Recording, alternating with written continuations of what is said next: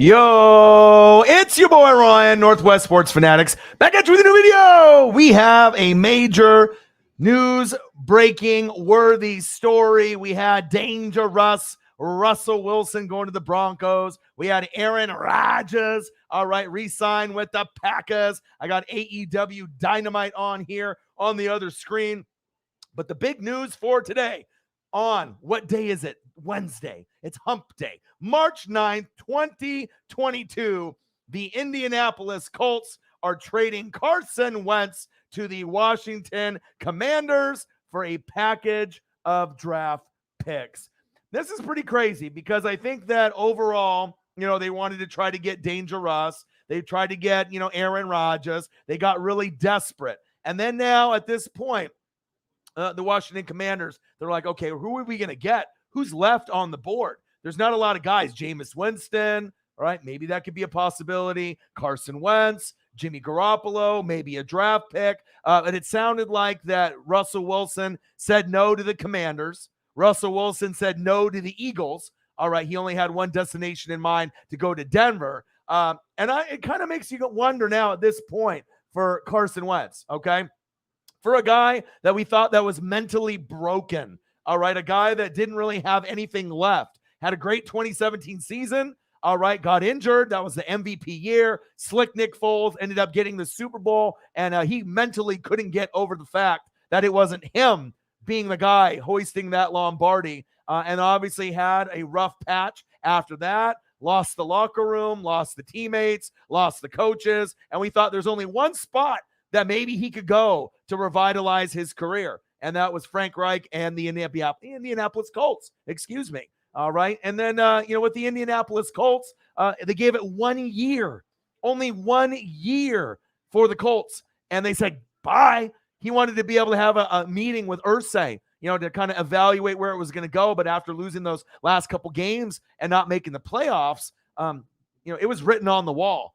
But if you really think about it, Carson Wentz didn't really have that bad of a season. The touchdown to interception ratio really wasn't that bad. And who do they really have to throw to? Did they have a number one receiver? No. Did they have a number two receiver? No. You had Michael Pittman Jr., right? You had Jack Doyle. You didn't really have anybody at wide receiver or tight end. You had T.Y. Hilton, but let's be honest, he's getting a little older, right? So for him to actually have the stat line that he did, he played pretty good. Just like Jameis Winston played pretty good with not a whole lot of weapons at wide receiver and tight end. Adam Troutman, no more Jared Cook. Michael Thomas didn't play. And the Colts and the Saints are identically the same team. All right, they had good coaching, a great running back in Jonathan Taylor and AK-41, great offensive lines led by Quentin Nelson on the Colts, Ryan Ramczyk, obviously for the Saints, great defense with Darius Leonard, right, DeForest Buckner, Kwity Paye, as well as Demario Davis, Cameron Jordan, and Lattimore. They are almost identical. All they need is a QB, all right, some wide receivers and a tight end, and the Saints and Colts probably could make a deep run at an AFC, NFC championship game appearance. But now the Colts are going to say bye, Carson Wentz, and they're going to give it to the Commanders. The Colts will receive the Commanders' third-round picks in 2022 and 2023.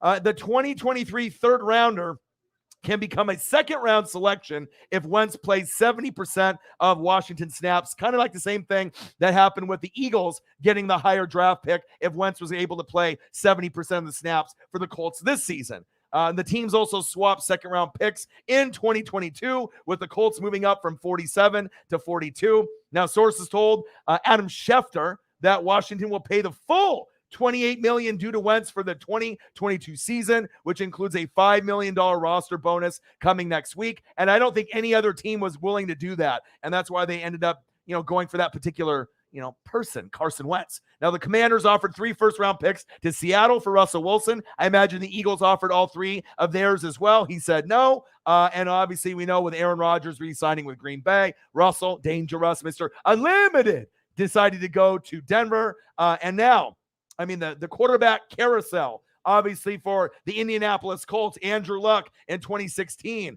Scott Tolzien 2017, Andrew Luck 2018, Jacoby Brissett 2019, Phillip Rivers 2020, Carson Wentz 2021. And then now you're going to have someone else there. So the trade comes 1 week after Commanders general manager Martin Mayhew said the team has canvassed the league effectively. Taylor Heineke went 7-8. Now, is Carson Wentz really that much better than Taylor Heineke? I might have stuck with Taylor Heineke personally, and then maybe went towards the draft. But obviously it tells you that they don't believe in the quarterbacks in this particular draft. I think this draft is a little bit weaker compared to past years. So what is that going to mean for Carson Wentz? I mean, do we really believe in this guy? I mean, he at least has a number one receiver now in scary Terry McLaurin. And if you think about all the greats, Aaron Rodgers got Devontae Adams, Patrick Mahomes has Tyreek the Freak Hill and Travis Kelce. Danger Russ has always had DK Metcalf, Tyler get to the door and lock it. Now he's going to have a few guys with Cortland Sutton and Jerry Jeudy and Hamler and a few others. So, I mean, he's going to have options there. But it seems like a lot of the elite quarterbacks, Matthew Stafford, Cooper Kupp, OBJ, Robert Woods before he got hurt, if you don't have a number one, it's really hard to succeed, let alone if you don't got a number one guy or a number two guy, and then obviously pretty light at the tight end position. But now, you got Antonio Gibson at running back. He's solid. You got scary Terry McLaurin. You got Logan Thomas. So, I mean, you got some weapons there, but a lot of people are kind of giving up. And I think a lot of the Washington Redskins, Washington football team, Washington Commanders, I imagine that they're not pleased about this, to give up all that capital, which isn't a lot. But you probably would think if you're a Washington fan, why didn't we just stick with Taylor Heineke?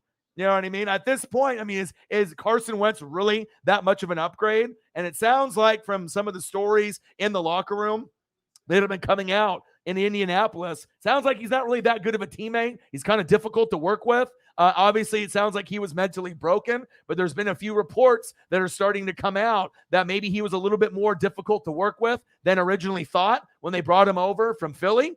So we'll see what happens here. But I mean, if I'm giving this trade for the Washington football team, I give this an F. I would have just went with Taylor Heineke personally. I think that, the skill level, selection and kind of the comparison, I don't know how much of a difference you're going to really get with Carson Wentz. Obviously, with Heineke from Meineke, he's not really that great either. They're both kind of average QBs, but you could have ended up getting, some more capital, maybe go for a rookie. But if I'm Washington, I wouldn't even want to be a fan of this team. And I imagine, I know he's going to end up playing Indianapolis. He's going to play the Eagles twice. I imagine everyone in the NFC East is laughing tremendously right now, that they're still on the ground laughing. Like I said, if you're a Washington Redskin, Washington football team, Washington Commander, this has definitely got to rip your heart out, because I don't think you're going to really win a whole lot with Carson Wentz. I mean, how many games are you really going to win? Does he have more weapons to work with here than he had in Indy? Yes, he does. All right, but will he be able to put it together? Will he be able to be a good leader? Once he starts making mistakes, are they still going to be behind him? It's going to be interesting to see if this is going to really work out for Carson, because this is his last chance to really, make a name for himself. If you fail here next year, you're done being a starter in the NFL, period. No other team is going to want to start you if you fail in this position with this type of lineup.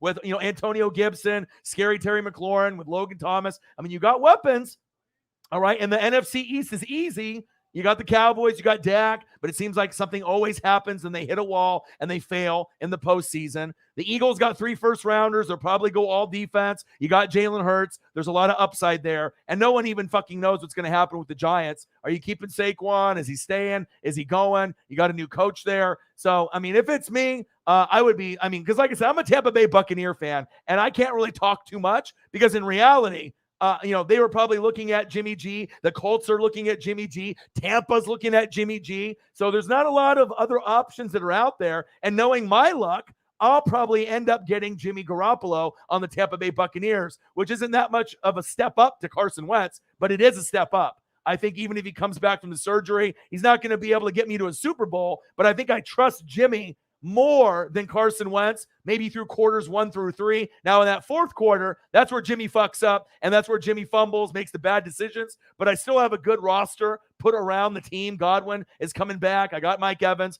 So if we end up going Jimmy G, I thought, God damn it, this is going to be horrible. Or if we had Wentz, or if we went back to Jameis or someone else, I like Gardner Minshew as like the best option for my team. But it sounds like Minshew's not really being offered right now as a possibility. So the era of Carson Wentz, and from 2017, yeah, he was great. But every single year since then, it hasn't been that good. But last year, I thought he played pretty good, just like Jameis Winston, with limited weapons at wide receiver and tight end. But once you get shit on and canceled by the media, the players, the fans, it's really hard to get those fans to come back and be on your side. So we'll see what happens with Commander Carson.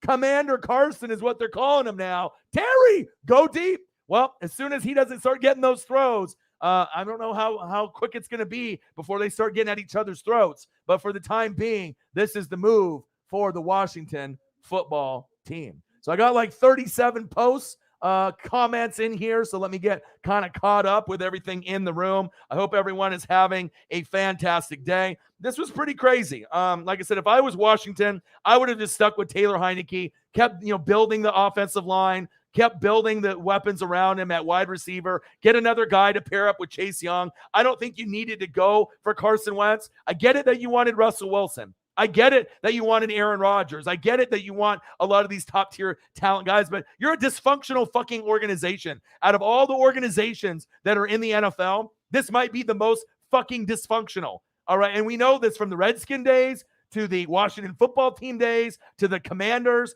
It's not a good look. Not a lot of people want to go to this organization. I mean, Detroit Lions have some dysfunction, all right? And then you got crappy teams, kind of like the Jags and the Jets. They're trying to figure it out.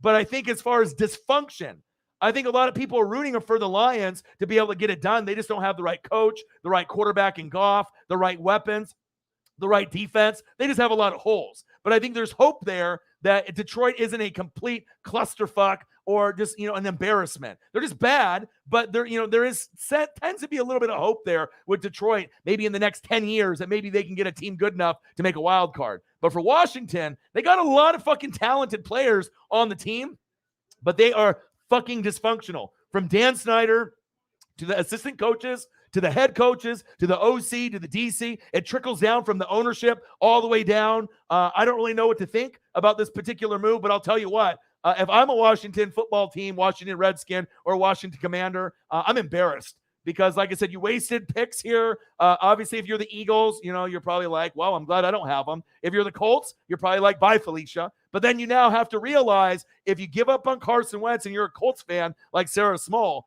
you might have to bring in someone like Jimmy G to Indianapolis, or Jimmy G might go to Tampa. How much better is Jimmy G than Carson? Slightly better, but not a whole lot better. So maybe a rookie is something that they're going to be looking at in Indy. For Tampa Bay, we already got Kyle Trask, so we're not going to go rookie, second rounder, and another rookie quarterback. Plus, the quarterbacks in this draft, to me, aren't really that good. I think Desmond Ridder from Cincinnati is the sleeper one out of all the other guys. You got Pickett, and you got all these other ones, Sam Howell. Obviously, we know Malik might be the most talented one, but besides Malik, I think Ridder, is probably my favorite one after Malik. And all the other guys, I'm not really sure if I believe in any of the other guys fully, that if I could really count on them. And if you look at the quarterbacks, and I'll pull up the graphic here that I have, I'm not sure if I really believe in a lot of these guys. So as I'm looking at the graphic, all right, so you got Malik Willis, all right, Kenny Pickett, Sam Howell, Matt Corral, Desmond Ridder, and Carson Strong.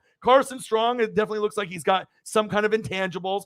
Ridder really impressed me in Cincinnati. I think he's that one guy that he's got the NFL body, and I'm not sure if he's got the arm strength or he's got all the intangibles, but I kind of like him more than Matt Corral, Sam Howell, or Kenny Pickett. Seems like a lot of guys like Kenny Pickett and Sam Howell and Matt Corral, but I think Malik Willis is going to be probably, it seems like a Justin Fields, Trey Lance-ish kind of guy. I don't know really about Pickett, Howell, or Corral. I'm not really sold on any of those three. I'm not sold on Carson Strong, but something about Desmond Ridder, I don't know if he can be like an Andy Dalton kind of player, like, get picked in maybe the second or third round and maybe surprise some people if you have weapons around them. And maybe Matt Corral and Sam Howell and Kenny Pickett on the right team, if they start right away with the right weapons and coaching, they can get it together. But this quarterback draft fucking sucks compared to last year. Last year, Trevor Lawrence, all right, Zach Wilson, Justin Fields, Mac Jones, Mac Jones, and Trey Lance. I mean, compared to all these other guys, what's the only guy that really fits in that same five?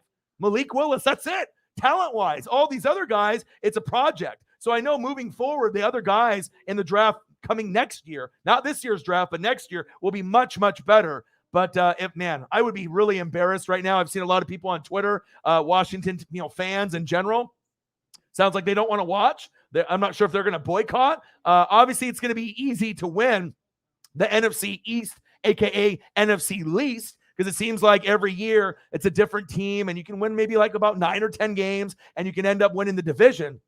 It depends on what Philly does, and if they hit on those 3 first-rounders. Them and Dallas definitely got to be the front runners moving forward. But I really think at this point, $20 dono for my boy Marcos Pineda. Bang, bang, bang, bang, bang. Appreciate you, brother. But it feels like, the Giants in Washington don't know what they're doing. And I feel really confident in Dallas and the Eagles at the top. But you never know. From year to year, a lot of things can change in the NFC East. So let me get caught up here real quick. Marcos Pineda with a donation here on my phone. Marcos, I just saw it, baby. I saw it, baby. Thank you, brother. I got the notification. Appreciate you. Marcos Pineda. $20 dono. Appreciate you, brother. There we go. Bang, bang, bang, bang, bang. $5 from Sarah Small, $20 from Marcos Pineda. Let me go through the comments here so we can kind of go over this. But I've seen a lot of, videos from Cowboy fans laughing hysterically, Giants fans laughing hysterically, Eagles fans laughing hysterically, Colts fans maybe not laughing too much, but happy that they don't have Carson Wentz. But remember, like I said, he didn't really have a whole lot to work with, and his stat line was pretty good. And also, too, I think one thing that Jim Irsay needs to realize, when you lose to teams in the division, that's a part of football, my guy. If you're going to lose to the Jags or the Texans or any of those teams that are going to be jumbled up in that division, all right? If you're the Indianapolis Colts, with the Colts and the Titans and the Jags and Houston, we know the Jags and Houston are bad. They're bad. But at any given Sunday, Monday, or Thursday, the Jags could beat a Buffalo Bills. A Jags could beat a team like the Colts, right? And it happens more than you think it would, all right? So a lot of those losses kind of have to be thrown out the window. Should have the Colts, ended up making the playoffs last year? Yeah. I mean, should they have lost to the Jags and played that shitty? Fuck no. But it happens, especially a divisional loss. So I think one of those things that needs to be thought of is with Irsay. I think he kind of jumped the gun. You probably could have went with Carson Wentz for one more year.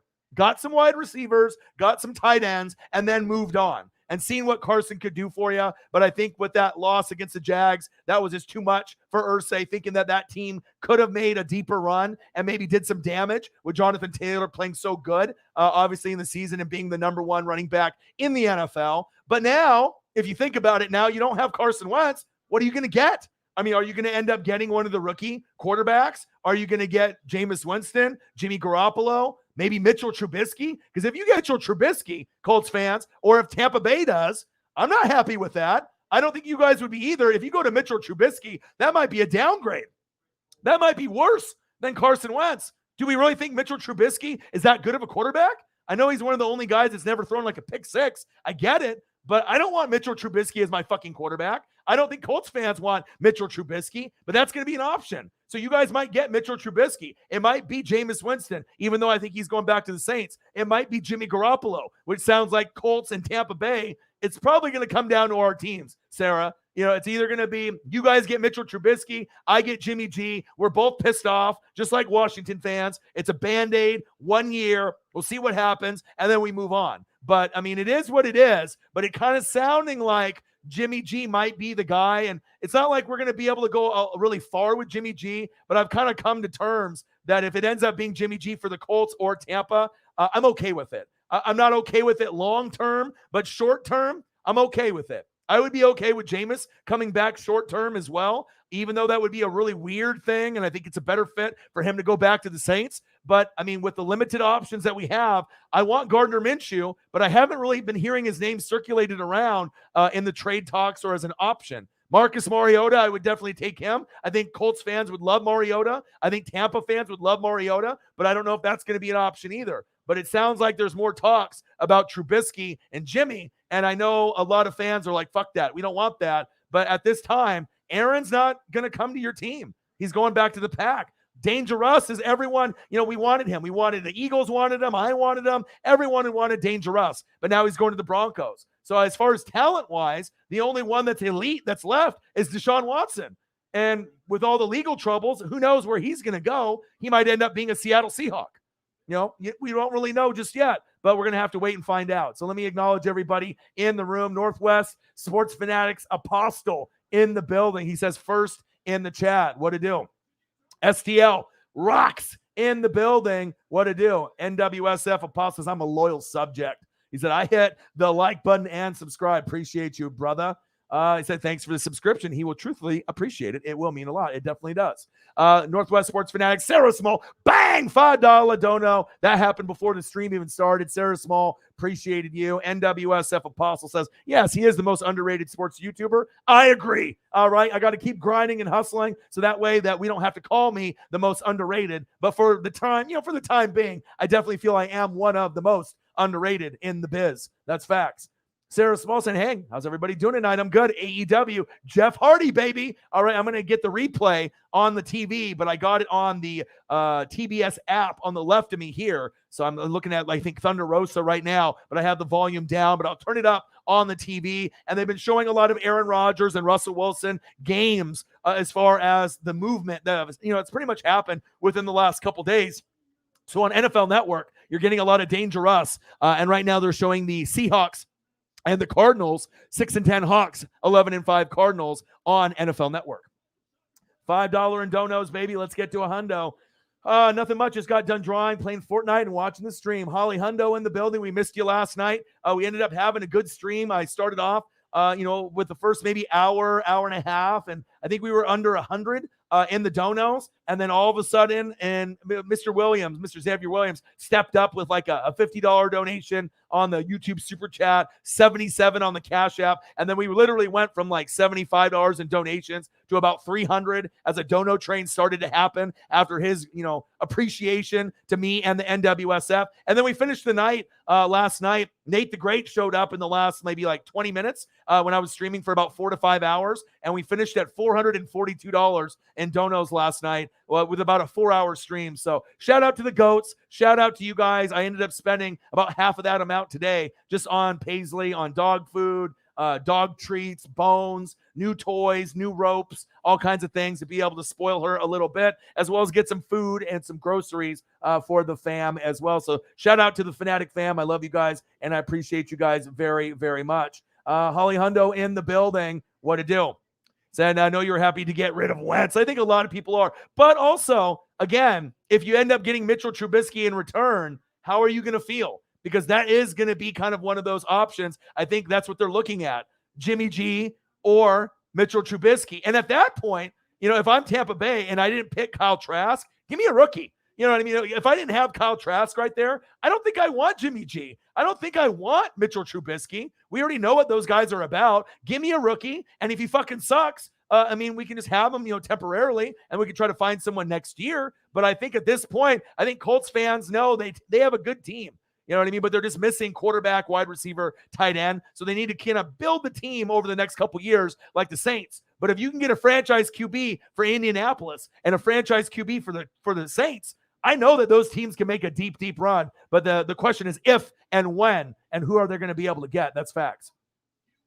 Let's see here. Sarah says, I'm great. So I'm glad Wentz is gone. But remember, it might end up being something a little bit worse. We have to be able to keep, the eyes on the prize. Because I know Tampa and the Colts were kind of looking at the same guys, and it sounds like maybe Mitchell Trubisky for you, Colts fans, and it might be Jimmy G for me, but I'm not sure if I really like the idea of Mitchell Trubisky in a Colts uniform. I think that's a downgrade from Carson Wentz. I mean, what kind of stat line are you going to get with Mitchell Trubisky? I mean, is he going to get you to the playoffs? I don't know.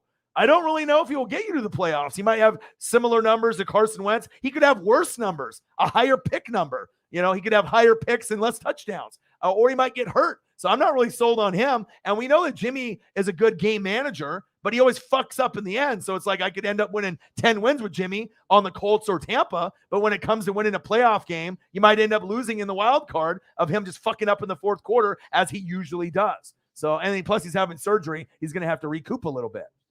Holly Hundo says, funny, I met a Colts fan at O'Hare Airport waiting to fly back to KC on Monday, and he was convinced the Colts were sticking with Wentz. Ha! Well, you would have thought that they were going to stick with him maybe, but I think with Jim Irsay, the writing was on the wall. You lost that last game, and when you lose the last game, when you have the number one running back that was not supposed to happen, and you got one of the best offensive lines, the best linebacker in the game in Darius Leonard, and then you lose to the fucking Jags. It didn't matter if he had, for example, like 26 touchdowns, 7 picks, something of that nature is what he had last season. And obviously, Jameis Winston's numbers were great last year too. And he got hurt, obviously, with Devin White and my Tampa Bay Buccaneers. But I think the narrative is that a lot of people just don't like Carson Wentz and they don't like Jameis Winston. Is that fair? I'm not sure if it's fair or not because they didn't really have a whole lot to work with the wide receivers or tight ends. But to a lot of fans, they don't give a fuck. But you have to look at that. You know what I mean? They didn't have a number one receiver. They didn't have a number 2 receiver. They didn't really have a good tight end.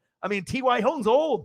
Okay. You didn't really have good weapons there. Doyle was old. All right. You had Michael Pittman Jr., who's a pretty good receiver, but in my eyes, that's like a wide receiver 2 or 3, not a wide receiver 1. So for Carson to actually have the stat line that he did, I thought it was a pretty good success story. But Jonathan Taylor helped out. The defense helped out. The kicking game helped out. But his stat line overall, touchdown to interception ratio for a Carson Wentz that supposedly is mentally broken and injury prone, it was a pretty good year, you know. And then with Jameis Winston, 5 touchdown passes against the Packers week 1 with that upset win. We knew it wasn't going to be like that all the way through, but with not a lot of weapons, no Michael Thomas. Yeah, you had AK-41, but besides that, Emmanuel Sanders wasn't there. You didn't really have anybody at tight end. Jared Cook left to the Chargers. You had Adam Troutman. So, I mean, you really have the most identical teams in the NFC and the AFC. The Saints and the Colts are the same team.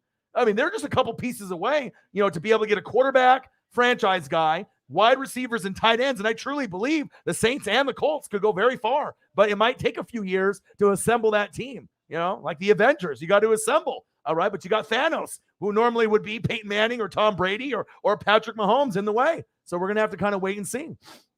YouTube GM in the building, what to do? Alex in the building, what to do? Normal guy in the building, what to do? I'm scrolling down here trying to get caught up.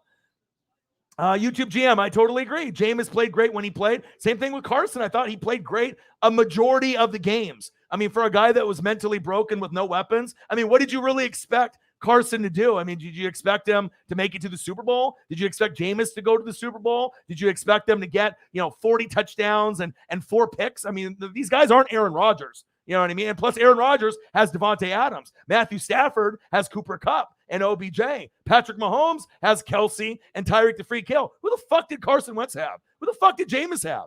They didn't really have a whole lot to work with. Yeah, they had running backs that were top 3, top 5, and Jonathan Taylor and AK-41, and you can kind of do some checkdowns of those guys. And the defenses were good. Kicking games were good. Coaching was good. But, I mean, for what they had, I think a lot of people were kind of talking a little bit too much unnecessary shit about these two guys. Now, do I want Jameis or Carson really on my team? Fuck no. All right. But for what they did for those particular teams, they did pretty good. And now moving forward, it's Washington's problem. And this is going to be the best weapons that Carson has had around him. Antonio Gibson's good. Scary Terry McLaurin is a legitimate top 10, top 12 wide receiver in the league. He's a stud. I would take him on my team in a heartbeat. Same thing with Antonio Gibson. Logan Thomas, when healthy at tight end, is pretty good. Chase Young is good. All right, so they got some good players. Deron Payne, they got a good defense. They got some good players, but they're just fucking dysfunctional. So I just don't know if they're going to be able to put it together.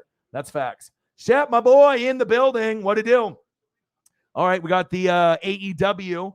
Who do we got here? We got Sammy Guevara here in the ring. I'll just keep it down, though, and I'll keep talking football. And then once the replay comes on here in like 10 minutes, I'll turn it on the TV. I'll switch it over from the Seahawks and the Cardinals, so that way I can see that. So I'll just keep the volume on a minimal, and then we'll keep talking. I'll get caught up in the room. I hope everyone had a great day. Let's get some beers going. Fucking A, right? Let's get some beers going. I took Paisley for a walk today. The weather has been beautiful out here in Oregon. I don't know exactly what the temperatures have been, 40, 50, 60. It's been nice, but definitely I've been going to the stores and trying to buy as many goodies as I can for her to spoil her. And she's been obviously being that loving puppy that she is. And like I said, I'm grinding here. I'm grinding. And it seems like every day we're going to have another story or something to go over, right? Gang.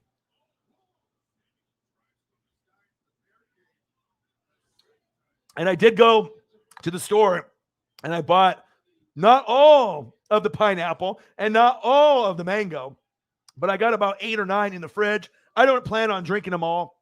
Sometimes I'll do a 2, 3, 4 hour stream and I end up drinking like one. But sometimes we'll drink 2 or 3. But it's just nice to have them in the fridge just in case. Shep, my boy, how are you? How are you feeling? I know that the car accident, has been kind of tough for you. I hope that you are feeling a little bit better. Holly Hundo with a hundo. Appreciate you. Great to be here in the NWSF family. Hundo, hundo, hundo, hundo. Let's go. But I hope everything is going good with you, with the car accident. I know you probably had a concussion. I always try to check up on you. I know Elliot had COVID 6 weeks ago. Last night in the chat, he almost went to the hospital. And I told him to get some fluids, talk to your mom, get some medicine in you. And then he had like 102 this morning. I checked up on him again. And he said that he was feeling a little bit better after the medicine and the fluids. Excuse me. But I don't know. Hopefully he's in the room. I haven't seen him in here yet. But make sure you give him a nice hello because I know he's been struggling with some of the health within the last few days. And Shep, I hope that you feel better as well. Let me get in this Holly Hundo here in the room. Thank you so much, Holly. Appreciate you. Hundo. I almost put Holly Bundo. Holly Hundo. I've fallen and I can't get up. You like that? That's what happens though. You got to be careful. I had to retweet you on that one. $100 dono on the Cash App. Bang, bang, bang, bang. Yeah, and like I said, you always want to make sure you check up on the people in the room. You know what I mean? You just want to make sure that everyone is okay, and that's one thing I love doing. You know what I mean? We are friends. First, it's family. First, it really becomes fans of the channel and me, and then friends, and then family, and it's really important. I take really a lot of pride in keeping up because I think it's not just like one of those things. We have the Discord, and people can message me on like Twitter and Instagram, but I really like to be able to make sure that everybody is okay. Holly Hundo, bang, $100 dono on the Cash App. Bang, bang, bang, bang, bang. Thank you so much. Because like I said, you know what I mean? When you have those heavy hitters coming in, depending on who's in the room and what's going on, it always feels great to be able to have that appreciation. Thank you so much for all the love and support that you always show me, Holly Hundo. Great to be here for the NWSF family. I'm glad that you had a good trip in Chicago. I love you, and I appreciate you very, very much. All right, let me go back up to the top. So that way I can kind of scroll through everyone's comments, and I make sure I will get live with everyone. It took about 2 hours to get live on the comments, obviously from yesterday's show, just because of the whole Russell Wilson, Aaron Rodgers, all the other people that got franchise tags. So, yeah, pretty crazy. Jeff Hardy, just right before I was going to go live, I saw that he debuted tonight. We already knew that he was going to come over to AEW. The Hardy Boys are back again. Sarah Small, me, and a few others. We're big wrestling fans, so it's awesome to be able to see Jeff and Matt Hardy back together, and they're both in AEW.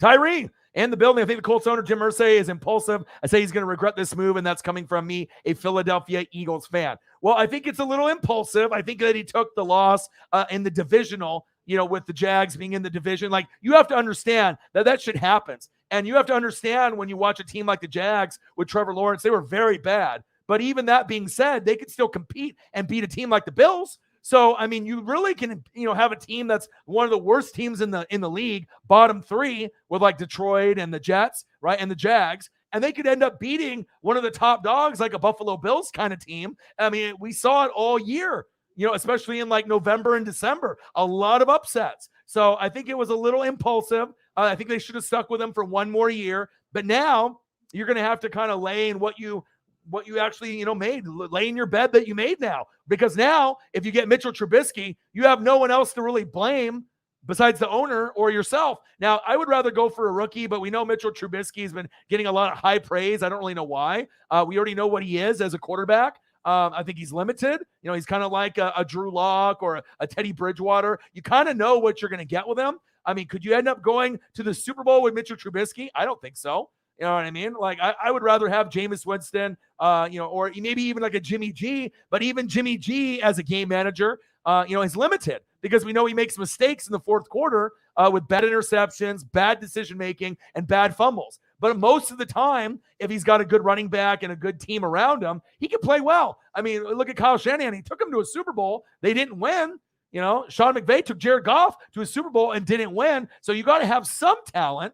But at some point, you're a little limited there, and you got a little bit of that Tom Brady coaching tree, with Belichick. So I get it, all right? And it sounds like Jimmy Garoppolo might be on the Colts' eyes in Tampa. So I'm thinking, shit. I mean, if it ends up where they get Trubisky, I better get Jimmy G at that point because I don't want to be left with nothing. But my preference would be Gardner Minshew. That would be my number one guy. Marcus Mariota, maybe number two, and then Jimmy Garoppolo, number three. I definitely do not want Mitchell Trubisky. But if Trubisky ends up on the Colts, what are you going to think then, Sarah? Are you going to be pissed?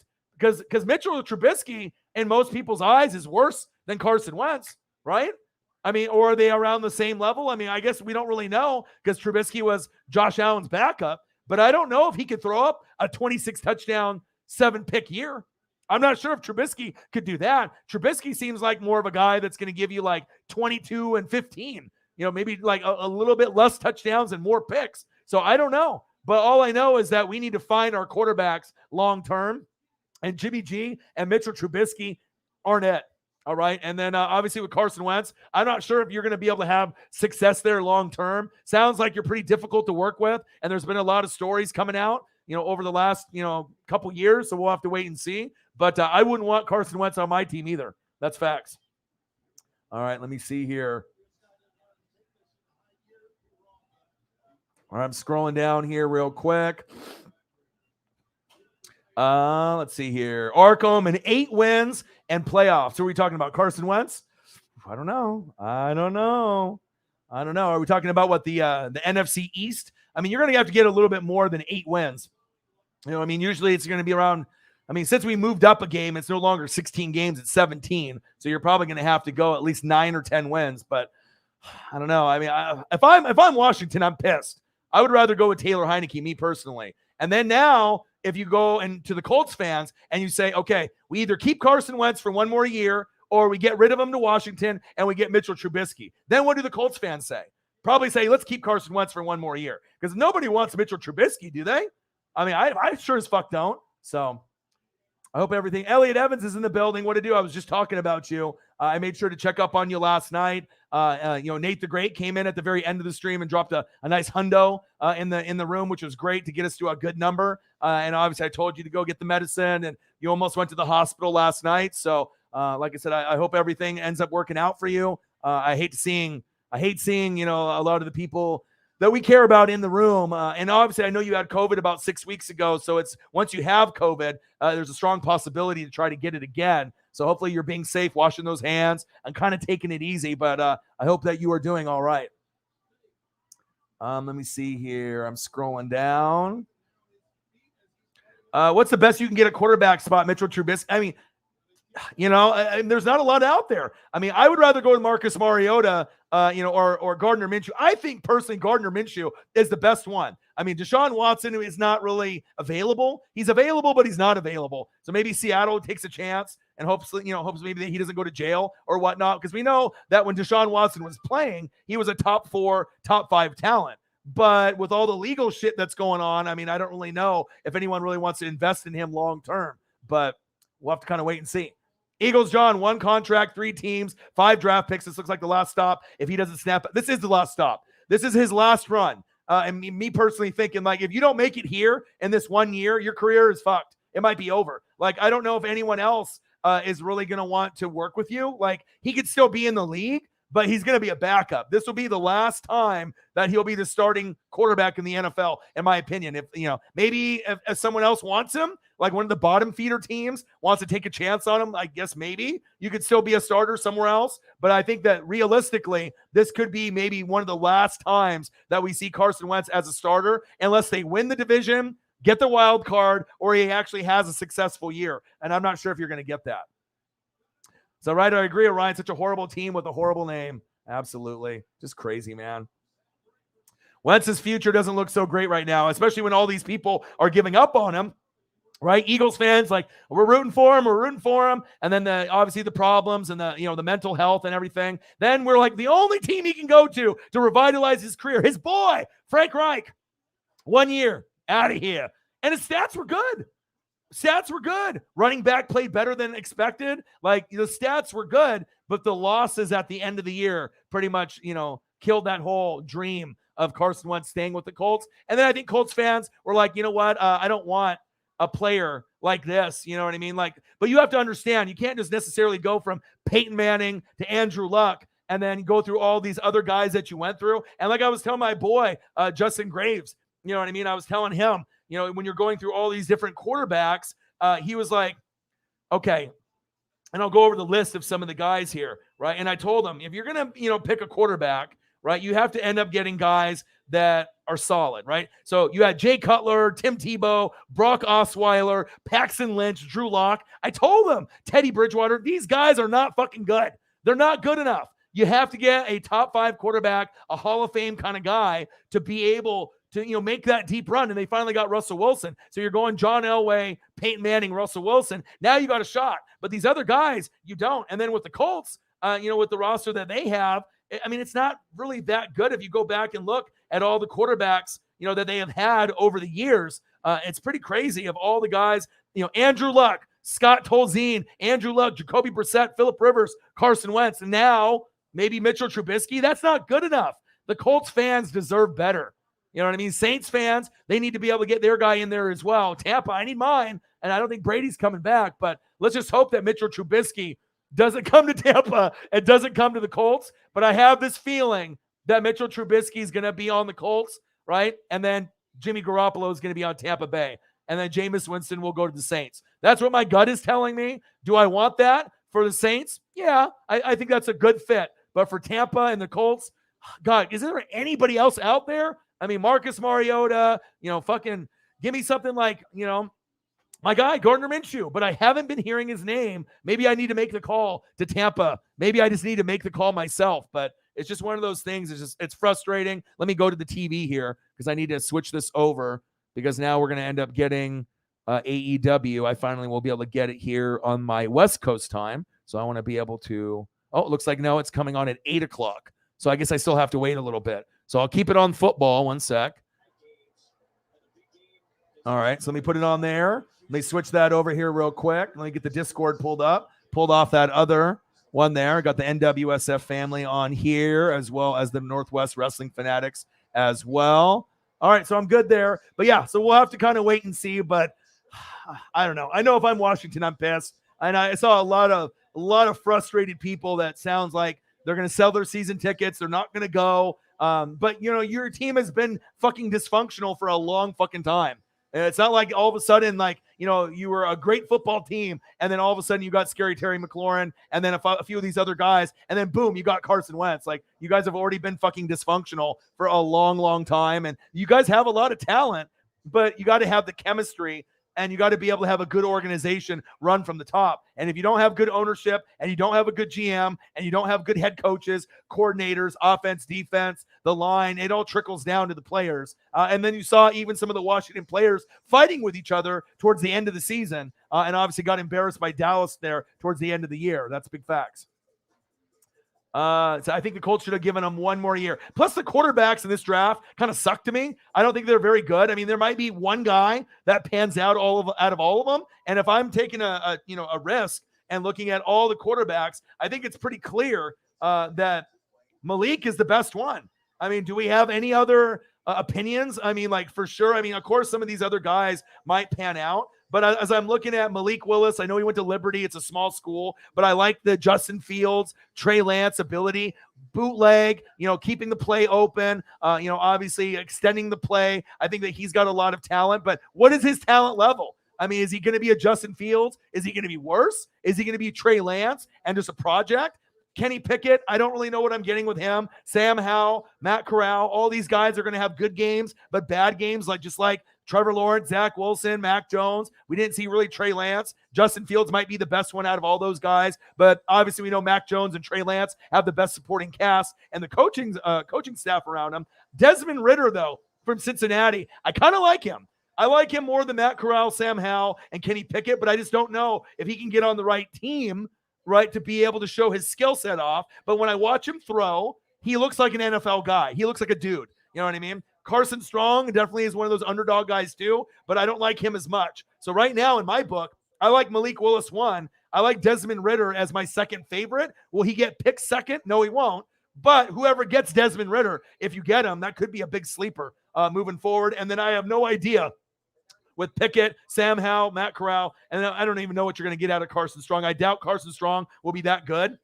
If I had to bet on Carson Strong from Nevada or Desmond Ridder, give me Ridder all day. And then Pickett, Sam Howell, Matt Corral, who the fuck knows? All right. But I do know Malik Willis is the most talented out of them all. But keep an eye on that Desmond Ridder. Just me watching tape, watching film. He just seems like on the right team. And if he goes late, maybe he can get on a good team at that point. So we'll have to kind of wait and see. All right, let me see here. Let me keep scrolling down. What up, Ryan, in the NWSF? Wentz to Washington, man. What else is going to happen? Eagles fans are just loving it, man. And plus, you're going to play them twice next year. And I know Carson Wentz plays the Colts. So I imagine Colts fans are going to like that too. So, bye, Felicia. Bye, Felicia. Mick is moot. Like I said, well, you don't really watch football, my dude. So, I mean, I'm not really sure if you necessarily have to have a football team. I mean, you could just be like Elliot and piggyback off him. I mean, since you guys are best bros, and even though, you guys don't live in Nolens, you guys could be both Saints fans. I mean, obviously, if you have a choice to be, a Bear fan, or someone that's in the Midwest, I mean, you obviously don't live in Missouri, and you don't want to necessarily maybe jump on the Kansas City Chief bandwagon. But if I lived in the Midwest and I was close to Chicago, I don't know if I would be a Bear fan. I mean, like I said, you're not really a football guy, so I don't think there's any pressure there. You do have some hope with Justin Fields, but with Aaron Rodgers in that division, and then obviously with Kirk Cousins and the new head coach, I mean, the best that the Bears are going to do is probably second place, and it probably won't even be next year. You just got to pray the Vikings suck, and then the Lions continue to suck, and something happens to Aaron and the Packers, which I doubt. But, I mean, that's up to you. You know what I mean? But I definitely wouldn't be a Bear fan by choice. Maybe be a Saints fan with your boy Elliott, so that way you guys have something to talk about. You guys are already good friends, and that can make the bond maybe a little bit closer for you guys. So we robbed the Colts, got a first-round pick. Thanks, little buddy. Yeah. But it was a 1-year experiment. We thought Carson would be there a little bit longer, but if he actually had weapons, they would have made the playoffs. If the Saints didn't get Jameis hurt and they had weapons, there would be no question that Jameis would be the guy, going into this year. So I think that maybe they did jump the gun a little bit, and we'll find out if they get Mitchell Trubisky. Because if they get Trubisky, I think Sarah will be regretting this decision. And even they're like, okay, fuck Carson Wentz. But then if you see Carson Wentz balling out with Washington with actual weapons, they win the division, and they win, like, let's say 10, 11 games. And then you see the Colts, and they have almost the exact same team, maybe a couple wide receivers and tight ends, and they have Mitchell Trubisky, and you guys go 8-9, you're going to be like, fuck, we fucked up. We should have hung on to him for one more year and then decided to get rid of him, keep him or not. So, I mean, that's kind of where my mind is going. So we're gonna kind of wait and see.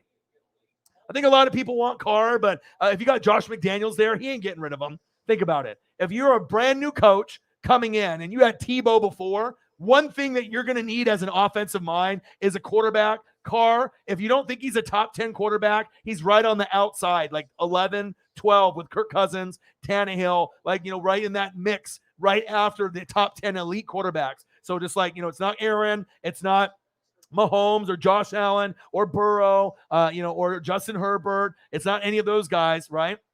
And it's not Dak. It's not Kyler. It's not Lamar Jackson. But after, then the next tier, then you're looking at guys like Kirk Cousins and Carr. And I love Carr. I'll take Carr on my team all day, every day. Carr would be great for the Colts, but Josh McDaniels is not going to give up Carr. I would be shocked because you want to at least keep your job, at least for a couple years, not get fired after year one. All right. And if you get rid of Carr, you're probably going to get fired after year one because obviously you got the Broncos with Russ.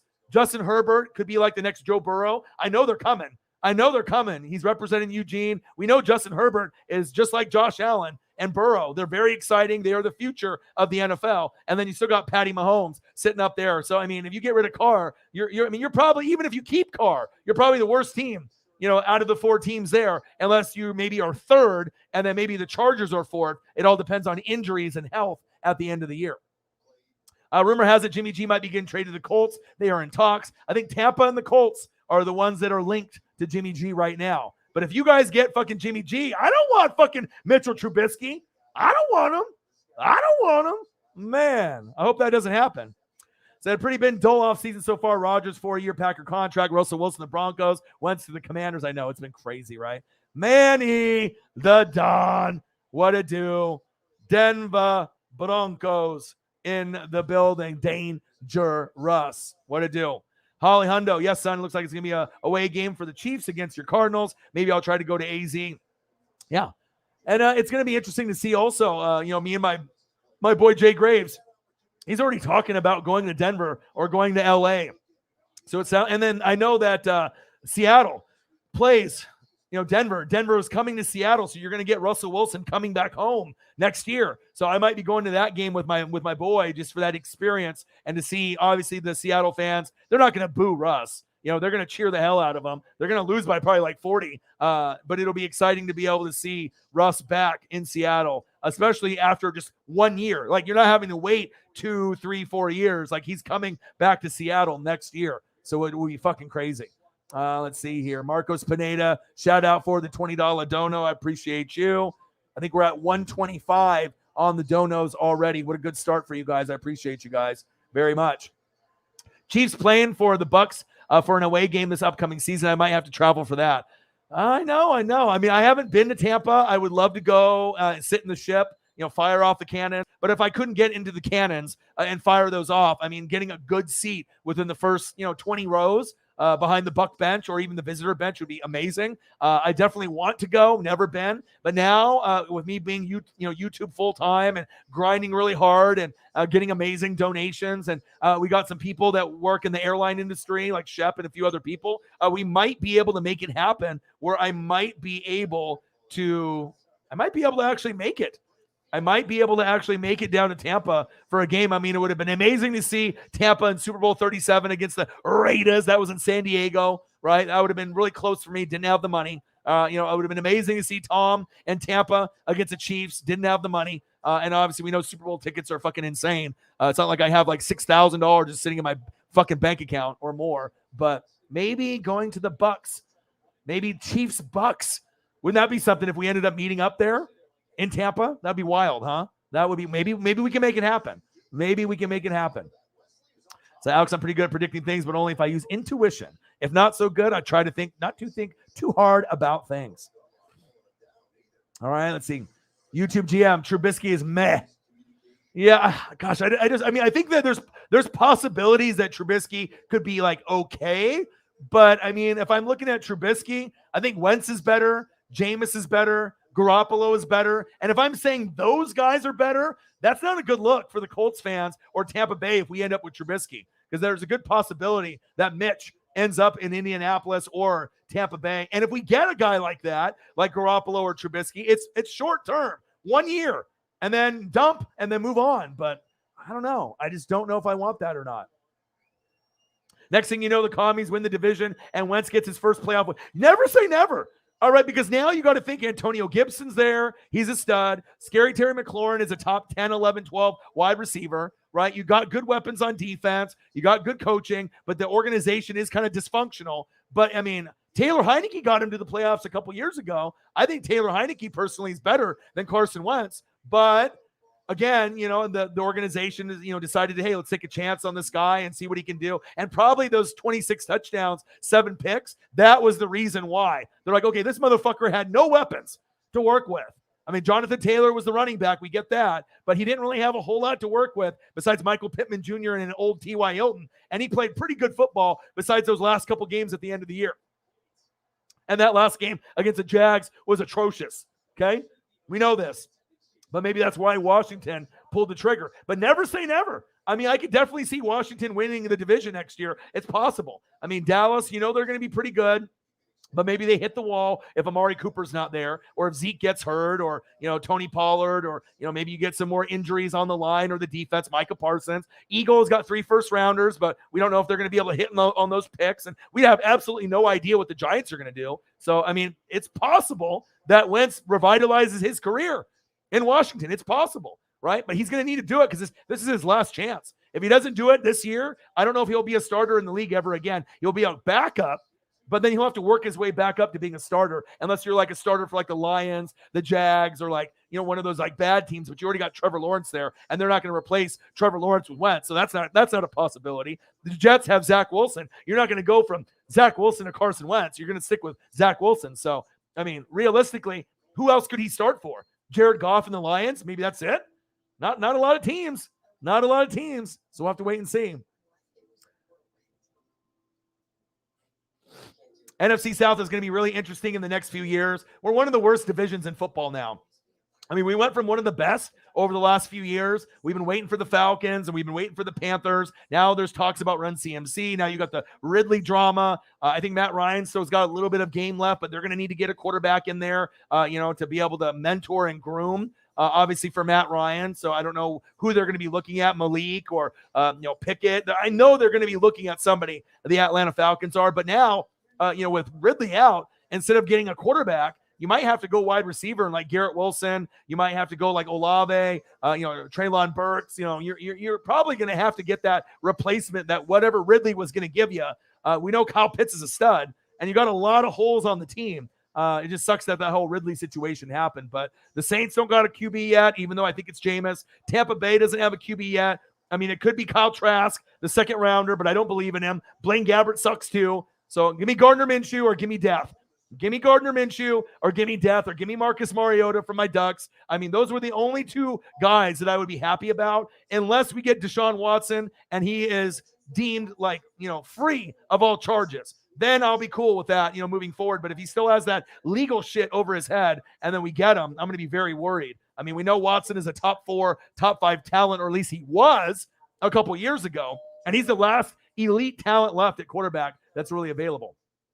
Absolutely. Yeah, we had over 20 almost the whole night yesterday too. I mean, not a whole lot of trolls. I mean, sometimes the trolls will come in the room, but I usually take care of them pretty quick. And I had to look up that guy that was trying to heckle me and Sarah. Looked him up on Facebook. Thought he was going to be like 15 or 20 years old, the Chiefs fan. I found out the guy's almost 30 years old. He was in high school in like 2010, playing high school football in Missouri. So he obviously lives in Kansas, Missouri. All right. So I know he's a Kansas Jayhawk guy. Saw him on the Facebook there. Had a Chiefs thing, obviously, as for his profile pic. So I know it was the same guy. Just you never know with certain people. You know what I mean? Some people are going to be ride or dies, and some people will turn their back on you. And that's facts. Orion, where's your boy Heineke in the chat? He used to talk and laugh at Wentz. Now he's the starting QB or the guy that took his job. Yeah, very true. I like Heineke from Heineke. I like Heineke from Heineke. I don't think he was that bad. I mean, he took him to the playoffs. I mean, it shows you they do have talent there. You know what I mean? But I just don't know mentally, you know what I mean? Can Wentz be a fit there? And if you don't get the, ball to Scary Terry and some of these guys, are they going to turn on him? You know what I mean? Maybe they're going to be more loyal to Heineke. Like they're going to pray that maybe they don't try as hard for Carson and sabotage him. And then they'll get Taylor in. And then the whole, all those draft picks are going to be wasted for just bringing Carson Wentz in. So I don't really know. Michael Sachs Jr. in the building. Who dat? You dat. What to do? Yeah, the dono train. Grossi and Perna had an emergency stream late last night. I just crashed. Yeah, it's okay. I didn't see you in the room in there, but like I said, we still had an awesome number. I mean, like I said, I was going to stream for about 2 to 3 hours, and then we just kept going, and then it kind of hit a standstill. We were at like $75 to $100 in donos, and then the dono train happened, and then we started getting some donos, one after another, and then we had about maybe like 7 or 8 donos within a half hour, and then we ended up hitting a good number. It was like around 200 or 300, and then we had a nice $100 donation from Nate the Great right in the last 20 minutes when he hopped in the room, maybe getting off work late. And so it was definitely a success. 442 is definitely a success. I mean, we've been hitting around 200 to 1,000 every night that I'm streaming. So shout out to you guys, man, for making my dreams come true. And I'm just grinding it out. And you know how much I love you guys, and I appreciate you guys very much. And I saw that Odin's son got his Undertaker shirt that I sent him as a gift. And he has 3 other AEW t-shirts that are on the way. And my Kenny Omega t-shirt that he actually bought for me is on the way as well. So I'll probably be getting that hopefully in the next few days also. And I still need to get Mr. Williams a couple, Kobe Bryant, Magic Johnson t-shirts. I've still been looking. Haven't been able to find the right ones just yet. And Shep, I still got that Braves jersey down the road that I want to get you. And there'll be a few others that I want to take care of as well. Let me see here. Message from a Golden Eagle. Kyler ends up kissing AZ's ass. Yes, I saw he put all the Cardinals pictures back up on the Instagram. The Super Bowl is in Arizona. They still have a long ways to go to be a contender. I mean, pretty much it's the Packers, the Rams, the Niners, but it's really open in the NFC. I mean, we got to be able to see if, Justin Fields can take the next step. Maybe the Vikings can do something, but we got to figure out who the quarterbacks are for the Saints and the Bucks. But I mean, bottom line, the AFC is fucking stacked and the NFC looks really weak. It looks really weak, but whoever does come out of the NFC could win the Super Bowl. It could be like the Packers or the Rams or Niners, and they're going to be good enough to win it. But overall, there's a lot more, talent in the AFC than the NFC. That's for sure. I was only expecting to be on Grossi's stream for like an hour, but they went for 2 hours. It's okay. You gotta support them. You're one of the OGs. So like I said, I know you're always going to come in here and you're going to support them. You're going to support me. And you have some other Chief channels that you support. I mean, you're a busy lady. You are a busy lady. You do a lot of good things for a lot of channels. And like I said, that's why you're known as one of the GOATs. You know what I mean? That we really do appreciate, not just the donation part, but just your positive influence in the rooms. It's always nice to have you in the room. And I know that a lot of people look forward to talking to you, besides myself in the room, Sarah and Elliot. There's a lot of us that really enjoy your company in the rooms. We love you. And it's always a pleasure to have you in the room. And that's facts. Hey, Jimmy G is winning a quarterback now. Don't underestimate him. Yeah, I mean, he's got a record. And like I said, I think the only thing about Jimmy that worries me is just those, like the decisions in the fourth quarter. I like him in the first, the second, and the third quarter. Obviously, you got to have weapons for Jimmy to succeed. You got to be able to run the football. You got to be able to have people that can catch the ball. I got Godwin. I got Mike Evans. I don't know. Leonard Fournette's not going to be on my team. Rojo's probably not going to be on my team. So I'm going to have to figure out a running back. I don't know where we're going to go. Maybe get a Breece Hall in the draft. I'd be ecstatic about that. I know I need to get a running back. So if I get a running back there, that'll make Jimmy's job easier if he's on Tampa.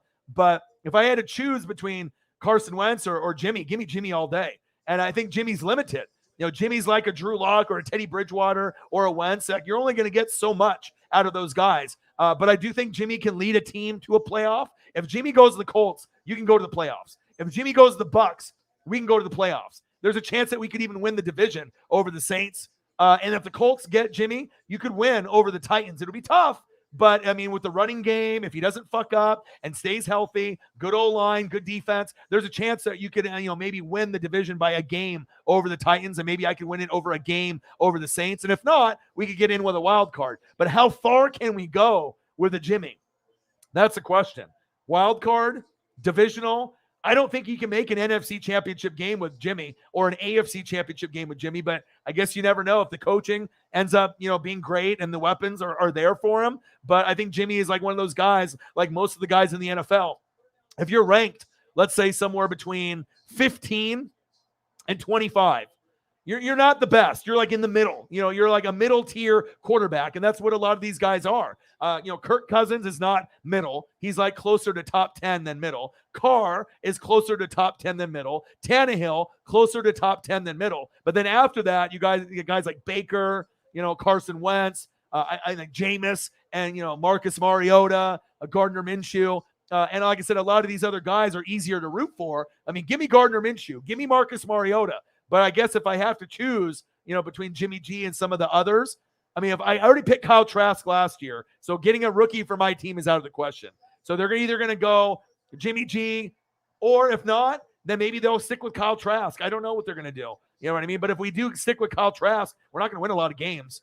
Even if we have Mike Evans and Godwin, and if we have Blaine Gabbert, I mean, how many wins do we really think that Gabbert and Trask are going to get? I guarantee if Jameis comes back to the Saints and we stay pat with the quarterbacks that we have, we're fucked. I mean, there's a chance that the Falcons and Panthers might surpass us. I mean, I'm not even joking. I think we got talent, but with those quarterbacks, they're booty. They are bootios. So we'll have to wait and see. If Jimmy G goes to the Colts, then what are the 49ers going to do at quarterback? Trey Lance.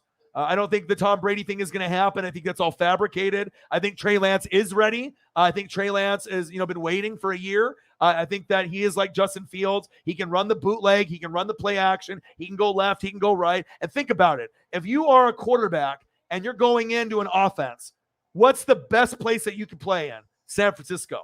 All right, you got Kyle Shanahan, a great head coach, besides maybe like Sean McVay in the Rams, if there was an opening and Stafford wasn't there. But you got Elijah Mitchell. You can pretty much throw any running back there, right? And you're going to be able to get like 1,000 yards, kind of back when Mike Shanahan was just rotating running backs back in the day with Elway. You literally could put anyone back there and get 1,000. So anyone on the Niners can get yards. That's proven, all right? Right? Offensive line, Trent Williams is a beast. Obviously, some people thought he was washed from the Washington Redskins. Obviously, he's not. He's still probably the best left tackle or one of the best in the league. All right, offensive line is very good. McGlinchey, Notre Dame, they got plenty of guys, right? Make them puke Ayuk, all right? Debo Samuel, George Kittle. You got all kinds of weapons there. All you got to do is just not fuck up. You could be like Jimmy G, but Trey's got an arm. He'll take chances. He'll throw the ball downfield. The defense is good. Nick Bosa, Fred Warner. You got lots of pieces there. So I think with the Niners, you could end up going to the playoffs. And honestly, if Trey Lance plays, which I think he will, I would probably put them as maybe the third best team in the NFC behind the Rams and the Packers. I mean, the Rams obviously got Stafford. They're going to try to repeat, even though I don't think that's going to happen. And then you got the Packers with Aaron, and we'll see what they can do with Devontae and the rest of the crew. But you got Rams and Packers at the top, right? But then that next team, I would probably put the Niners even with Trey Lance being the new guy. I think that he's actually going to be a stud in this league, and there's a chance that he might end up being the best one out of them all. I mean, I know Trevor Lawrence is on a bad team. Zach Wilson's on a bad team. How many bad years in a row before those guys lose confidence? Mac Jones is limited. He's more of a system guy. So I think Justin Fields and Trey Lance have the highest ceiling. To me, they have potential because they have weapons around them. Justin Fields is just fucking athletic, so he can do it. But if you're going to lose Allen Robinson and you have Cole Kmet and Mooney, you're fucked. And you're playing in a tough division. So with Trey Lance, it's a tough division as well with the Cardinals, and the Seahawks will be bad. Cardinals will probably fall on their faces like they normally do. Rams might step back a little after winning the Super Bowl. So look for Trey Lance possibly to be maybe the best one out of them all based off the coaching, the supporting cast, and who's around him. I think that he could end up being a star, but we have to wait and see because a lot of people think that he's not ready, but I think that's a smokescreen. I think that the Niners are going to be very good next year. Look for the Niners and the Bills to take the next step. I think that the two teams right now, depending on Trey Lance and depending on if the Bills get a running back, that could be the difference between them making the AFC, NFC championship game or the Super Bowl next year. My personal opinion. Michael in the building, what to do?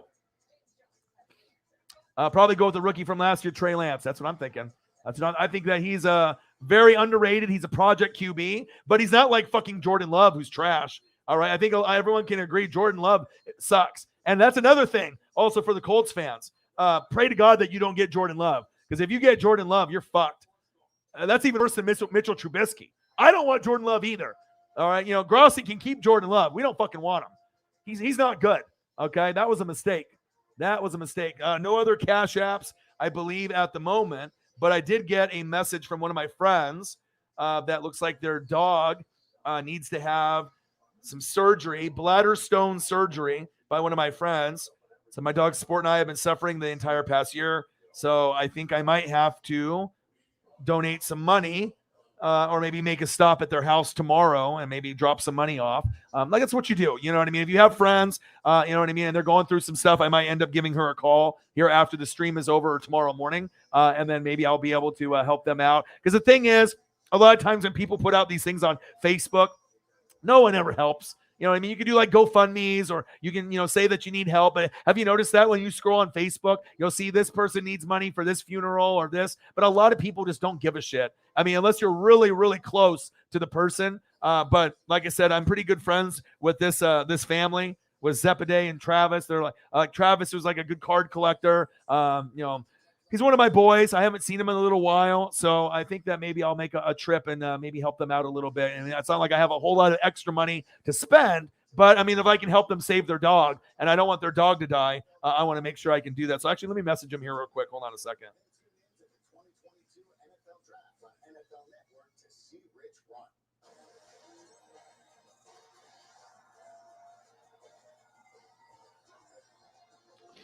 I said, hi, I will stop by tomorrow with some cash for you for your doggo. Got to do that. Got to be a good person. You know what I mean? If you got the extra money, just make a little bit of an effort. And anything that has to do with like cats and dogs, you know me. It's like, and I know with Holly, it's kind of a sensitive subject with a lot of us. If you have a pet that's not doing too well, it's like we treat our pets like our children. So it's like I really do. I treat Paisley like my child. So if there's anything that I can do, I'm going to definitely do something. That's facts. You could be all out of whiskey when you're watching Trubisky. Yeah.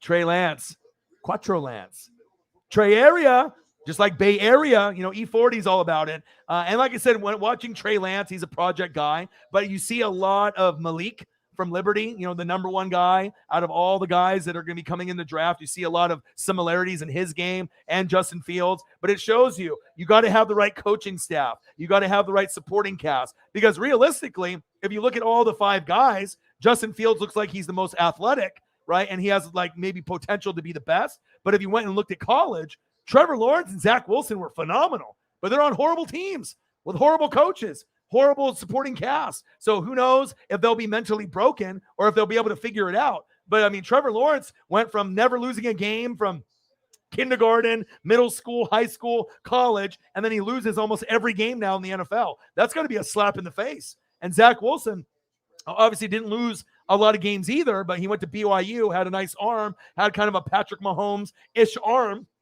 a little Aaron Rodgers and a little Patrick Mahomes I see in Zach Wilson's game, but he's going to need help. Supporting cast, better coaching staff, and you're in a tough division too. So, I mean, shit, if you're in that type of division and you're going to be going against the Dolphins, the Bills, New England, you're almost fucked. Like, how are you going to be able to break through in that? So, I mean, it's going to take quite a few good drafts and free agents to want to be able to get the Jets back on track. And same thing goes for the Lions and a lot of these other bottom feeder teams. Trust me, I've been there. Tampa was one of those bottom feeder teams for a long, long time. Said, cheers, you don't have any pineapple buenos, but I'll make do.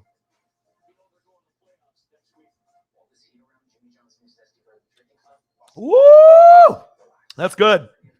That's good. And I got mango ones too. Baby. Wentz had Aguilar in Philly because Jeffrey was always hurt.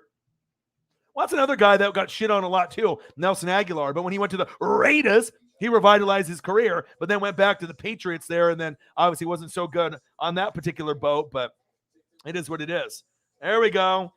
We got some donos coming through, and I appreciate that. Some of these donos might go over to be able to help out my buddy that has the dog problem. So, boom, there we go. We got Eagles John for Holly. $50. Appreciate you very, very much. And then we got another $50 donation by Cyberpunk53. Thank you, guys.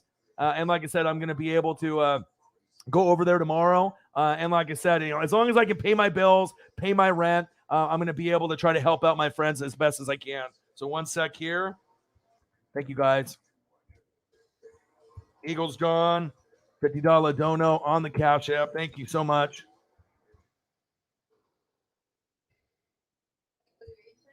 Eagles John, bang, $50. And then we also got another $50 Cyberpunk 53, another Chiefs Kingdom member. Eagles John, fly, Eagles fly. Philadelphia Eagles, throwing it down. Appreciate you guys.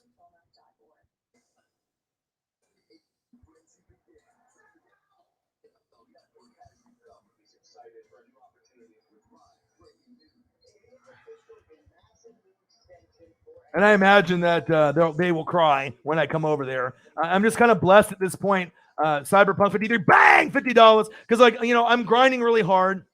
There definitely is more people reaching out to me for money and reaching out to me for favors. And like I said, as long as you don't, do me dirty and you don't, as long as you pay me back, or if I have some extra money, I'm definitely willing to help people out, if they're in a hole, if they, need to have a little bit of money until they get paid. I don't mind helping people out. It's just those people, if they try to take my kindness for weakness and then try to take advantage of me, Obviously, I'm going to draw the line in the sand just like anybody else. I'm a nice person, but don't try to take advantage of me, right? But you guys are so amazing as fans, and all the hard work and the energy that I put in. Like I said, if I can help out some people, I'm definitely going to do it. Panthers fan with a dono. Bang, $1.99. Appreciate you. Let me go back up here to the top. I want to get caught up with all of the different conversations in here. It looks like we got another $20 dono here I see as well. Chief Chief, bang, $20. Thank you so much. So it looks like Sarah Small is going to have to keep up with the donos. It looks like I think we're at, what, 247-ish based on there. I still got to go up here and acknowledge everybody in the room, but I definitely will donate some money over there, maybe $100 or $200, out of all the donations that I get today. So, depending on what we hit today, we hit 3, 4, 5, 6. You know what I mean? I'm going to try to see what I can do for them, because I doubt that they're going to get really any help, from their Facebook post. I mean, I imagine some people are going to see it, but most people, they just scroll through that shit. So if I can go in there and, normally do something like a 50, but I can step up and do maybe like 200 or 300 if I have extra to do it, I want to be able to help them out. So that's what it's all about, man. Helping out your friends, when they need a little bit of help, especially if a dog is sick or they're going to die or they're, and need surgery. So let me see here. Elliot Evans, this was earlier. Horrible last night, 102.4 fever. Yeah. We worry about you, man. We worry about you. I'm glad that you're feeling a little bit better. Mucho hugs, brother. Let me see here.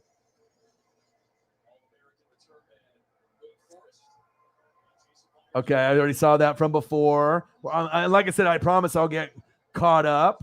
Let me see here. All right, that's the comment that I was on from before that I saw you. Pineapple beer is so good. And like I said, if you see it in your hometown, buy it. Because like I said, those Modelo's, they go really quick. They go really quick, the mangoes and the pineapples. And trust me, it's not like you're going to get wasted off of them either. A typical beer has like 4 to 5%. This has 3.5%. So it doesn't taste like a seltzer. It doesn't taste like a beer. It just tastes like pineapple juice, which I guess could get you in trouble if you drink too many of them. But it's a tall boy can, and they taste good, and it's just kind of a nice thing to sip on. So it's not like I'm going to, drink 10 of them and just get fucking wasted. I usually just try to, sip in moderation while I'm hanging out with you guys. Tien Jose in the building. What to do? How are you? Shep's in the building. Elliot's in the building. And we love you, Shep. You're my boy.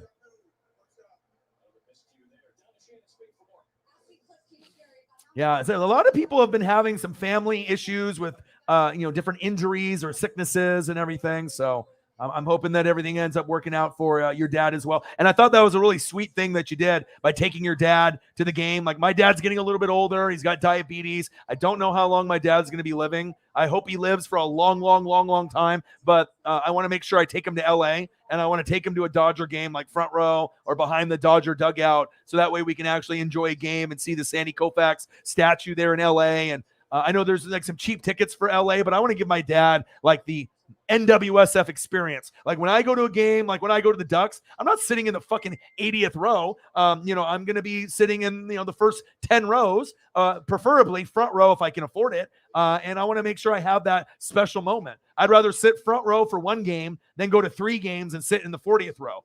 I want to have that experience. So I'm hoping that I can maybe raise enough money to be able to take my dad down there. I don't know if we would fly or we would drive. Probably flying would be a little bit easier, but with my dad and his condition, I don't know if driving a road trip, that would be something me and my dad could do. But I definitely want to be able to see if that's a possibility too, maybe next year, because I want to be able to spend that time with them, and I want to be able to try to get another foul ball. I got a Kike Hernandez foul ball when the Dodgers came up to Seattle a couple years ago. So I've always been lucky with sports memorabilia, but I want to make sure I have that special memory. And my dad hasn't been back to LA since like the 50s or 60s, and he's been a fan of the Dodgers since the 50s. He's an OG.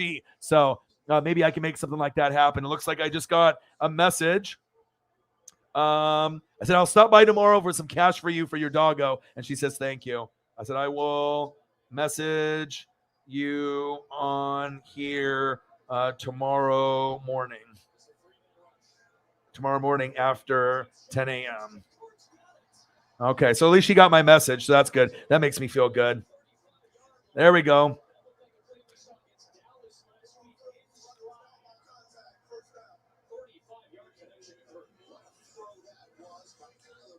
Oh, we got another dono, another $50 dono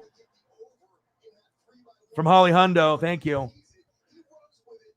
And like I said, I wouldn't be able to do a lot of this kind of stuff without you guys. You know what I mean? So you guys really make a lot of these dreams not only happen for me, but it also makes like these situations like this, because I guarantee these guys are really private. They don't talk to a lot of like friends on Facebook. They're just kind of like a couple that's to themselves. They have a newborn boy that's I think 1 or 2 years old. One guy that my buddy Travis, he works like at a funeral home. He's got one of those kind of like odd jobs. He's on the phone. He doesn't work necessarily with like the dead bodies or anything like that, but he works with like the medical team. And when they call in and when he sees the guys go through the doors and stuff, but he's the guy that kind of answers the phones and does the appointments and stuff. Kind of a kind of an odd job to have. He was actually one of my buddies that I did phone sales with for a long time. And then he just kind of did like hustling from home, eBay and stuff like that, and side hustles, and then got an opportunity for that job. And he's still doing the side hustle stuff too with like eBay and stuff. But yeah, it makes me feel good that you guys are so generous that I can end up doing that. And I'll end up taking a picture tomorrow. And then hopefully we can, maybe I'll take a picture of me and the doggo tomorrow. And then obviously they're going to cry. So one will be at work. Travis will probably be at work, but I'll give him a call. And then Sepide, I'll probably end up taking a picture with her and the doggo. So thank you guys so much. Holly Hundo with another 50. Thank you so much. Appreciate you guys. I promise I'll get caught up here. It's going to be for a good cause too. And depending on how many donations that we get tonight, I mean, we might go from 100 to 200. I mean, if we get a really, really high number in the donos and we hit, 500, 600, 700, maybe I'll donate half of what I end up getting tonight, as much as I possibly can to donate to be able to help them out, because I just know that they're not going to get a whole lot of help anywhere else. So that makes me feel good. Thank you guys so much. And obviously that'll be on the Cash App side, because if you do the super chat, I won't get that until next month, and then they take a cut out of that. But if you do donate on the Cash App side, I can get that right away, and then I can give them the money for the surgery. So yeah, and I haven't actually, it was kind of funny too, because I've been thinking about them within the last like 2 to 3 weeks that maybe I should reach out to them. And then she actually just sent me that message. So it's kind of funny how the universe works like that. Bang! Holly Hundo with a $50 dono on the Cash App. Bang, bang, bang, bang, bang. Appreciate you. And I got a lot more of the donos to come in here. I apologize. I just want to make sure I go through all the comments in here as much as possible. So one sec. And I still got quite a few to go through. I apologize, but that's what I do. So one sec. Colts quarterback next year. Like we were talking about before, Deacon, more than likely it'll be Mitchell Trubisky or Jimmy Garoppolo is what it's looking like. So we'll have to wait and see. Sarah's like, no, Mitch, please. No. I know. I think everyone is saying that as well. Yeah. I think everyone would want Carr too, but I don't think Carr's going anywhere. I did see that. The rumor of Wentz would get upset after every Foles victory in the playoffs. And I heard that he was a little jealous of, the run that they went on after he got hurt. I mean, I imagine, because Nick Foles got a statue made in front of Philly. You know what I mean? That should have been him. He was the MVP, and, it is what it is. Yeah, STL on Instagram. I'll end up giving you where you can send that. So hold on one sec.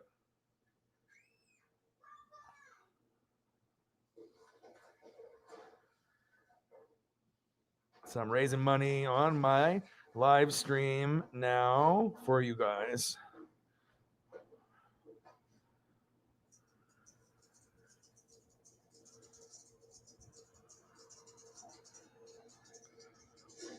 Okay. They're happy now. Imagine this is going to be a crying moment for them. You know what I mean? Because like sometimes you do feel alone. If you're not really too close with your parents or not too close with friends, and sometimes it gets tough. And they are really, pet kind of people. I think they have one cat at the house and one dog, and the dog is like kind of like a pit bull type dog. It's like a bigger dog.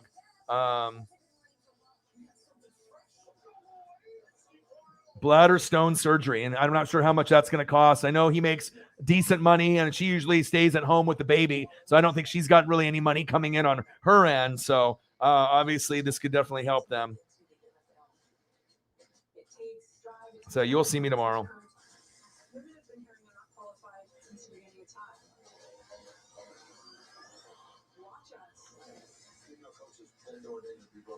To tell Travis, what's up? What's up? I wish it was under better circumstances, other than the dog being sick. Because last time I talked to him, that was a few months ago, this dog was in the same situation, but I didn't know if they, got medicine to make the dog better or if it's been progressively getting worse. But if they're doing a GoFundMe now and they're sending me a personal message, obviously it's getting a little bit worse there. So, and that's something that I don't mind, helping people out with. I mean, it makes me feel good and blessed that I got people like you guys that have my back. And like I said, I'm always spoiling my dog and I'm always trying to help everyone out in the family and extended friends. So it makes me feel really, really good. Cali Ram fan in the building. What to do? Wentz will do what he needs to do. Congrats to the Redskins for picking up a decent quarterback. I don't know if I would congratulate them. I mean, if you guys just came off a Super Bowl, I'm not sure if the Redskins fans even like it or the Commanders like it, or if the Washington football team likes it, because at this point, I would probably go with Taylor Heineke from Heineke rather than Wentz, and then you could have just used some of the other picks for, more talent, more O-line and more defense, but, this might be the last opportunity. He did have a good touchdown to interception ratio with not a lot of, wide receivers and tight ends to work with, but I'm not sure if people really believe in Carson Wentz. I think people believe in Jameis Winston more than Carson Wentz. Carson Wentz is just one of those guys. His best season was in 2017. Last year was pretty fucking good with limited, options to throw to. But I think it's just this kind of like cancel culture or just maybe who he is as a person. He's not really that likable. You know what I mean? Like Wentz is, if you think about it, the only spot that he had to go to was Frank Reich, his boy that he actually worked with in Philly, and they gave up on him after a year. What does that say? That's not a good look. You know what I mean? We thought that if Wentz is going to make it anywhere, he would at least get 2 to 3 years in Indy to prove himself and then get the boot. And he only got 1. So, obviously, I think Irsay kind of jumped the gun and, that loss to the Jags. This shit's going to happen. Jags, Texans, Titans. If you're the Colts and you lose the Titans, it's expected. You hope you split, right? But if you lose the Texans, regardless if they have Deshaun or not, if they have Deshaun and they back then, you knew you were going to probably lose because that team was pretty fucking good with Deshaun Watson. But with Deshaun Watson not there and Davis Mills and the Jags, horrible as they are with Trevor Lawrence, you shouldn't lose to those kind of teams. But this is the fucking NFL. Anybody can beat anyone, and the upsets were very rampant last season. So if you're basing it off just those last couple games, shame on you, Irsay, because now if you get Mitchell Trubisky, Colts fans are going to be pissed. They're not going to accept it, even if it's cheaper, even if it's just a 1-year deal. I just don't know if you're going to be able to get good stats out of Mitchell Trubisky. You hope they do, but I think I would rather want Carson Wentz than Trubisky. I don't really know what you're going to get out of a guy like Mitchell. You know what I mean? This is my personal opinion. Not sure if I saw a player so aggressively traded away and traded for twice in 1 year. It's just wild, right? Just wild. Yeah, DK looks like he might be out the door. I think the Jets would be a great fit for him, even though it's not, a high-profile place. And Tyler, get to the door and Lockett would be good anywhere that he goes. I just don't know who's going to pay the money. But I like Lockett a lot more than DK. I think he's more well-rounded, better in the red zone.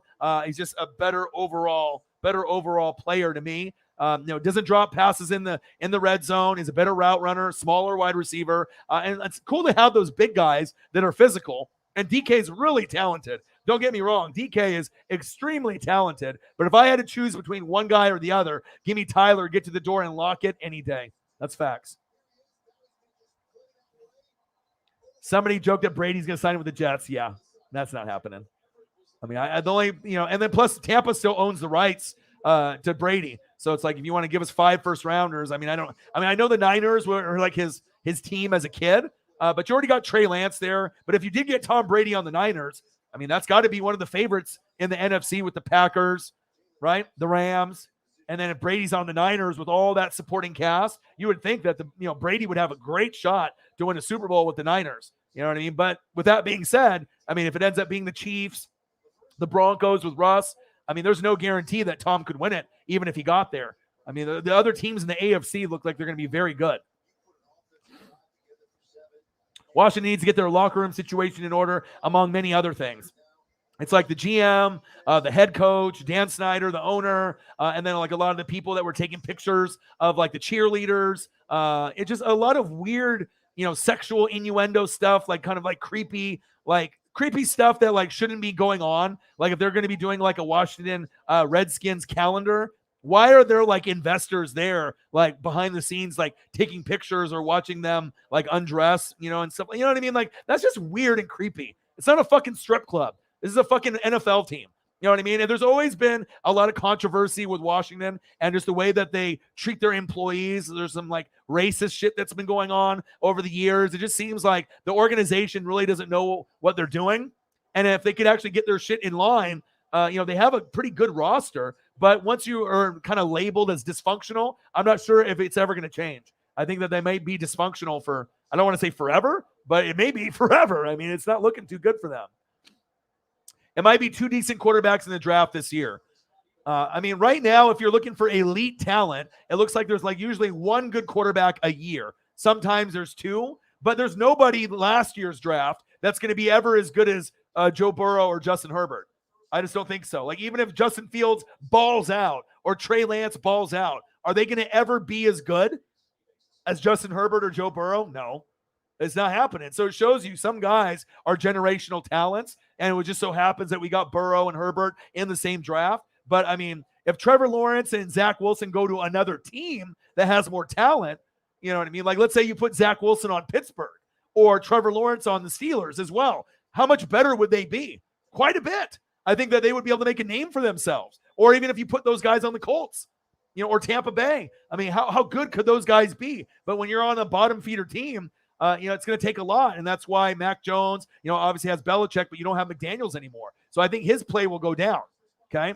Justin Fields should get better because he's athletic. He's gifted, right? So I think Justin Fields and Trey Lance have the best shot to really get better and better and better. I just don't know about Trevor Lawrence and the supporting cast. I don't know about Zach Wilson and the supporting cast unless he gets like a DK Metcalf. And I don't know about Mac Jones without Josh McDaniels now with the Raiders. But I do feel confident with Trey Lance and Justin Fields, and those guys were kind of compared to each other. Bootleg guys, extend the play guys that can actually run a multi-diverse offense. I like those two guys a lot. Those are my two favorite out of the five, unless we can get the other guys to go to a different team, Trevor Lawrence and Zach Wilson. If we can find a way for them to go to that next team, then maybe they can, make something for themselves. Like down the road, 4 years from now, Trevor Lawrence goes to the Colts. You can probably go pretty far with him.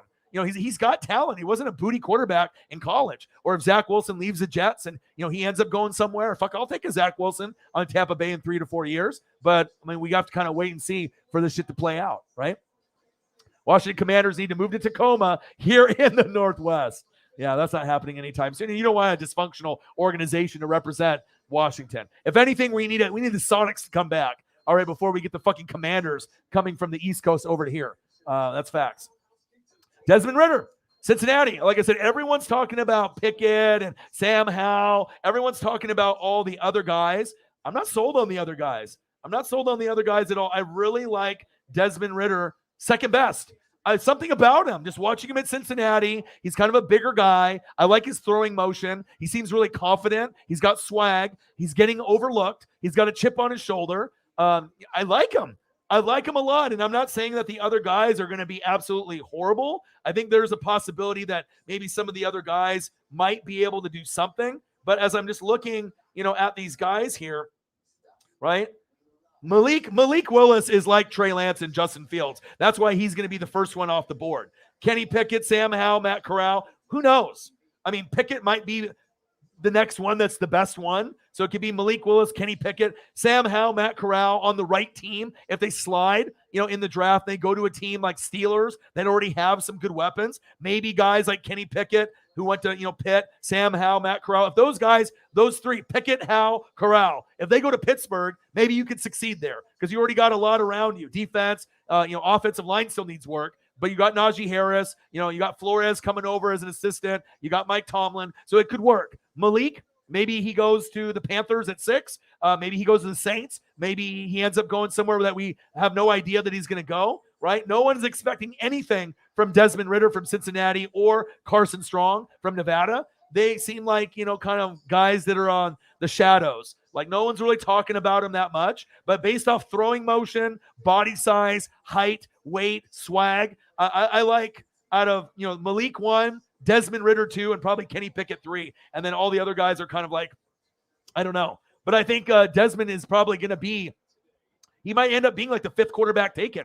I mean, he might end up being that guy that slept on, but he could end up being the second best depending on what team he goes to, especially if he slides. I'll take Desmond Ridder on Tampa Bay. I'll tell you that right now. I'll take him. He seems like he's got some swag in him, and he has something to prove, so we'll see. If Washington can sign Wagner to go along with that D-line, sheesh, that would be beautiful to watch. Well, they need a lot more than that. Offensive line. The defense obviously has a lot of great players, but they get hurt a lot.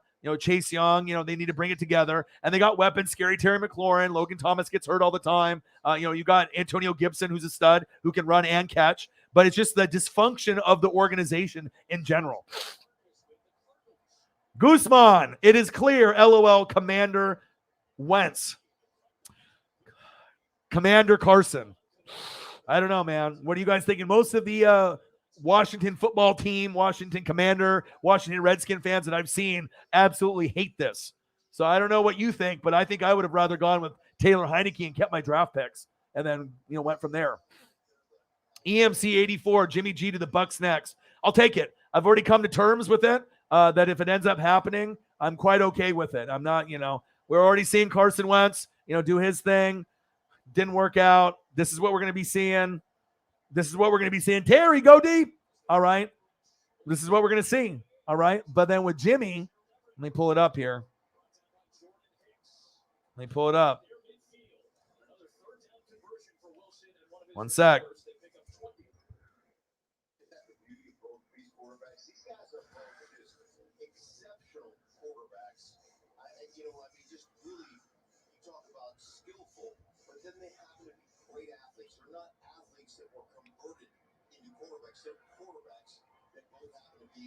Hold on one sec here, guys.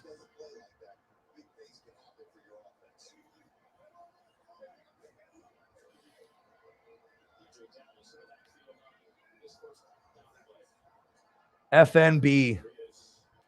FNB. Let me pull it up. I've come to terms now. I have come to terms.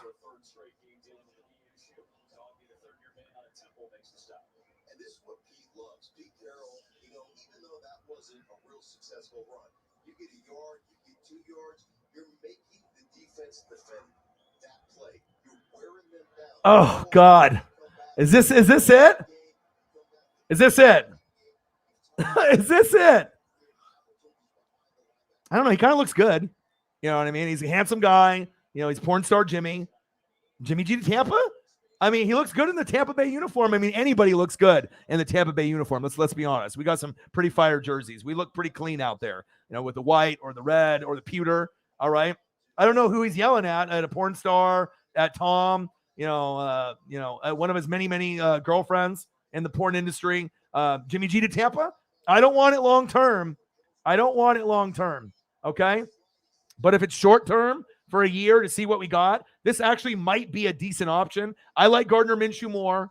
I like Marcus Mariota more, even though he gets hurt. But if I can get Jimmy G healthy, it kind of makes sense. Because like I said, I'd rather have him than fucking Mitchell Trubisky. So I guess it is what it is. But oh man, I never thought that I would be able to come to terms with Jimmy coming to Tampa Bay. But I mean, I think and the thing is, I think a lot more people would be engaged in the idea of Jimmy, going to your team if he just didn't fuck up in games at the end. I mean, he's a good game manager. He's a winner. Usually he'll, not blow you out of the water with stats. He's a game manager at the very core, right? 1 touchdown, 1 pick.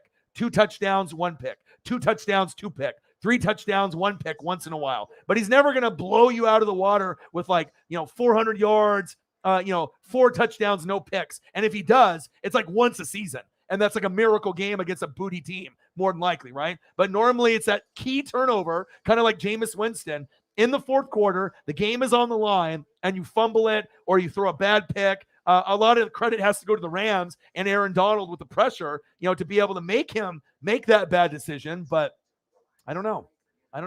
Is this my future? I mean, this is better than Carson Wentz. This is better than Carson Wentz. Guzman, this is better than Carson Wentz. Right?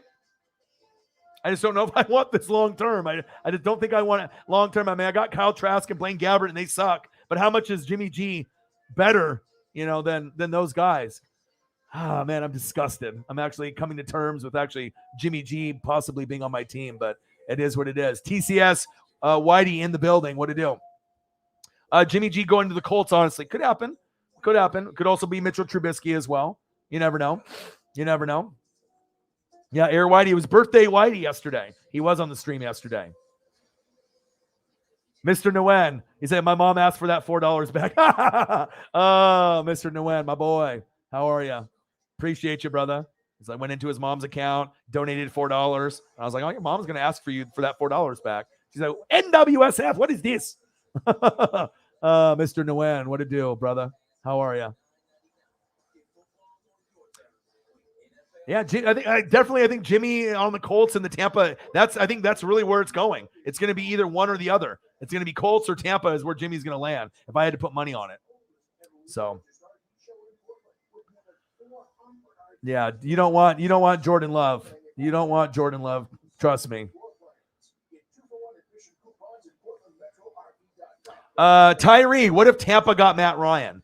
I would take him. You got to think he's getting paid like something crazy, like $40 million. It's a high number against the cap. We can't afford that, for a guy that's only got a couple years left. And obviously, you're going to want to have Matt Ryan mentor one of the new guys. So if it's like Kenny Pickett or Sam Howell, Matt Corral, Desmond Ridder, Carson Strong, or Malik, you're going to want to be able to mentor a guy like that for a year. So, I mean, I would take Matt Ryan if it wasn't that expensive. Definitely, I would take him on Tampa Bay.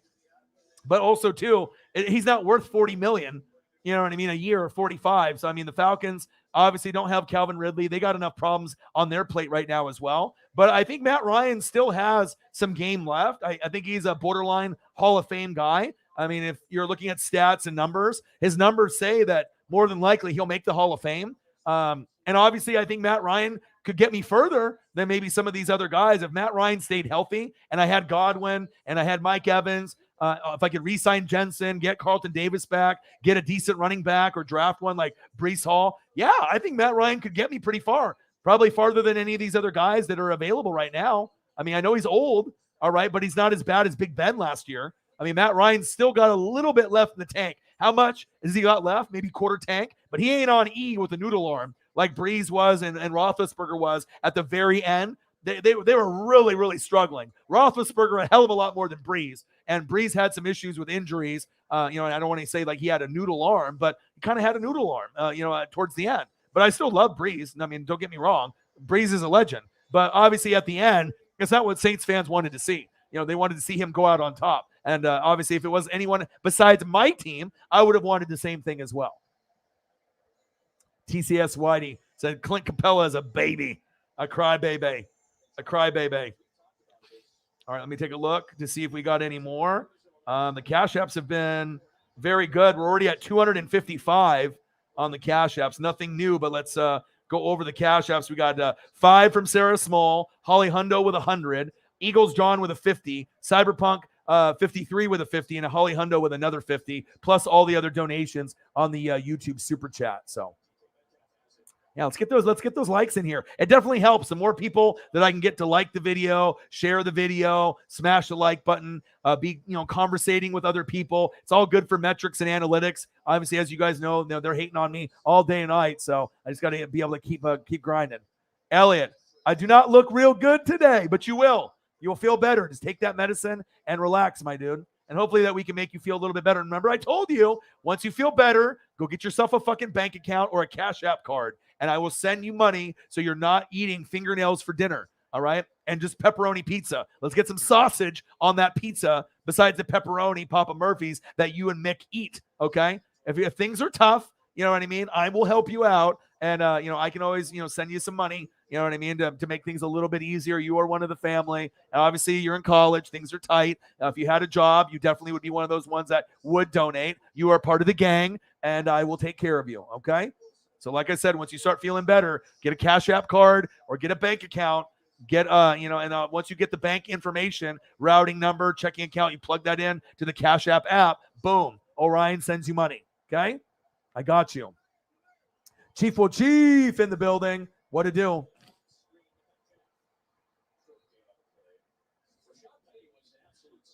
Yeah, he wasn't there yesterday, but I did look him up on Facebook. It was a couple nights ago when that happened. So it was just very odd, you know what I mean, with the behavior. And every once in a while, we had El Jefe was kind of one of those like Chiefs fans that was younger, you know, kind of cocky, just thought that they were the best thing since sliced bread, and you guys were for quite a while. You know what I mean? And then after the Bucks beat the Chiefs in the Super Bowl, he kind of disappeared. And then the shit talking kind of stopped after that. But I mean, I didn't really have a big problem, but with the last guy, Ben, I mean, he donated money to the channel. I think he was a part of the channel for a couple months. And then to get put in timeout and then, you know, call Sarah a name and then to say that he's never going to donate ever again, hopes I fail, hopes I never hit 20K and, you know, a bunch of extra bullshit. Then we banned that account. He made another one, then made another one after that. And then, so we had to ban 3 accounts and I don't know if he'll be back. I mean, a lot of times when people have different names for different accounts, you don't really know who's who. But I mean, I don't need donations from someone like that supposedly is a part of the Fanatic family. And then you're just going to go pull a 360 on me. But I looked him up on Facebook and he's like almost 30 years old. So I figured that a guy that was almost 30 would be better than to name call and to act like you're 15 and a keyboard warrior. But I guess that's how it goes sometimes, regardless if you're a Chiefs fan or not. Not laughing the Commandos off yet. Seen Wentz when he was right. If he goes 3 for 4, it might be enough. There's a lot to like about the team except the stupid fucking name and their secondary. Yeah, I could see them definitely winning the division. I mean, every year it usually is a different team. Obviously, Dallas and the Eagles are my favorite in the division. But with the weapons like Antonio Gibson and Scary Terry McLaurin, you know, Logan Thomas at tight end, you know, Chase Young and all the other guys, Payne, they got weapons. They got weapons. It's just like, can they put it together? And they also got to help for a little bit of bad luck with the Giants. They got to hope that the Eagles shoot themselves in the foot in the draft, which I don't think is going to happen. And they got to hope that the Cowboys get rid of Amari Cooper and they kind of go backwards from last year. So you guys are amazing people. I love you guys. All right, I'm scrolling down here, trying to get caught up. I'm almost caught up, guys. I promise. Let's see here. Panthers fan, $1.99. Cam Newton signs with the Bucks 1 year, $7 million. No, that's your guy. Cam Newton's your guy. I don't want anything to do with Cam Newton. I would rather go Kyle Trask and Blaine Gabbert over Cam Newton. I mean, a lot of these people that love Cam Newton, I mean, he was good back in the day. Nobody wants Cam Newton anymore, especially with all the extra drama that goes along with Cam Newton. No thanks. No thanks. Charles Bird. To be honest, I don't care. I'm not friends with him. I don't talk to him anymore. You know, he badmouthed me, so I could care less, to be honest. You know what I mean? I imagine that he's not happy. That's not really near here or there. But obviously, if I'm a Washington Redskin fan, Washington football team fan, or Washington Commanders, I imagine that every Washington fan is pissed. I would assume that you would rather keep Taylor, Heineke for Meineke and go that route. I don't think really Carson Wentz is a fan favorite. And you would probably want to use those picks, you know, for something beneficial for the team and not, but you never know. Maybe it will work out, but I know a lot of people right now are hesitant, just like the Colts fans were hesitant bringing Carson in. You know, there's going to be good, but there's a lot of like black cloud bad kind of floating in the air. So that's just kind of my feeling about it. If you get Gardner Minshew at quarterback, you have to grow a mustache. That's a must. Tyree. See, I'm Asian though, right? So it's like I tried growing out a beard and mustache once in the last like maybe 8 years or 10 years, and I can't grow it on one side. So one side it can grow in, and then the other side is patchy. And then, you know, I don't know about like a Fu Manchu or like a mustache or a goatee. I don't know. I mean, I'll look more Asian and stuff, but I think it'll be too scratchy. It'll be too scratchy for me. But I could wear some like headbands. I could do some bandanas. Maybe some wigs, you know, so that way I could have hair, but maybe a mustache. I don't know. It might take me a while to grow one, but that's who I want. Maybe, no guarantees, but maybe I could dress up. If we get Gardner Minshew in Tampa, maybe I'll do some dressing up and possibly I will grow a mustache or a goatee. Maybe. Hey, if y'all want to give a dono to get Orion to 200 in the next 30 minutes, then I'll match your donos. Ooh, Holly Hundo. supporting the cause. Thank you so much. Appreciate you. It's absolutely the best part of the trade was the cap implications. Yeah, and also that the Washington football team is going to take the whole contract. And I think that's why the Colts were so eager to get rid of him, because Washington was willing to take all that money that was going to be owed. And I don't think anyone else really was going to be willing to do that. Kyle Akers in the building, a newbie. You think the Vikings can make the playoffs with a new head coach this coming season? We're going to take like 2 years to build the team. I think they can make the playoffs year one. Obviously, you saw the OC and what he was able to do for the Rams. He's a winner. I like Kirk Cousins. All right. I like Justin Jefferson. He's a top 5 wide receiver already. I like Adam Thielen. He's top 10. All right. You got a lot of weapons there, but you need to build the O-line. You need to build the defense a little bit more. But there is potential there. With Aaron coming back, that's not good, because you know that they're going to win the division by default.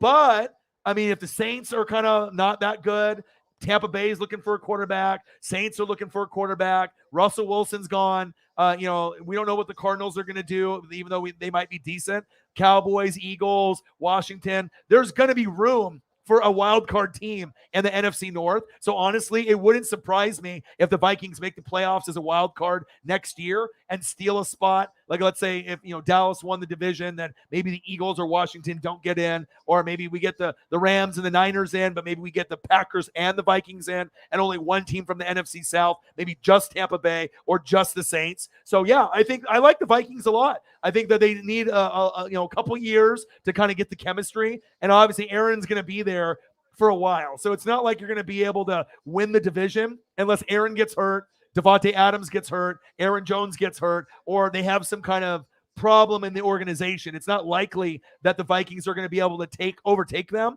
But I mean, if they keep building the roster, O-line, defense, the coaching staff is starting to look like they got rid of Zimmer, and that was good. All right. But I do think that the Vikings have the talent to get to like 10 wins, 9, 10, 11 wins. Packers will probably win 11, 12, 13, 14. But the Vikings, I think, could win 9, 10, 11, 12 if, maybe 9, 10, 11 this year. And then the next year, maybe shoot for 10, 11, 12 if you can get free agents and you can get, proper draft picks to, improve on the O-line and defense. I like the Vikings. I really do. It's just that, you're in the division with the Packers, and now Aaron and Devontae are coming back. So that definitely is going to make it harder to win. But it doesn't really matter if you win the division. You just have to get into the dance. So if you just get in as a wild card, you'll be good to go. That's facts.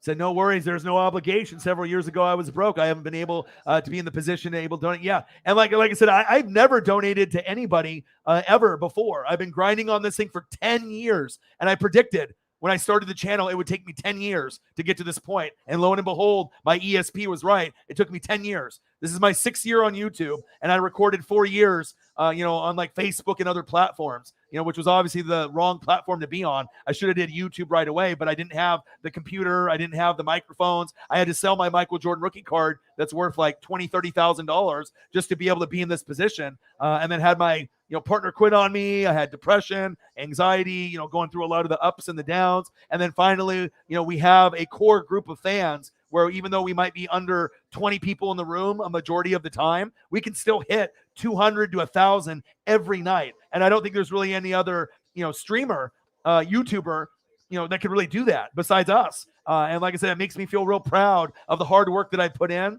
as well as obviously, having great fans like you guys. Because without you guys, there is no NWSF. So thank you guys so much. Let me see here. So, yep, our furry family members are just as deserving of the best care. They are. And I spoil her so much. It's like she gives me those sad puppy dog eyes. I always spend time with her in the mornings. Like she's, because obviously the daughter's at school. My girlfriend's in here in the studio room, on the phones and working emails.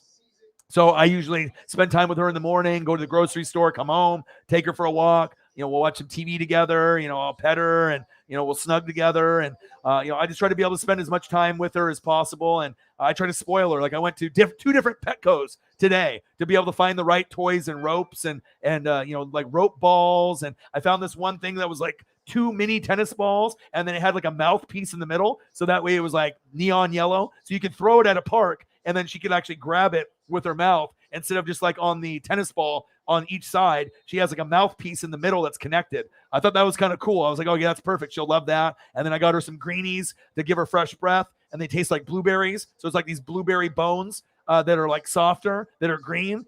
She can chew on them, and it makes her teeth, obviously healthy, and gives her good fresh breath. And bought her a couple new ropes, and she's starting to figure out how to unravel the ropes that are in knots. And the ropes usually cost $10 to $20 a pop. So I mean, usually I'm spending quite a bit on groceries, food, on the family, or spending money on the dog. But I love seeing her face, just with the new toys, and she just gets so excited. And sometimes she'll act like a path, and that's short for psychopath. Sometimes we have paths here at the house, but for the most part, she's a very, very loving dog, and always wants love and snugs. Took her to the groomer a couple days ago, got her nails trimmed and buffed, but they could have did a better job. I did tip them.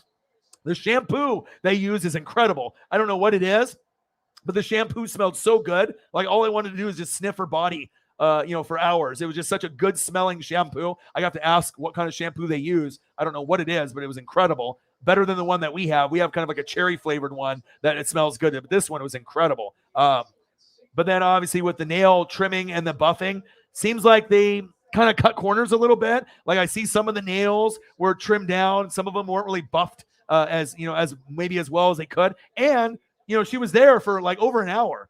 And I think we ended up paying like $60 some, and I tipped them like $5 or $10. So I told her, the GF, I was like, well, maybe I'll take her somewhere else. Because I mean, but I also am kind of scared to take her to a lot of different places, and I don't want to leave her because I don't know how these people are, if they're going to throw my dog around, or if they're going to be a little rough, and if they give a shit about the dogs or not, or if it's just a job to them. You know what I mean?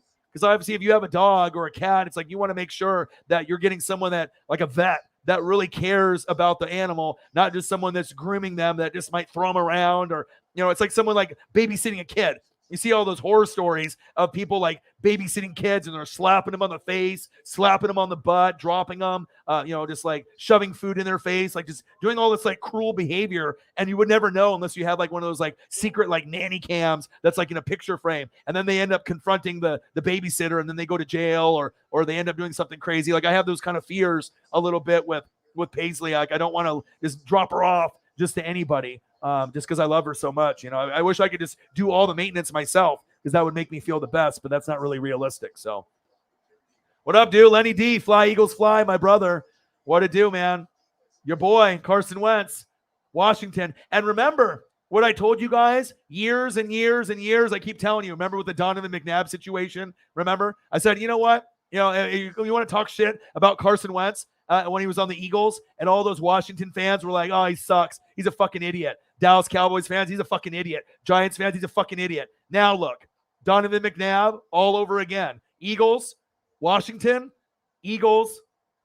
Carson Wentz. So all those people that were talking shit about Carson Wentz, all those Washington fans, now he's your quarterback. That's why you don't want to be biased. That's why you don't want to overly talk shit, because in a matter of 4 to 5 years, you never know. That guy that you hate in the division, that you think is a piece of shit, he might be that piece of shit for your quarterback, for your team moving forward. Because I guarantee you, a lot of Washington fans probably thought, oh, Carson, he's going to blow, whatever, overrated, he sucks, he's not good, right? And then they thought never in a day in hell would they, he be a part of the Washington organization. Last time I checked on the ticker, right, on March, 9th, 2022, Carson Wentz is a Washington Commando.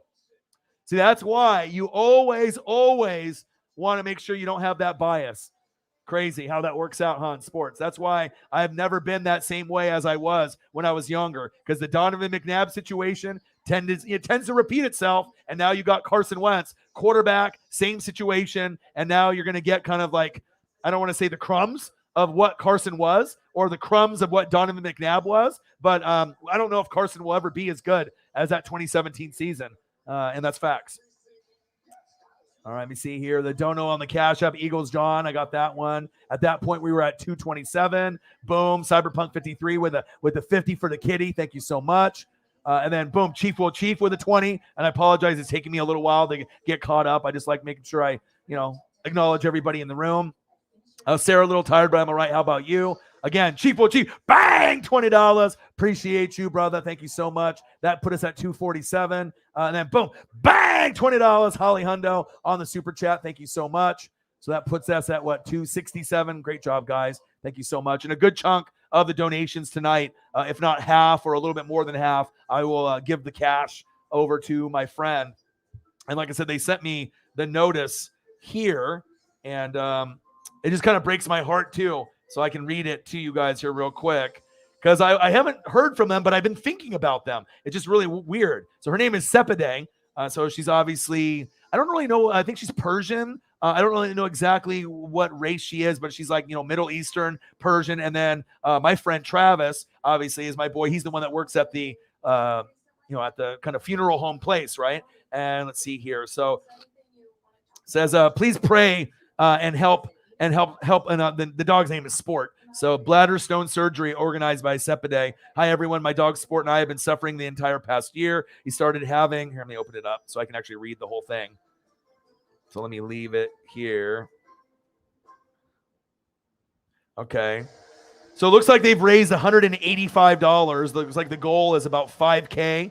I don't know how much it's going to cost for the surgery for all that. I imagine the surgery will cost, $2 to $5 grand. Usually I know surgeries can get pretty expensive, but they made a goal of $5 and they probably won't get anywhere near that. But they got $185 so far. 4 people have donated. It says, hi, everyone. My dog Sport and I have been suffering the entire past year. I started having problems urinating in 2021. I was told we need to have a specialist look at his stomach to make sure there was no blockage. The entire process of the ER and the ultrasound cost $2,100. So they've already spent money. And I figured that was what happened there. Okay. So after this, I was told because he is not fixed, he is having inflammation problems in the urethra. I had to get him neutered to fix the problem. That was another $600. Okay. So now they're already $2,700 in, and then they have to do the surgery, which will probably cost another $2 grand. That makes sense. Then he had problems last month, and I took him to the doctor and was told it was a urine infection. I took care of that as well. He's having problems this month again. And today I was told he has a bladder stones. Sports doctor told me that this has most likely been causing all the previous problems. He needs to have surgery. They temporarily flushed the stone up to his urethra, so he is not blocked, but he needs to have surgery within weeks. I can't afford to pay for anything more. I'm a single mom, and I love my dog.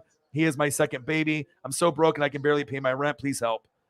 So I got a few people. $100, $25, $10, $50. And I assume she's still with my buddy Travis unless they broke up. But I assume that they're still together. They've been together for quite some time. So unless that situation has changed as well, but I'm pretty sure that they're still together. But with him paying for the rent, she doesn't have really any money coming in. So I imagine he's been paying a good chunk of it. And I know they try to sell like toys and they try to sell stuff on eBay to kind of compensate some of the funds. So I imagine all the stuff that they're side hustling on eBay is going towards this, as well as, all the other costs of just living. And they have a newborn too that's like 1 or 2 years old. So yeah, I'm going to try to do whatever I can. I don't think I'll be able to come up with like $2,000. Unless I just start, doing a bunch of streams, and maybe we can end up, getting some donations to help them out. So, but sounds like it might cost about a couple grand. I don't know how much I'll talk to him tomorrow and I'll figure out how much everything will cost. But if I can end up raising like a 500 or 1,000, I know Travis will be able to come up with some of the rest if they need to take out a loan or what they need to do. But if I can come up with at least half or a good chunk of it, I know that'll definitely help. So, sad, you know what I mean? And I don't want their dog to die. I know how much their dog means to them. The dog always is friendly towards me. So I imagine her being at home by herself with the dog, with the cat, with the newborn baby while he's at work at the funeral place. It's probably a little overwhelming, being that mom at home, having to deal with all of that. So I'm not a mom. I don't know what it's like to have a kid, let alone be in that type of shoes, but I have an idea of what kind of pain and struggles and a lot of crying that's probably been going on. So I definitely am going to do everything I can to help. So just to give you guys a little bit of an insight on what I just got sent to me. So personally, I think they should have given one more chance, but I ain't the owner or the GM. It sounds like they should have maybe did one more year. Obviously, the quarterback class this year doesn't look that great, but, it is what it is. But I guess if you get Mitchell Trubisky, people are going to be like, we should have kept Carson for one more year. If you get anybody but Mitchell Trubisky, I think you guys will be okay. Like Jimmy G doesn't sound like that much of an improvement, but it could be. And Jimmy G to Tampa doesn't seem like that much of an improvement over Blaine Gabbert or Kyle Trask, but it could be. So, you know what I mean? Yeah, thank you. And like I said, he's not necessarily like sick right now, but I know, he's getting older. He has to take care of his body. He had like a mini stroke a couple years ago, which scared the hell out of me. And I had to go to the hospital, and I didn't know if he was going to die or not. So he is getting up there in age a little bit. So I want to be able to spend as much time with him. And now with baseball being still canceled, that's me and him. That's our thing. I met King Griffey Jr., I met Sandy Koufax, Seattle Mariner legend, Dodger legend, my hero, my dad's hero, because my hero is my dad and King Griffey Jr., obviously. And I would love to be able to, go down to LA. And I haven't been to LA before and to a Dodger game. I went to Disneyland, when I was like 7 years old. But other than that, I haven't really been to California. So I would love to be able to do something amazing and surprise them. So gotta keep trying it. Cyberpunk. You didn't like the pineapple beer? I love it, man. I love it, man.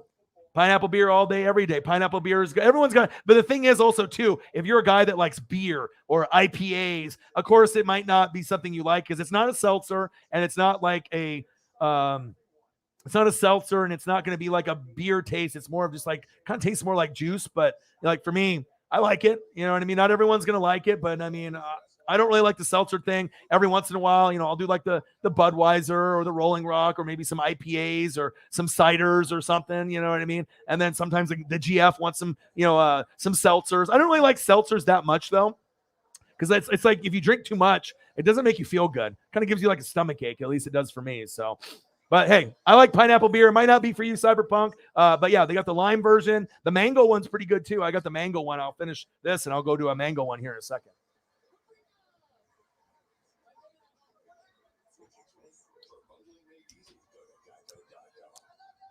Oh, it's going to happen. It'll happen.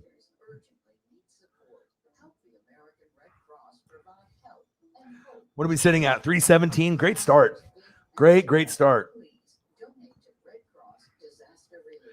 $50 dono from Holly Hundo there. And I'm almost caught up here, guys. 2 strokes. Ooh. That's rough. And like I said, I'm 39. A lot of the people on the channel are either in that like 18 to 24 range or from 24 to 50 range. I mean, there's like different ranges. I mean, we got people that are, in the teens and we got people that are like 65 and over that watch.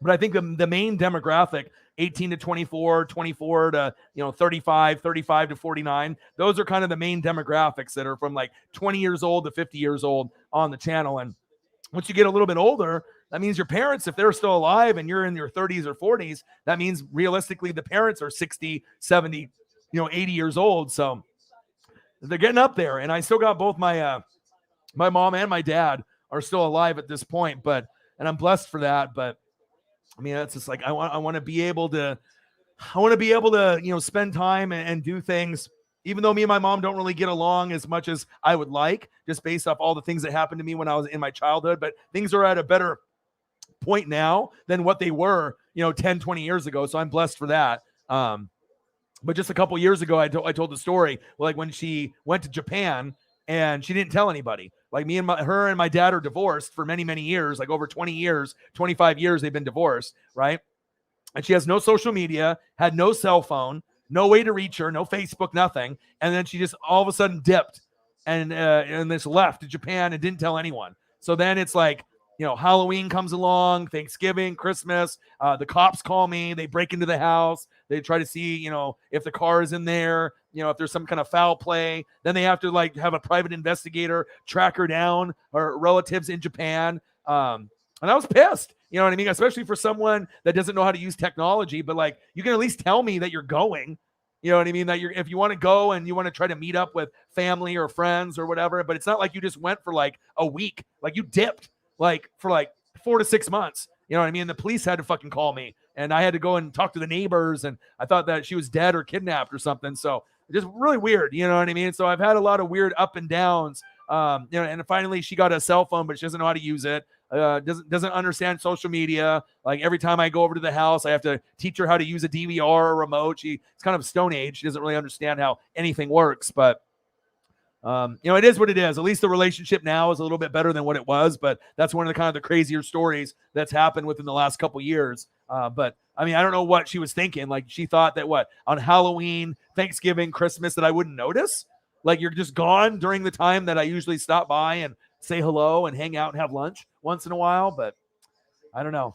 Maybe it was like a midlife or late life crisis. One of those things, wanting to go back to the homeland in Japan before she thought she was going to die or whatever it was. But pretty crazy, man. I've never heard of anyone else having a story like that, but my life has always been a little bit different and a little bit more unusual than others. So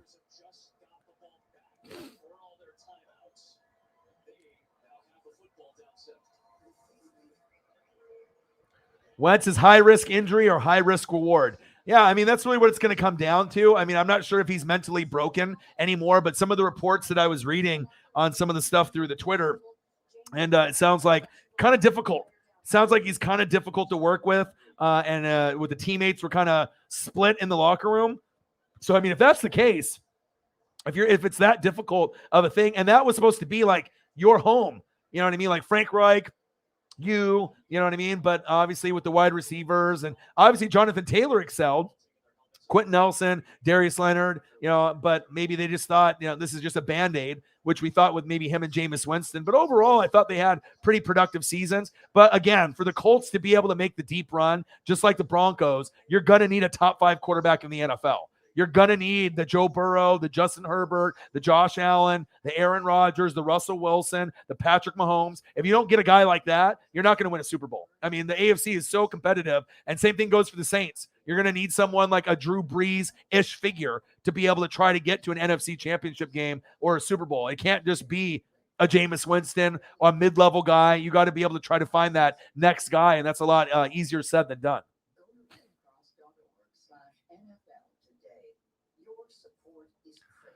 Wentz was jealous that maybe he didn't play in the Super Bowl. I can believe, but wanting your team to lose.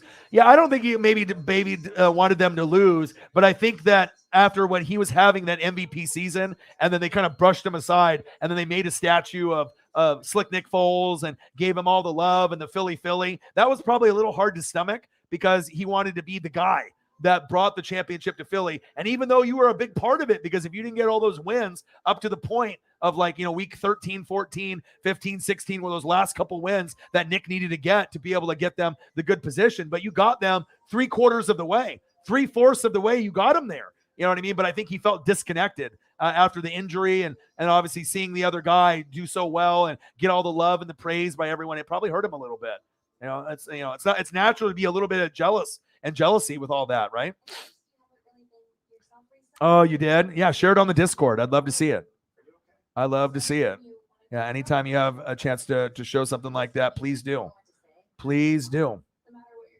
You sent me some more stuff about the NFL? Okay.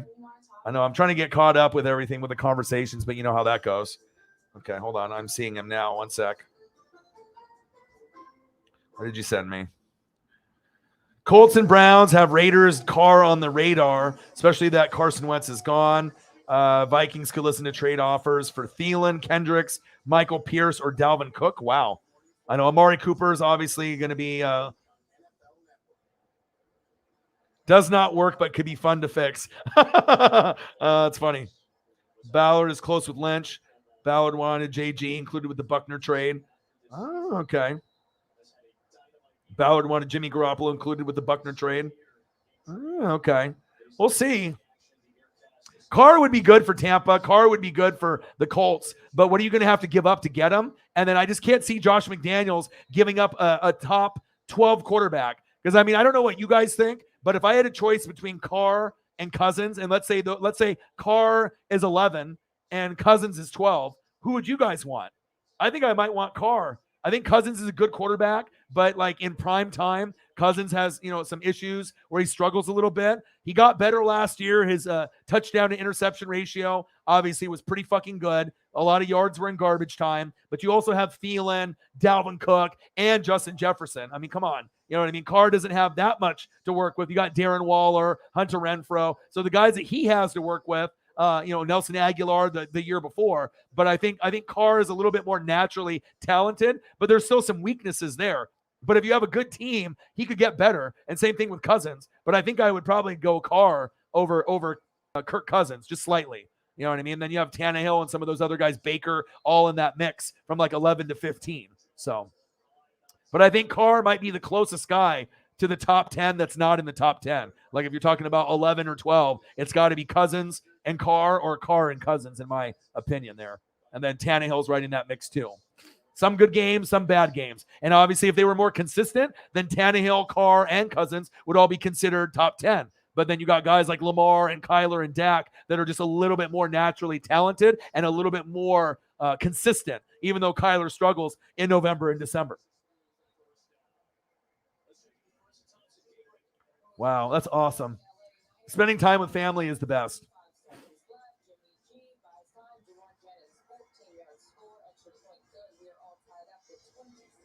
Wentz was showing fake love. That's why no one likes him. Washington can be duped.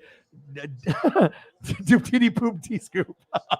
Yeah, I don't know. I mean, like I said, I know some people like him, some people don't. But it sounds like he rubbed a lot of the people in the Colts organization kind of the wrong way. So, but I don't know. We'll see. We'll see what he does. He's got weapons now. These are the most weapons that he's had to work with since that 2017 season. So we'll see. I mean, if he can't do it with all these weapons, then, it is what it is.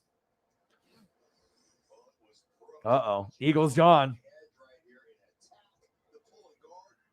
Well, there's a lot of celebrities that are on that list. If you went back and saw all the people that went to the island, it's a lot of people that you would think like, you're starting to see like Tom Hanks and people that are like well respected, like in the media and movies, and you're starting to see like those people. You don't really know what kind of pedophile shit and kind of weird shit that goes on in these celebrity high end circles with the kids and the child trafficking and all the weird shit that goes on with all these fucking rich people. That's facts.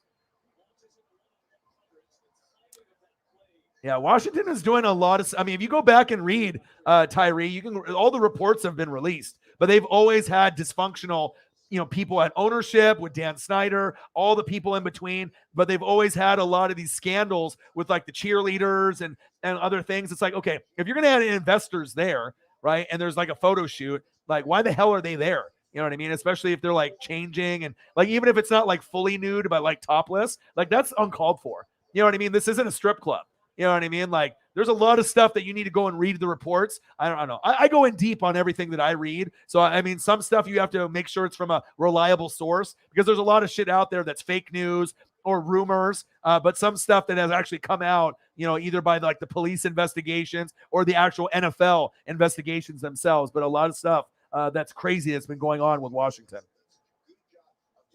Wow, didn't even get a notification. Yeah. And well, anytime if you check the Twitter or the Instagram, I always post that I'm going to go online in the morning at what time. And then about 10 or 20 minutes before I go online, I post again a picture of the background and then I go online. So you have to assume that I'm going to be online almost every day around 6 or 7 p.m. But it's all right, man. I'm glad that you got your Undertaker shirt, brother. And then the Abandoned shirts are on the way. And I got my Kenny Omegas on the way. They both shipped out of AEW's warehouse today. So I don't know how long it's going to take for us to get them, a couple days or a week, but I'm excited for you to get the other 3 shirts so you can complete your set of 4. And I can't wait for my Kenny Omega shirt. I will definitely wear it. I'll wear it until it gets to a point where maybe it gets a little older maybe, and then I can cut the sleeves off of it and I can wear it as a cutoff because, I don't know if I just want to ruin it and just cut the sleeves off. I have to make sure it's a good cut because I don't want to cut it too close to the shoulders, too long, too short. I don't want to ruin an amazing Kenny Omega shirt because I got like a Ric Flair one that I could do that to. I haven't done it to that one either. And I got that one during the 30 for 30 Ric Flair from Ric Flair's website. So I'll probably keep the sleeves on it just because it's a new shirt. But as it gets a little older, I'll probably cut the sleeves off of it. So no worries, man. I appreciate you very much.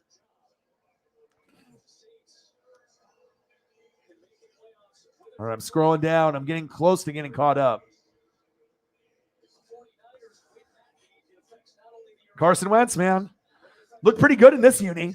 Just crazy that they gave up on him so soon. And then you got obviously him in the Washington there. Scary Terry. Terry go deep. He never had a number 1 receiver, and Terry is very good. If he's not number 10 in the NFL, he's like 11 or 12. He's nice. I would take him on my team in a heartbeat. He might be one of the most underrated, wide receivers overall in the league. For a while, it was Cooper Kupp, Robert Woods. DJ Moore.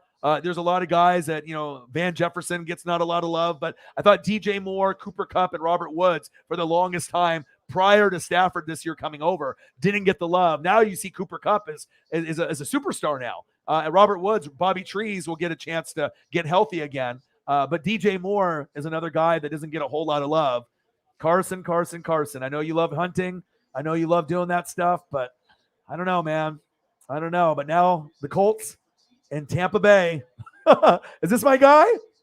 Oh, I want to play with I want to go to Tampa with dog. Oh, man. I can't believe that Jimmy G might be in my future. Man. Jimmy does look fly, though, right? I mean, obviously, we know the ladies love Jimmy, all right, because Jimmy is just a handsome dude. He just looks like a model. You know what I mean? But he looks good in that Tampa uniform. I mean, dude, anybody looks good in the Tampa uniform. I mean, but Jimmy looked good. Jimmy looks good. And I'm going to be all about it. If we get him and I can't get Gardner Minshew and I can't get Mariota, then Jimmy's third on the list, So it's like actually probably second on the list. You know what I mean? And Jameis would be on the list too, but I think he's going to be on the Saints. But I probably would go Gardner Minshew 1, Jimmy 2, Marcus Mariota 3, Jameis 4. But I don't know. Obviously Jameis I think will go to the Saints. I don't want Mitchell Trubisky. You know what I mean? I want Gardner Minshew 1. Mariota would be cool, but he gets hurt a lot. So I don't want to get a guy that's going to come in and get hurt. But I want Mariota that has talent. You know what I mean? He doesn't fuck up as much. So it's either you get a guy that has talent but gets hurt in Mariota, or you get a guy that's a game manager but fucks up at the end in Jimmy, or a guy that I really believe in that's the most slept on quarterback in the NFL and Gardner Minshew. I think he really is that guy. I mean, you could essentially say fuck Jalen Hurts and have Gardner Minshew, and I think you're going to get just as many wins out of the Eagles with Minshew than with Hurts. I think they're almost equal based off the talent level. Even though Jalen Hurts is like a Dak 2.0, something about Gardner Minshew and his swag and his moxie, his dad playing at Washington State, having the chip on his shoulder, me watching all his games, there's something special about Gardner Minshew. Is he ever going to be top 10? No. But he has the ability on the right team that he could be a top 15 quarterback, somewhere between 12, 13, 14, 15, 16, 17, somewhere in there if he got on the right team. And that's a big if. So, house call.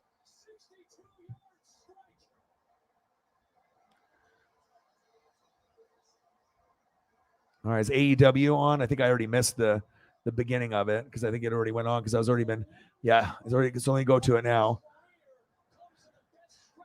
Started at 8 o'clock. It's 8:40, so I was turning it on now since I was watching the Seahawks.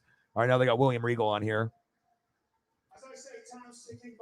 Talking about Moxley and Daniel Bryan, Bryan Danielson. Love it that they're a tag team now, so that's dope. For 2 months, I've sat at home and I completely and utterly checked out of this. Media will pick on someone until you defend yourself, but Wentz ain't that type of guy, so they're going to continue to do it until he says something. Yeah. But also, too, it just seems like, I don't know, you know what I mean? It just doesn't seem like really as a likable guy. I mean, I know you were ride or die for him on Philly, but obviously there's something hidden. There's other stuff that needs to be, other stuff needs to come out. Because, like, to give up on a guy that was the only natural fit for the Colts and Reich after 1 year, that's an Irsay thing. Obviously, Frank Reich probably didn't necessarily want to get rid of him, but, I mean, those last couple games at the end of the year, but when you're playing against divisional opponents, that shit happens. That shit happens a lot, so. Oh, you and Jimmy got the same birthday? Same birthday. Jimmy could win the South. I think he could. I think if we have Jimmy, I think we could compete with Jameis and the Saints and the Falcons and the Panthers.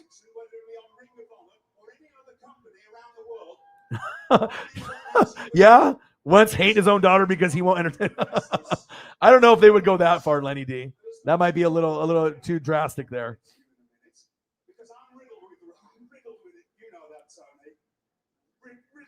So what if Jimmy G takes the Bucs to at least the NFC Championship game, perpetuating talk of Tom Brady, a system quarterback? Shit, if Jimmy can get me to the NFC Championship game, then fuck, I'll ride with him until he's done playing. If he can show me that he can take that team going against Aaron Rodgers and Matthew Stafford and the Niners and all the other teams, if Jimmy can take me, to an NFC Championship game, okay, then yeah, I'll stick with him. You know what I mean? He's going to have good games. He's going to have bad games. But I just don't know if he's that good.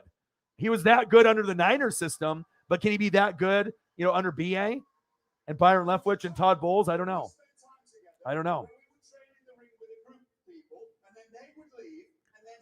Yes.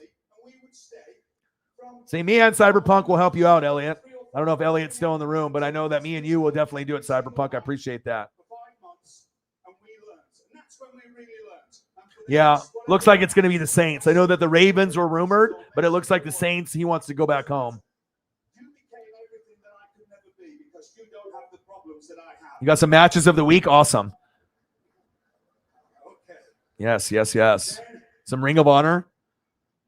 Kevin Steen.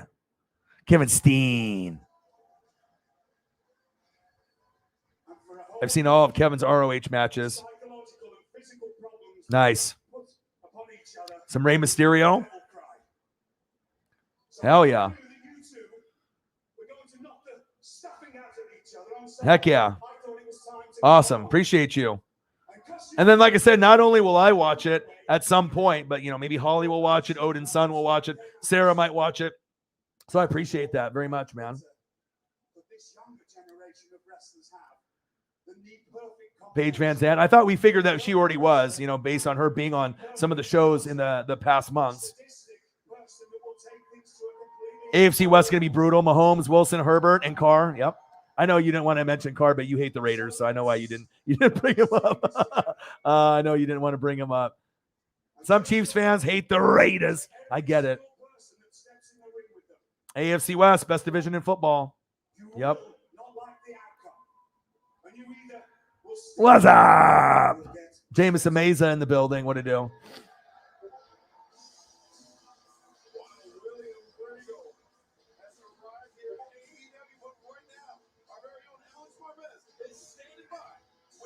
Mr. Williams, it's like a petting zoo in here with all these goats in here. Damn right it is. Absolutely. Yeah, I got a message from one of my friends that has a dog that's sick, so I'm going to try to help them out and go over to their house tomorrow and give them some money to help out their dog. I don't want their dog to die, so I'm going to help out. And like I said, it's always nice to be able to have goats like you guys in the room, and I'm always going to grind it out and give you guys a good show. We'll talk about Carson Wentz and him going to Washington, and hey, Terry, go deep, and trying to go with the new look, but also talking about Jimmy G possibly going to Tampa or the Colts. He looks good. I mean, it's starting to kind of grow on me here a little more. Look at the jersey. You know what I mean? Like, I know he's not great, but for like a middle of the pack quarterback, I mean, my options are limited now. I'm not getting Russell Wilson. I'm not getting Aaron Rodgers. Deshaun Watson's probably out of the question.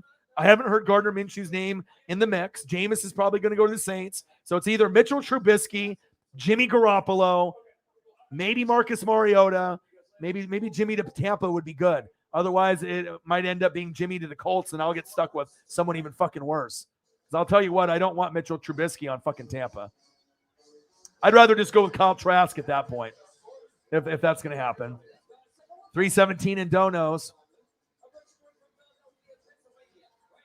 The greenies are like crack for your dog. Seriously. Chief will cheap. Seriously, as soon as she sees it or smells it, they have like the blueberry ones or the regular flavored ones, but I get the blueberry ones. She like jumps up and just gets all like crazy. She is a smart girl, but she knows. But I always try to take care of her. And they have the smaller ones and then like the bigger ones. Those are kind of expensive. Like you just buy a bag of like 12, and it's like $20, or I buy a bag of 20 for like $20. It's like they get really expensive, but when you love your dog, and I'm buying dog food, $20 bags every few days. So a lot of the money that, I get from you guys in the donos goes to pay for stuff like that. The bastard Pac. There we go. Pac.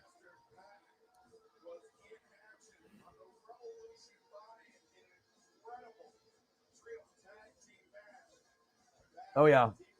I don't mind spoiling her because, I mean, it's like my girlfriend doesn't really spend the money that much on the dog. I mean, she will when she can, but I mean, I'm spending more time with her, so speaking of her, I need to go check up on her to see if she's in the daughter's room or if she's out in the living room or the bed relaxing. She's usually pretty well behaved. So I traveled outside the KC area for the first time this past weekend. With the pandemic, it was difficult for me to let go and trust others to take care of my pets. I bet. And you were gone for a few days, like 2 or 3 days, right? Like 3 days at least. Maybe Jimmy G. Yeah. What if I want Jimmy G now? I can't believe we're fighting over Jimmy G. What does the world come to, Sarah? You know what I mean? That you got rid of Carson Wentz, right? And now you and me are fighting over Jimmy G. What the hell has the world come to? That we're fighting over this guy. Because we know Mitchell Trubisky might be the answer to one of our teams if we don't get him. That's why. Oh, man. So I have empathy for everyone who's a human or animal medical need. Yeah. Yeah.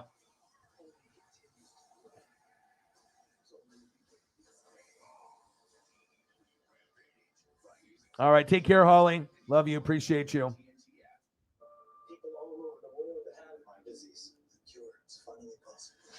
Yeah. So, like I said, I'm gonna definitely try to see what I can do. And you guys are amazing fans, so I know when we hang out, we just chill. I watch AEW, watch some football, watch some wrestling. It just feels good to be able to do what I can do, and we got some amazing fans to help out with that. So.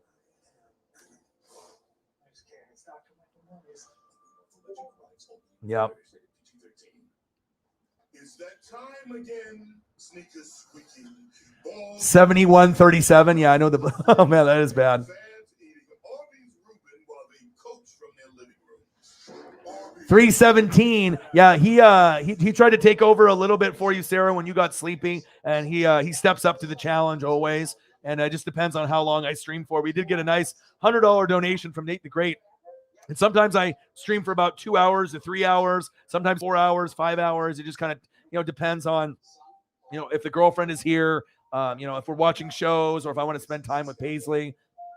But I appreciate you guys. You guys always take care of me. 317 to 350. Appreciate you guys. You're always helping. Appreciate you guys. All right, looks like I'm finally caught up, guys. It only took me 2 hours and 30 minutes. Doggy greenies. Yeah, so it's not like weed. So they're like little dog treats that look like dog bones, but they're green and they're chewy. And then they have ones that have like a regular flavor, but I buy these ones at Petco that are blueberry. So they smell just like a blueberry bone snack that's chewy. So you're supposed to chew on it to like get your teeth healthy, and then eventually you can swallow it and eat it, right? But my dog just like looks at it, she grabs it, runs away, goes to the couch, turns around, looks at me to make sure that I'm looking at her, and then she'll, try to chomp on it a little bit. Sometimes she'll, swallow it in like 1 or 2 bites, and sometimes she'll gnaw on it for a little bit and then eat it. It just kind of depends on her mood and when I give it to her. But yeah, they're expensive though.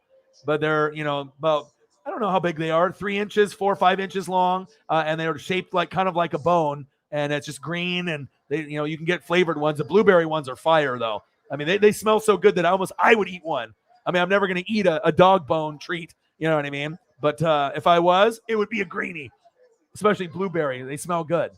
They smell good. Kettle in the building. What to do? All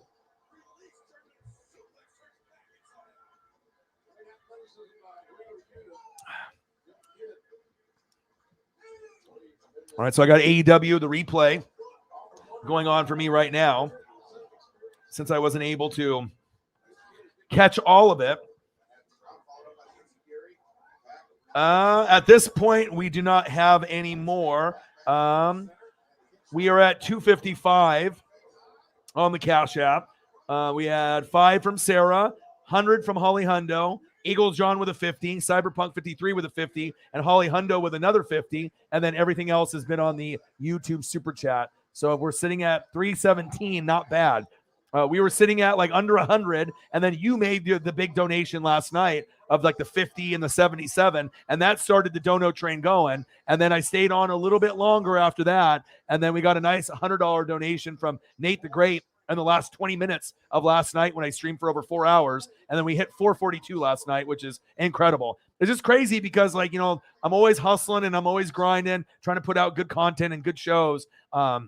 It just feels good to be able to have that kind of support, that no matter, what I do, I can always count on goats to be in the room to take care of me. And then we can always, use the money for a good cause. And obviously, as we know yesterday, it was all about the money, baby. And it's not about the donation money. All right. Not necessarily about the donation money, but we're talking about the money that was going to a lot of the players. Okay. Russell Wilson to the Broncos. Aaron Rodgers, all right, back to Green Bay. Devontae Adams with the franchise tag. Salute to him. Chris Godwin, baby, back to Tampa Bay. Mike Williams getting a 3-year deal, about $20 million a year, so he can stay around with Justin Herbert. That's going to help. Harold Landry got an extension as well. Absolutely love that. Dalton Schultz, franchise tag. Mike Gesicki, franchise tag, as well as Cam Robinson on the Jags. That was franchise tag. And then obviously Stone Cold Steve Austin and Kevin Owens. We already know that story. Dude, Stone Cold can still put out a great promo, can't he? It seems like every time I watch Stone Cold, young or old, he's always pimping, always drinking the beers, and always being great. Love him. He is money. Stone Cold Steve Austin, baby. I might have to go back and watch AEW Revolution. I might end up paying, like, I don't know, the $40 or $50 and watching it, since I didn't get a chance to do NASCAR. I didn't get a chance to do, the AEW. So it seems like now to make things okay at home, and so there's no arguments or whatever, so that way I can stream pretty much 6 to 7 p.m. until 8, 9, 10, 11, midnight. That's not a problem, Monday through Friday. Saturday, it might be a couple hours stream in the evening. Might not be able to stream for 4 or 5 hours, but I'm going to try to push to get at least a couple hours in to hang out with you guys. And then on Sundays, I might have to take that off, but I was going to end up doing like 8 or 9 hours that day. And then obviously that caused an argument or whatever, because I'm trying to do NASCAR. I'm trying to grow. But like I said, if you don't do what I'm doing, you know what I mean? Because you got to understand also too, not everyone has been a believer, including the GF, including the daughter, including a lot of my friends. A lot of people have not believed in me.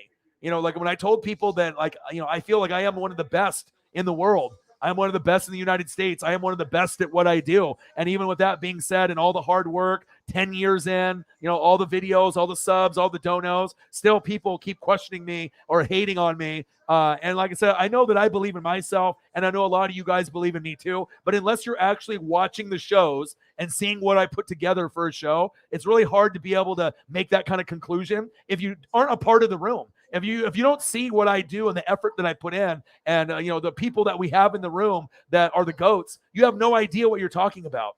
You know what I mean? You have no idea of what's going on a daily basis. But as long as I believe in myself, and I always have, that I can make it with a partner or with myself. I don't need these other outside people to either believe in me or hate. I mean, of course, it feels good when you have people support you, and do that. But even my own friends, that are here in Oregon, it's very limited. I have supposedly over like 500 friends from high school, middle school, the 2 high schools I went to, work. And I only got one guy that actually watches all my videos and shares the videos on Facebook. One, Marcos Pineda. He's the only one. He's the only guy out of like 500. I get people that'll like my posts that might watch a little from time to time, but I know that they're not, because if they were, they would comment in the chat to me. You know what I mean? Because if you're actually watching, I mean, you can at least say hello. And I know some people are weird and they'll just sit in here and they'll never comment that they're in the room or make a comment to anyone that's in the chat, which I think is a little odd, but I know some people do it.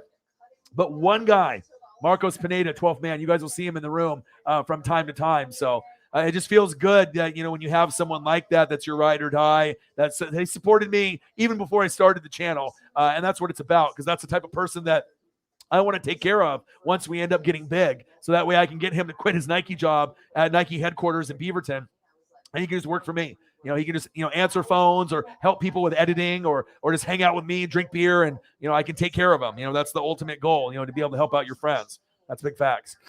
And that actually is like directly activism. I really, really want women to be a part of what I feel is a revolution in finance right now. Kettle. Code TV to get $300 in free stock when you sign up today. Public.com.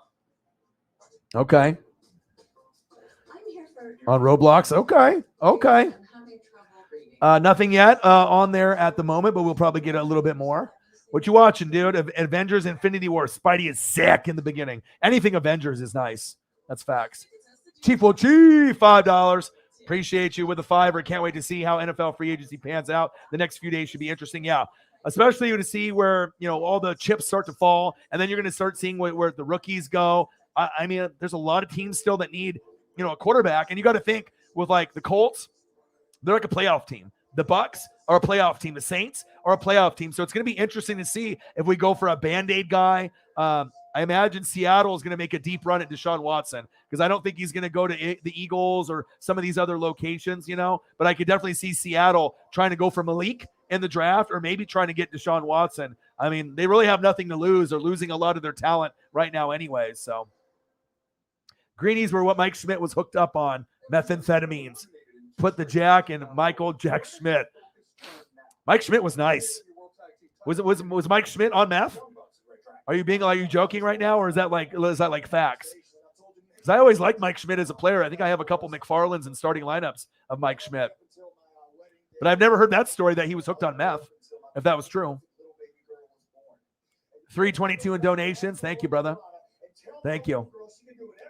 Yeah, Marcos Pineda is an MVP. You know what I mean? He's one of those OG guys. I worked at a outlet mall, for like Gap Outlet. I worked at Tommy Hilfiger, Polo, Ralph Lauren, and we just, knew each other from back then. I was a Duck. He was a Beaver. Oregon State, Blazer fans, both of us. He liked the Seahawks. I like the Bucks. And we've been friends for like over 20 years. And it's rare to be able to have those type of people. No agendas, no bad blood. Always just been a real friend. And I appreciate that.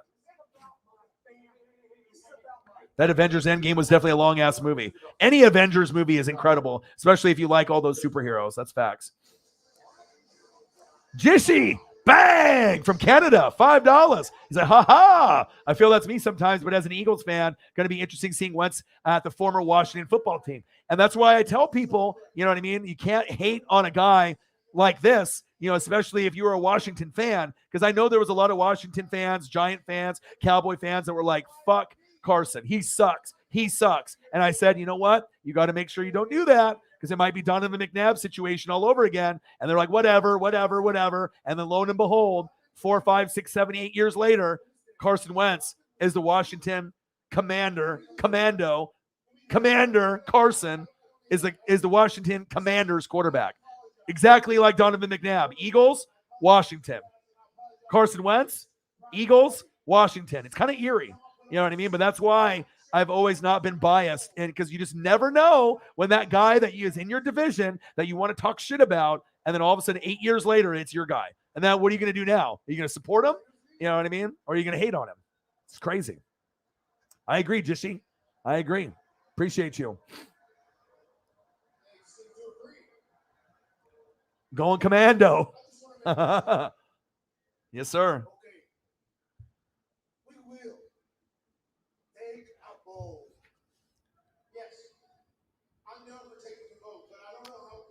Oh, baby. All right, I got AEW on right now. Matt Hardy. I think this is when Jeff Hardy makes his debut. Because I was trying to get prepped for the show, and I have the TBS app. So I get the East Coast feed or the West Coast feed. So I was turning it on, and right when I was turning it on, this is Andrade El Idolo and Matt Hardy. And I'm pretty sure we already knew Jeff Hardy was coming over. But now it's going to be interesting to be able to see actually on the big screen, because obviously watching it on a computer screen, right, compared to watching it on the TV is completely different. Love me some Jeff Hardy. And now we get Jeff and Matt. I told you, my boys were not going to vote me out of the AHFO. Look, man, I want to work with you. We can do something right here. We can make. What are we sitting at? 327? We can get close. Almost at 350. Maybe we can hit 4. We'll see what we got. I'm talking about Mountain Dew, baby. I know that interview is classic when he talks about the drinking. He's like, well, you're only 18 or 19. He's like, oh, I'm talking about Mountain Dew, baby. But a lot of those celebrities obviously are getting drunk before 21. That's facts. But salute to all the goats in the room that are in the room or not in the room anymore. It's really makes me feel good to be able to help out one of my friends, that has dog problems. Obviously, it sounds like they've spent quite a bit on the surgery, and I believe them because I know that they were talking about that surgery that they were going to have or that money to be able to, help their dog survive. So it's going to obviously help out with this next surgery, which will probably cost a couple grand. So Andrade El Idolo, they're about to beat up on Matt Hardy. And where's Jeff? Cue Jeff. Oh, big boot to the face to Matt Hardy. All right, where's Jeff, baby? And everyone's like waiting on their heels right now when Jeff is going to come down. I love it.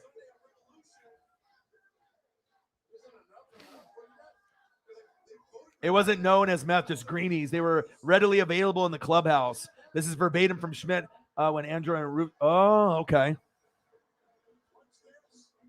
Darby Allin. Okay, here's Darby Allin and what, Sting? Yeah, Darby. I love Darby Allin. Love me some AEW. Let's go.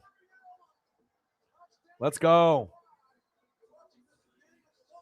Yeah, I never heard that story. The greenies in the 70s, Mike Schmidt. Wow. I mean, I knew a lot of guys did the steroid thing and a lot of guys cheated with Balco and all that. I mean, that's why I love Griffey so much. You know, he just got fat. You know what I mean? And then he walked away. You know, he never had tried to do anything with the competitive edge. You know, I mean, I could have been a Mark McGuire guy, a Rafael Palmeiro guy, a Sammy Sosa guy, a Barry Bonds guy. But it just makes me feel good that the guy that I met, you know, in his rookie year in '89 when I was 7, Ken Griffey Jr., that he wasn't one of those guys that cheated. Because if he did, that would have probably broke my heart. You know what I mean? Because he's like my hero with my dad. And I met Griffey when I was 7 and Griffey Sr.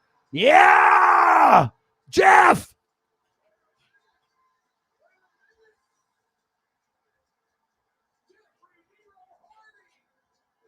Yes. Yes. Oh, the crowd is just going lit. Hell yeah. And I obviously liked Jeff a little bit more than Matt. I like Matt too. Oh, yeah. Let's go.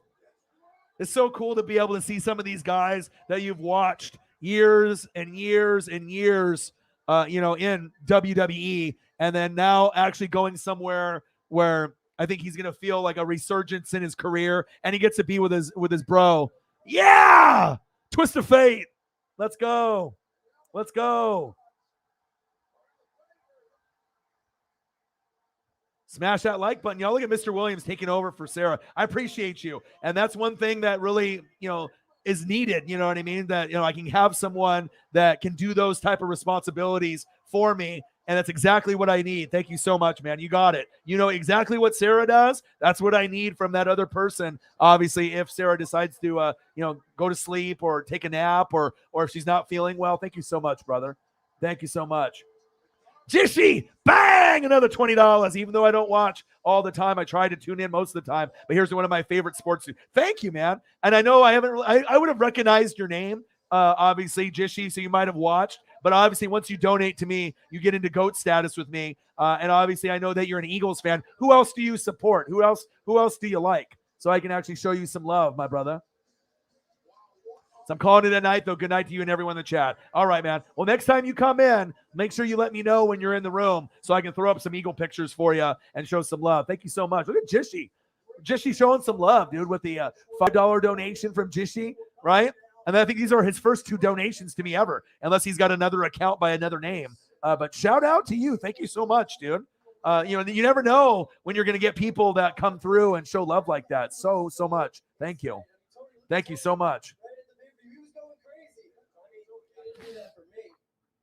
Yeah, I need Jameson. I think I'm going to order it maybe tomorrow. I know it sounds kind of crazy, and normally I never would pay $50 for a pay-per-view that's not live. But if there's only 4 a year, I can't get the full matches on the internet. So it's like I might have to order it just so that way, for my sake, that I can feel good about it and watch it all the way through.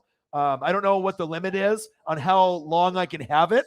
Once I like pay for it, like, do I just get to watch it one way, like one time all the way through, or do I get to have it for a couple days? I don't know. I've never ordered a pay-per-view after the pay-per-view ended. I've never done that before, but for Revolution, I kind of want to order it. I did notice that they upgraded the belt on the women's side from that bullshit little belt that they had with Dr. Britt Baker to like a man-sized belt that looks incredible. They need to revamp the men's belt as well, but the women's one looks awesome. Like almost worth buying. You know what I mean? Like it looks that good.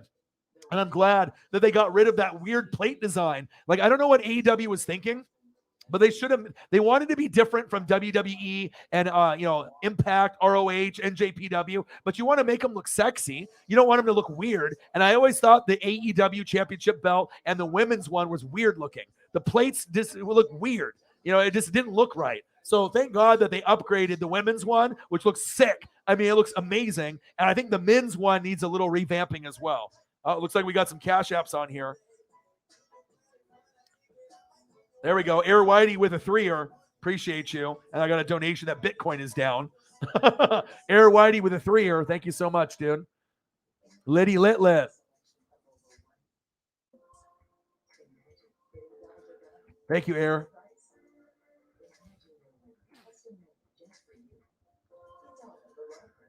Appreciate you guys so much. Yeah, baby. $3 bang! $3. And then Jishy out of nowhere with a 25, a 5 and a 20.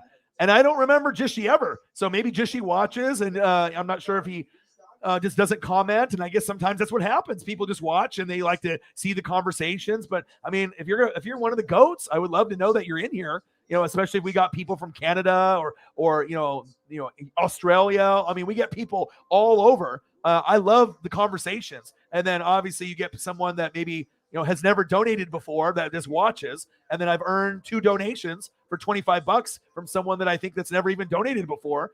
Shout out to Jishy. That's awesome, man. Hell yeah. Said Discord and Spotify were down. Well, the thing with Bitcoin, it sends me a message when the money of the value. So like the Bitcoin app isn't down. It just shows me when Bitcoin value goes down. It gives me a notification through the Cash App. So like if you want to invest in Bitcoin, it'll let you know, is it at $40,000? Is it at 39? I remember when Bitcoin was at $1,000. I'm an idiot. I didn't have a lot of extra money, but I probably should have tried to find a way to invest like $2,000 to $3,000 in Bitcoin. And if you were able to do that back then and you still hung on to it today, I mean, you'd be sitting at like, what, $90,000 over a $3,000 Bitcoin purchase. You invest $3,000 a while back, you're at $90,000 now. Sometimes you just don't know. Crazy. We hit tree fitting, $50 more to get to 400. Wardlow, yeah.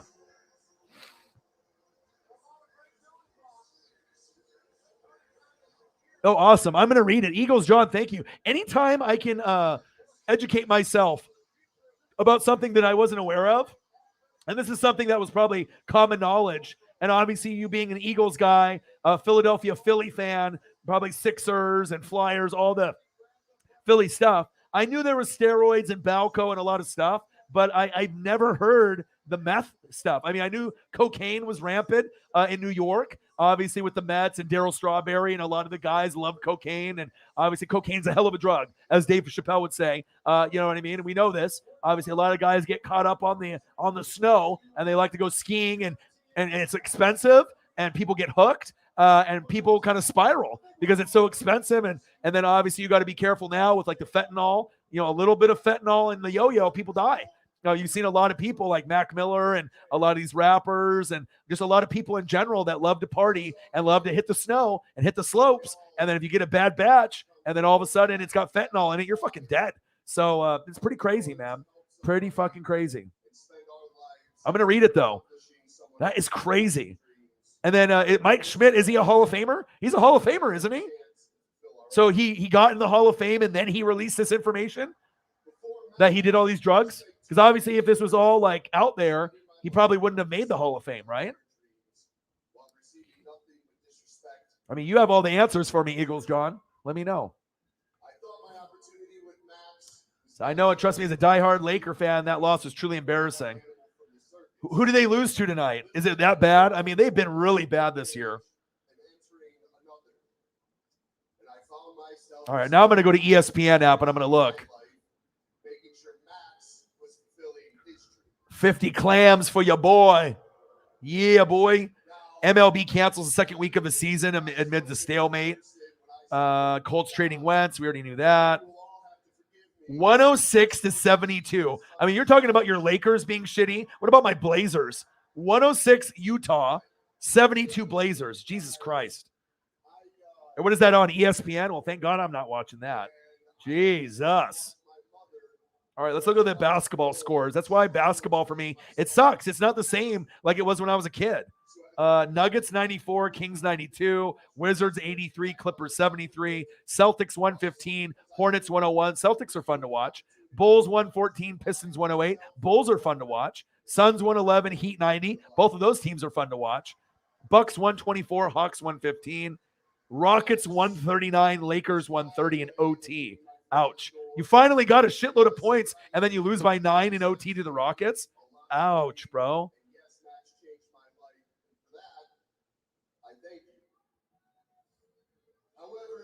The Rockets are the worst team in the NBA, besides Orlando. Ouch. My God. Okay.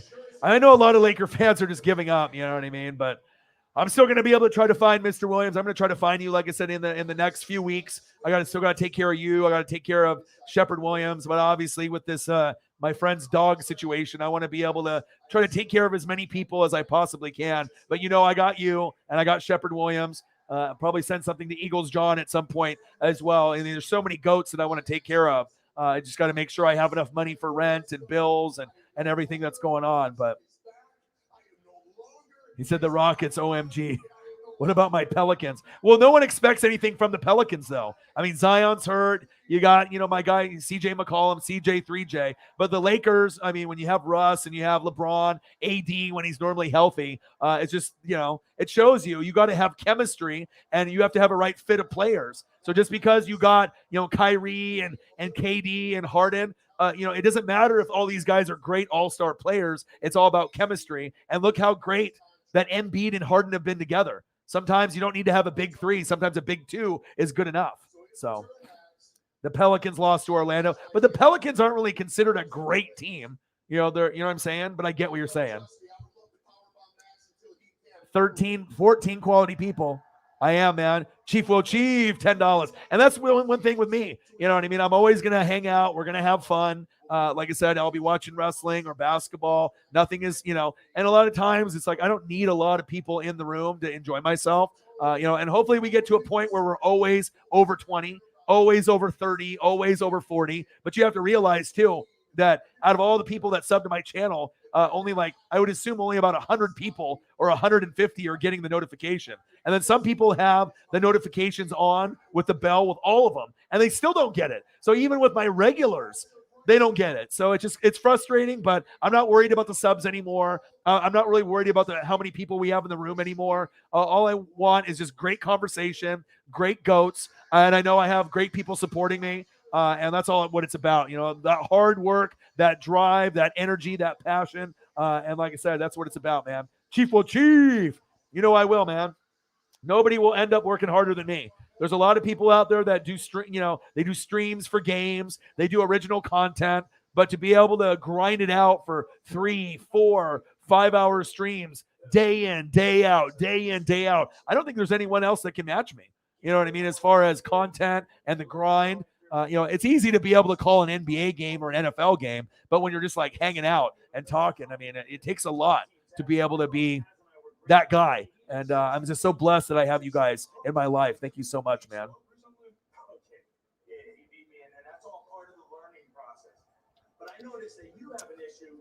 Keith Lee, let's go, baby. QT Marshall.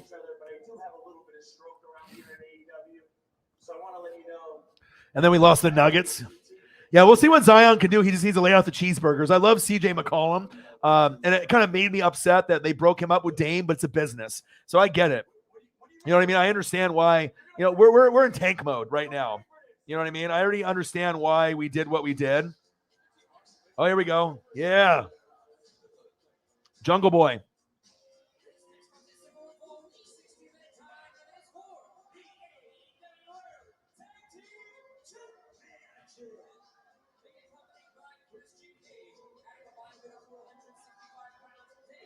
Dude, I love me some Luchasaurus, Jungle Boy, and Christian Cage.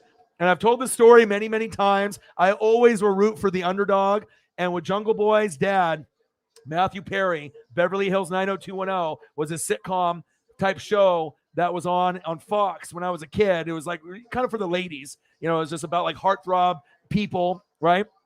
And the dad died, so he never got a chance to really see, Jungle Boy do his thing in wrestling. And it makes me smile to see, how much love and passion that he has for wrestling. I fucking love it, man.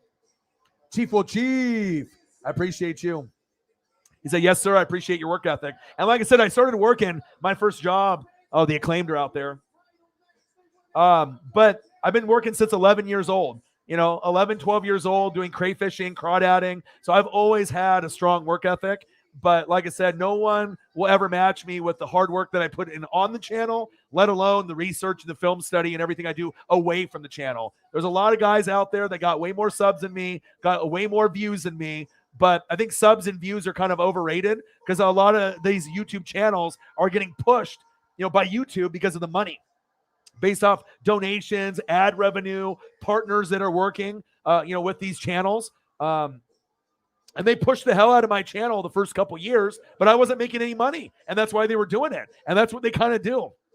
Target channels that are newer, make them blow up before that they become a YouTube partner. And, you're not really getting a whole lot on the ad revenue side. And you're not, not really getting a whole lot. And then I just started doing live streams and they cut me off. And that's fine. There's algorithms and metrics and whatnot. But, you're never going to hold me down. I'm always going to have a good product. And like I said, even with where we stand now, Madden is stealing from me. Peter Schrager on Good Morning Football watches. So, you're getting famous people and famous organizations of EA Sports and Madden and Good Morning Football and, all these different Fox Sports, ESPN. It's crazy to think that they know who I am, let alone they're stealing some of my catchphrases and my material. I don't know if there's a bigger honor than that besides Schrager stealing it and claiming it as his. Uncle Momentum. That still kind of irks me to this day. But, that's the biggest form of flattery, right? Often imitated, never duplicated. No one will ever match me as the mouthpiece. And I don't want to work for ESPN because they're trash, okay? Nothing can bring ESPN back. You could have Perna, Grossi, me, Clickbait Sports. I don't think you're going to be able to bring ESPN back. But if you were, you probably would need all the top YouTubers that do sports to go on there and take over. And you might be able to climb back a little bit. But, they're bad. I would rather do Pat McAfee show, normally NFL Network and Fox Sports. But ESPN has really gone down the shitter. I saw one thing where they had Stephen A. and Mad Dog Russo. Dude, it's like if you think that just two guys yelling at each other is good for TV, ESPN is totally out of the loop. They have no idea what people want. It's just like, it's such a boring watch. You know what I mean? But I guess if they think Mad Dog Russo and Stephen A. yelling at each other on the top of their lungs is good quality content, well, there's a reason why they're the worst in sports right now. They've lost so many fans. You know what I mean? A lot of them went over to Pat McAfee. A lot of them went over to Colin and Skip and Shannon and Fox Sports. And a lot of them went to us, Tom, me, Clickbait Sports, Sports Fury, and YouTube, because they're so fucking bad over there.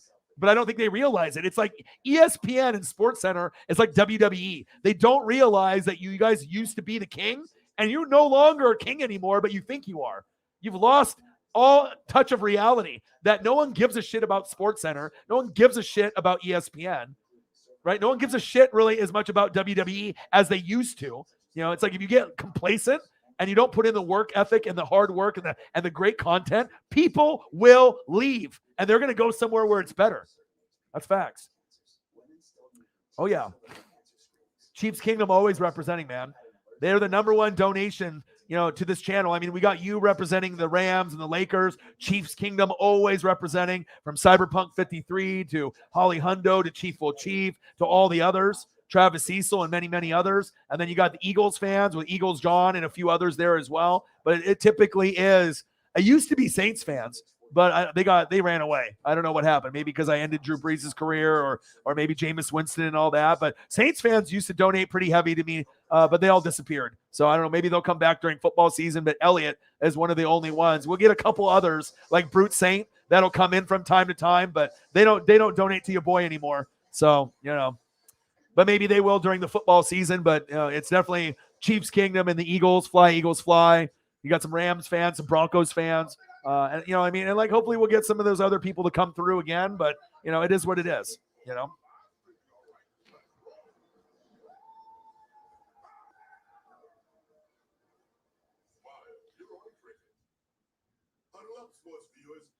enjoy Arby's corned beef Reuben. Arby's corned beef. Arby's. Come on. Arby's. We have. Oh, it's okay, man. Imagine yourself in a new Toyota. Seriously, I mean, like if you're really talking about connecting with the fans and giving them something different, that's why like I want to be able to collab with Grossi and do a game so he can actually see what I'm about. You know what I mean? Like I know he rated the channel, but I don't think he really knows my talent level. You know what I mean? They're so busy in their own world in clickbait sports with him and Perna and Scooter Magruder and 5 Point Vids and Urinating Tree. I don't think any of those guys know who I am. I don't think they know the talent level that I have. You know what I mean? Like, because I honestly feel that I'm one of the best, if not the best on YouTube. My numbers might not suggest it, the numbers and subs or the numbers in the room. But if you look at the donos, I make just as much as them, if not more, with a fraction amount of the people in the room. You know what I mean? That's insane. Think about it. If you have 20 people or less, and I can make 200 to 1,000, where in their streams, they would have to have a couple thousand people to make the same amount. I mean, that says something about the channel, doesn't it? Is that the people really...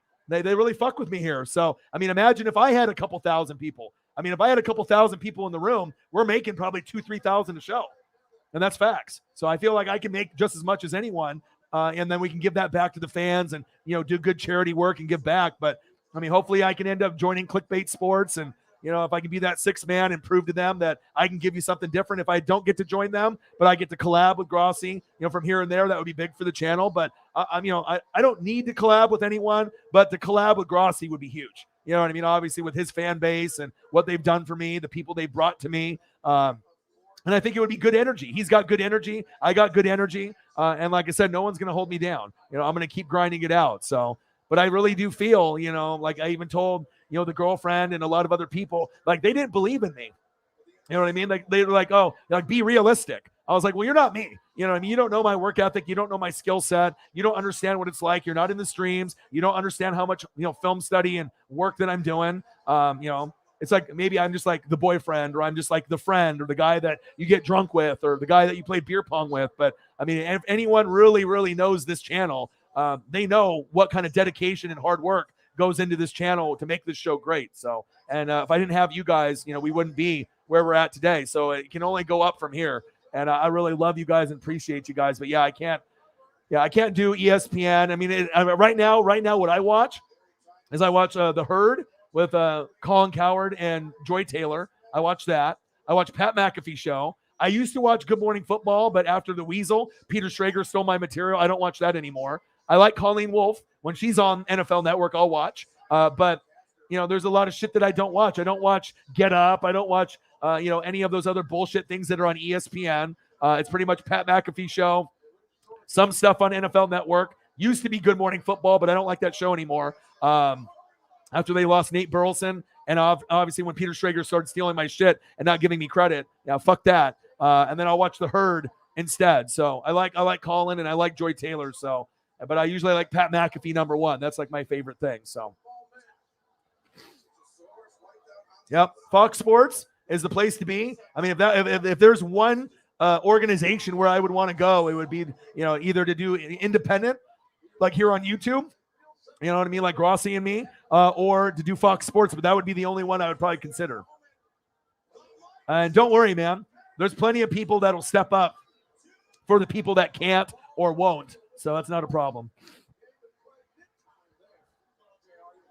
Oh, you sent me a link, dude? Shut up. Where did you send it to me? On my phone? Air Whitey. On my phone? You sent it to my phone or... Hell yeah. I didn't know. Yeah, if there's a replay. Hell yeah, brother. Hell yeah. All right, man. Good night. Good night, Kettle. See you tomorrow. Say ESPN needs a miracle. Don't involve my man's energy to a... Yeah, seriously. ESPN is so dry. I mean, like, when they had Stuart Scott and they had some other guys, rest in peace. I mean, it used to be actually halfway decent. I haven't watched a Sports Center in like 15 years, and I'm not even lying. Like, I always watch the film myself. But like I said, I think with this new technology and everything on YouTube and Twitch and Twitter, Instagram, like people don't really watch a lot of TV anymore. And if they are, like I'll be watching AEW or WWE or, But like Fox Sports, I like. I'm not really a big fan of Skip Bayless, but him and Shannon have a good rapport together. So I guess, if I have to sit through that, I could watch a little bit of that, but I like Colin because Colin used to be my local sports guy here in Oregon. He was on Channel 8 News as like the sports, like they had the weatherman, and he was a sports guy. And then he worked his way up to, obviously in the fame that he is now. And I like Joy Taylor. I think they have a good chemistry. But I think Pat McAfee show is like my favorite with him and AJ Hawk and the boys. But there's a lot of garbage on TV. They did have Greg Olson. They had Greg Olson on, and he kind of impressed me a little bit. He's very well-spoken. I thought that he was like average as a commentator, but after listening to him on Pat McAfee and the way that he would articulate his words and what he's about, I think Greg Olson has a chance to be halfway decent as a commentator. I thought he was kind of average, but I think there's a chance that he could be above average. Maybe not as good as Romo, not as good as, Jim Nantz and like the top dogs. But I mean, we know Aikman and Joe Buck are horrible, and some people like them. I mean, they're not absolutely horrible, but I like Gus Johnson. I like, Jim Nantz. I like Romo. So we'll see. I mean, and he was talking about the story where they gave Witten the job over him, but that was when he was still playing on Monday night, and we know how bad Witten did. Booker McFarland sucks. Witten sucks. I mean, just because you're a former player doesn't mean you're going to be a good on the mic. So I think that's what they need to start realizing, that, there's these guys that are on YouTube and on social media that maybe we don't have NFL experience, but we're a lot better talkers. And, we have more charisma and we have a lot more vibe with the fans than a lot of these former players. Maybe one day that these, networks will actually realize that. Because I think that if you had Grossi or me or Clickbait Sports or Perna like on TV, they would get a hell of a lot more ratings than a lot of this bullshit that you see on TV now. Because I think fans can relate with people like us. You know what I mean? Eagles John, baby. Appreciate you. $20 for I'll take you there. Appreciate you, brother.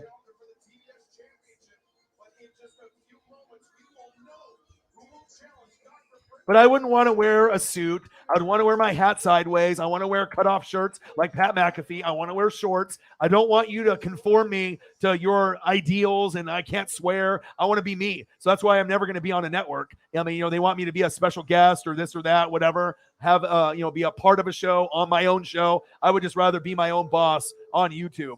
So that way I can be myself, because I think that integrity of real recognizing real and being like Pat McAfee, just being real, that's what people see and that's what people like. Once you start being fake, your credibility goes out the window 100%.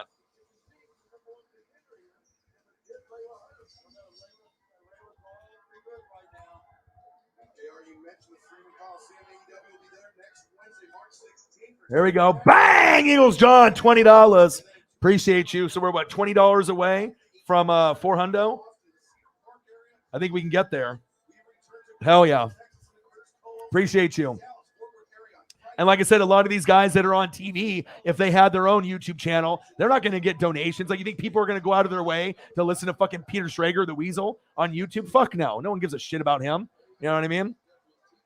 It's just sad that, I'm blessed that there's so many shitty people out there that are on TV and podcasts, that when you are, a hard worker and that you do have talent and the fans recognize it, that we can shine, on another platform like YouTube. So thank God for YouTube and these other platforms for people like Grossi, Perna, me, Clickbait Sports, for other people to be able to shine. Because, I mean, there's a lot of great talent that's out there that can make great content, uploads, live streams, good play-by-play and reactions. I mean, there's a lot of people out there that do live play-by-play and reactions, but not a lot of them are great. Let's be honest. There's a few of us, I feel, that are on the upper tier, and there's a lot of other people that are trying to do it, trying to copy what some of the other people do, but you know how it goes.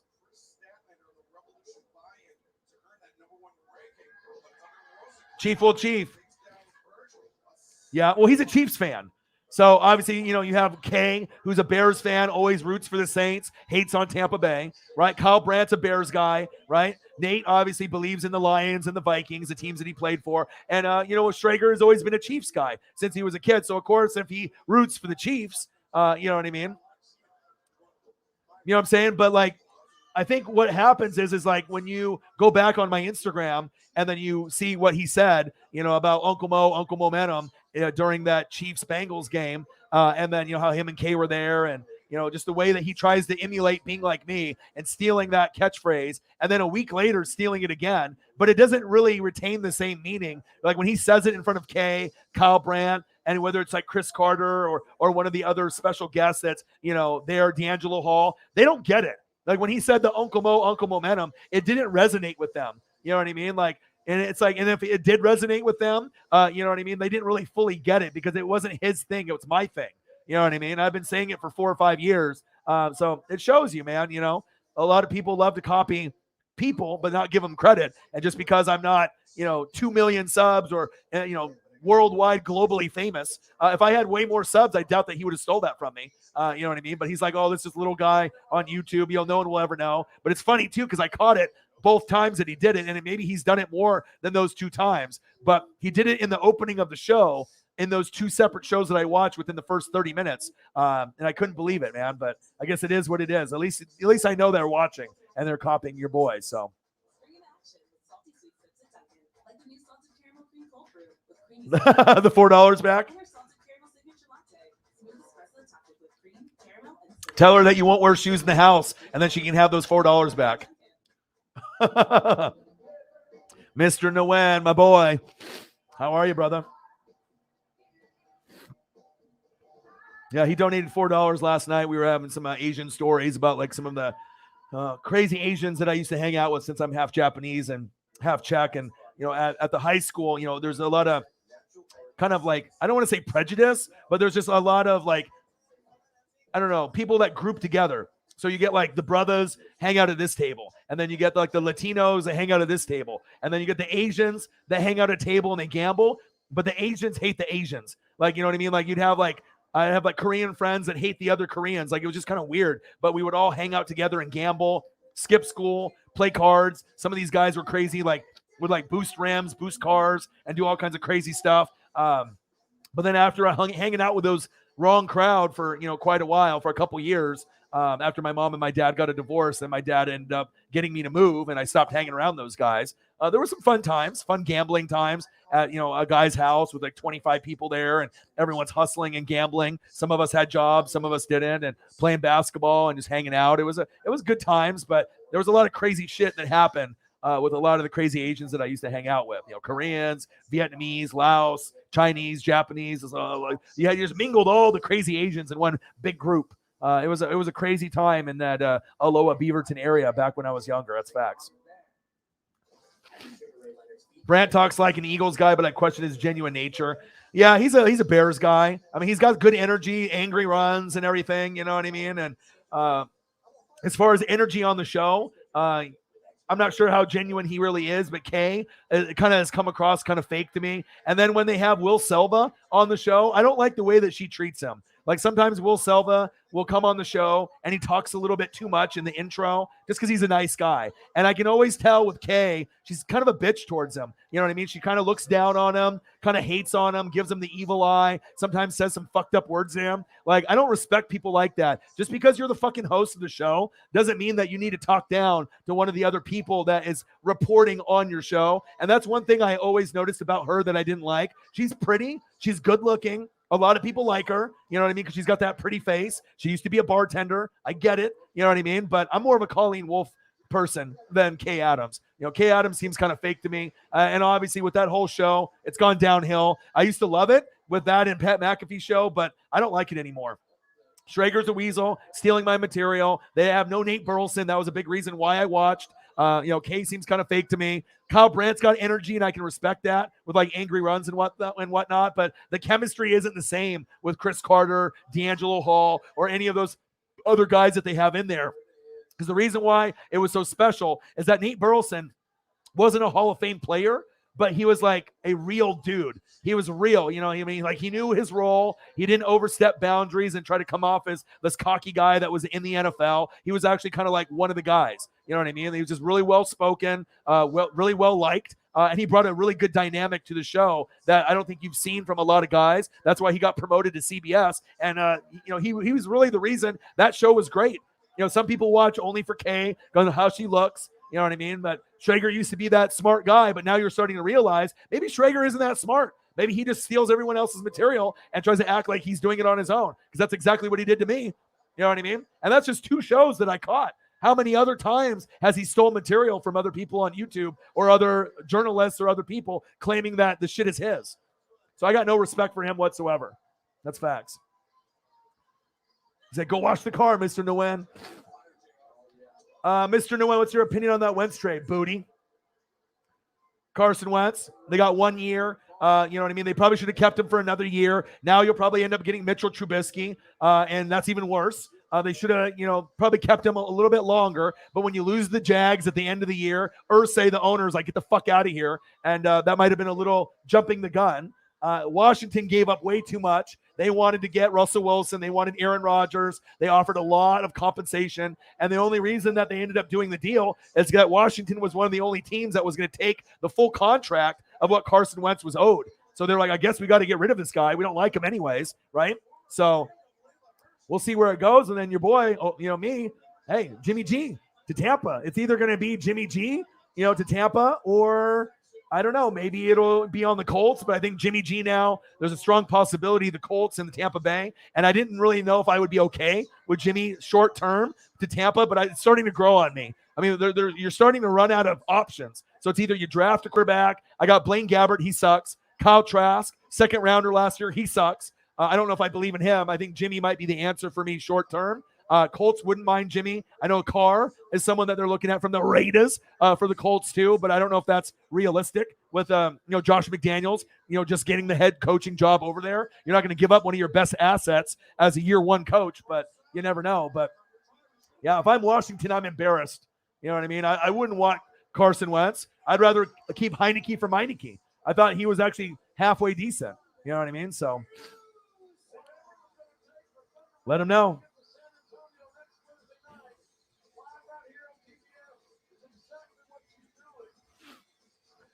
Yeah. Also, too, I think that her contract is up. So if her contract is up, hopefully they have Colleen Wolfe as a new host, because I got kind of mad that NFL Total Access replaced her, and then they brought in MJ Acosta Ruiz, who's fine. They wanted to have some diversity, and they moved her to Good Morning Football on the weekend. But for me, I like Colleen Wolfe the best. You got Jane Slater, who does like the Cowboy shit, and you got Cynthia Freeland does the analytics. You got Kay Adams, and you got Joy Taylor. But Colleen Wolfe to me is the best, being an Eagles fan, because she's real. I like her fashion sense with the Jordans, and she just seems like knowledgeable, fun, real, and not fake. And I like that. She's just true to who she is. And like I said, if I could do a podcast or do a show with any person on TV or podcasting, it would be Colleen Wolfe. I got mad love for her. If she ever ends up leaving her husband, yo boy. Yo boy. What a belt right here by Dr. Britt Baker. Looks good. Dr. Britt Baker. That new belt looks sick too. It's about time that they upgraded that fucking belt instead of that little pussy-ass little belt that they had. That one looks fire. It looks like a men's belt. Looks good. Yeah. Gerald, black and gold light toes. Good night, brother. Yeah, but Colleen Wolfe, amazing. Pretty, knowledgeable, real. I mean, what else can you ask for? You know what I mean? That's the total package right there. I don't want Jimmy, all right, but you have to understand my options are limited. My number 1 option is Gardner Minshew, okay? You know what I mean? Then like maybe Marcus Mariota, but I have to think of like what other options. I'm not going to draft a quarterback, so I can't look at any of those guys. So it's either going to be Kyle Trask, Blaine Gabbert, and I got to look at my options. I would take Jameis, but he's going to go back to your team. He's going to be a Saint. So you have to understand where I'm coming from. I'll still be better than you. So if you want to SALMFAOOOO, you ain't getting that $4 back to your mama, all right? And I'll still be better than you, all right? If you want to go down that road, all right, Mr. Nguyen, all right, don't worry about it. Tampa will always be better than the Saints. All right. Yeah, I know. It's just I had to come to terms with it in my own head. And I had to be able to see these other moves that are happening. You know what I mean?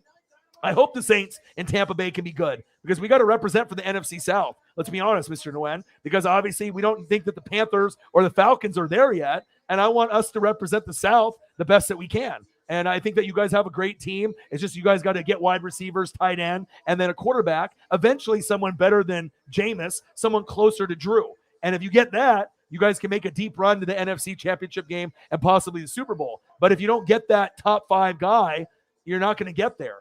Same thing goes for the Colts. I think you guys are very similar. Great running back, great offensive line, great defense, good coaching, but you guys are missing the quarterback, the wide receivers, and the tight ends. And if you can get those positions filled, I think the Colts and the Saints could go far, but you got to be able to get those studs in those positions first. So, you feel me? No. No, she is not. Not here. The door is open too.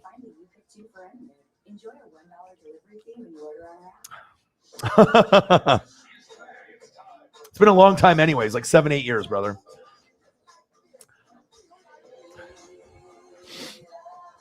Yeah. Colleen Wolfe.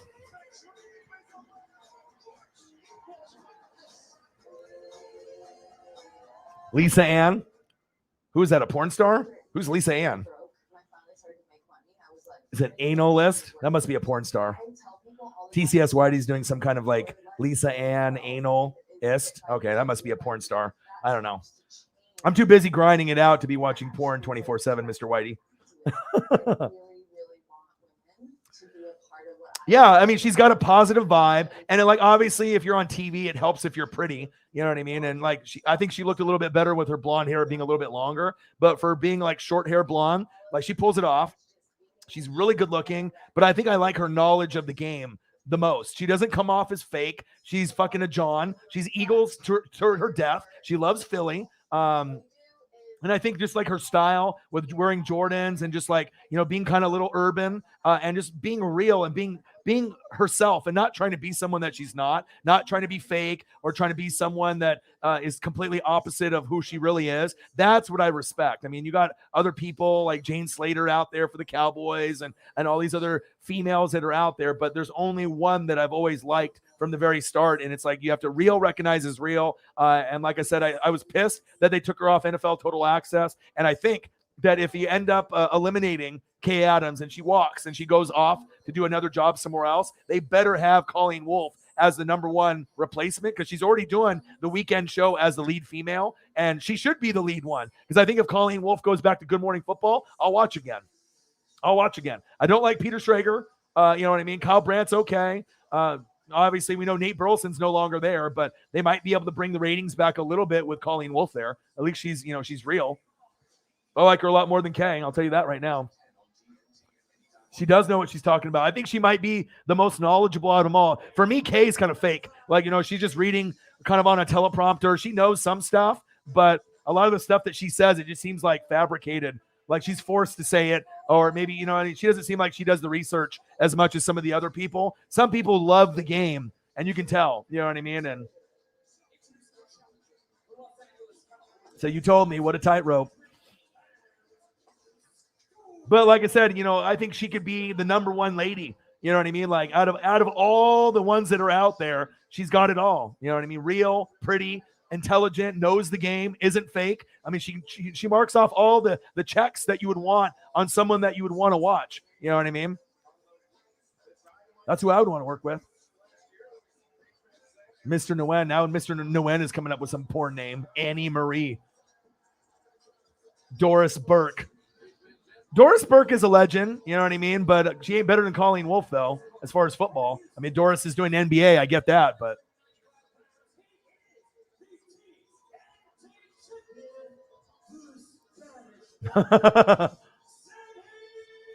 Sammy Guevara. All right, this is like with the last match of the night. Spanish God. We're a dub away from 400. Can we get there? I think we can.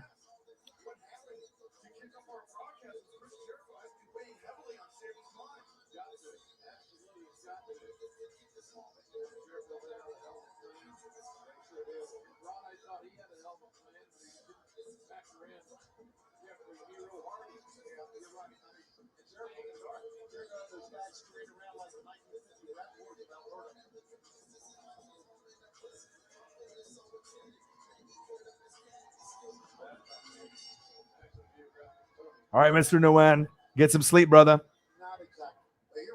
3 hours and 27 minutes, 3 hours and 28 minutes. I mean, like I said, no one's going to outwork me. I mean, I'm usually grinding for 3 to 5 hours every night. So No one will ever top WCW using Michael Buffer for their big matches. I remember that. Hollywood Hogan. Oh, yeah, that shit was incredible, dude. The WCW pay-per-views were insane. The black box. Go over to that one guy's house that had it. Watch all those fucking pay-per-views. Halloween Havoc. Bash at the Beach. I don't know. I think most of the goats have left, and we got a couple goats left in the room.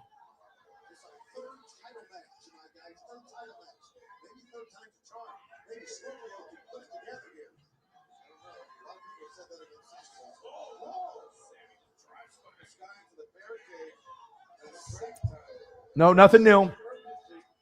Nothing new. Cyberpunk. Cyberpunk's a goat. He's in the room. Mr. Williams is in the room. Eagles John is a goat. We still got some goats in the room. Air Whitey's a goat. So we got some. We still got some Chief Gone Chief, Chief Will Chief in the room. Appreciate you guys. I think it might be time for another beer.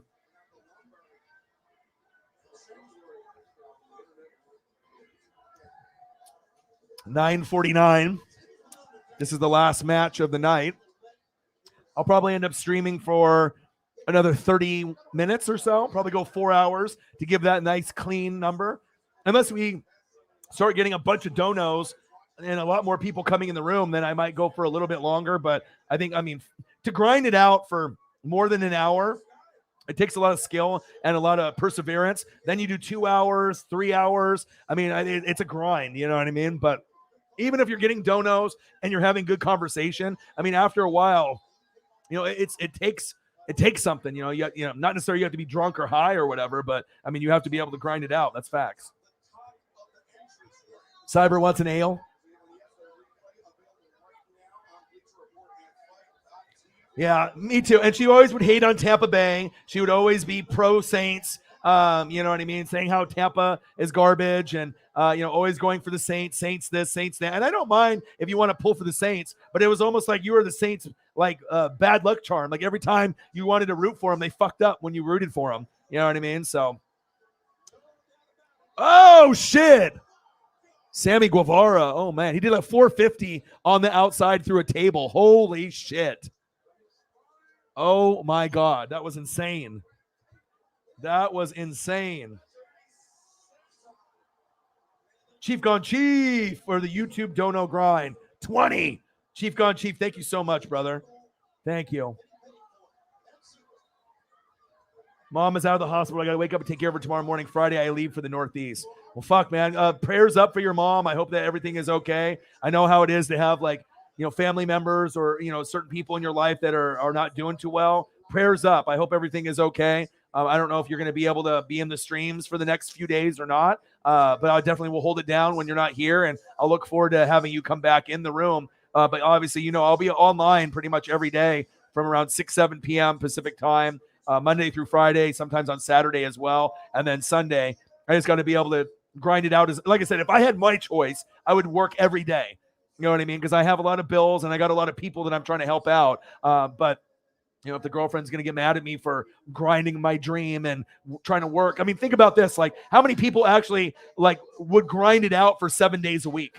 You know what I mean? There's not a lot of people. And I was trying to tell her, too. I was like, do you really think that I'm not trying to, say it like this way, but I was trying to tell her, I was like, do you really think that I enjoy grinding for 5 hours every fucking day? Like, sometimes it's like you want to end the stream a little early and watch TV or eat food or relax. But when you have a dream, you grind. You have to grind. And obviously having great people in the room makes me want to stay in the room and hang out with y'all. But as you guys know, and that's why you guys support me so much, sometimes it's a tough thing to do, to be able to put in that kind of effort. I don't see anyone else on YouTube that's fucking doing 3, 4, 5 hour streams every day. You know what I mean? When there's no games on, that's not NFL season. So I hope everything ends up being okay for you. But shout out Chief Gone Chief with the 20. Thank you so much, brother.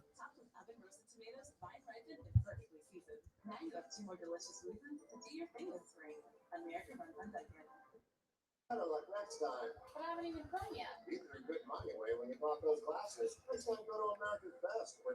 But if I can inspire people, with my work ethic, that's a big part of it too. This is our life. Our life looks like. I'll do it by your name on here on the YouTube. Chief for Chief, bang, $20. So boom, we hit it, right? What are we at? Four bills.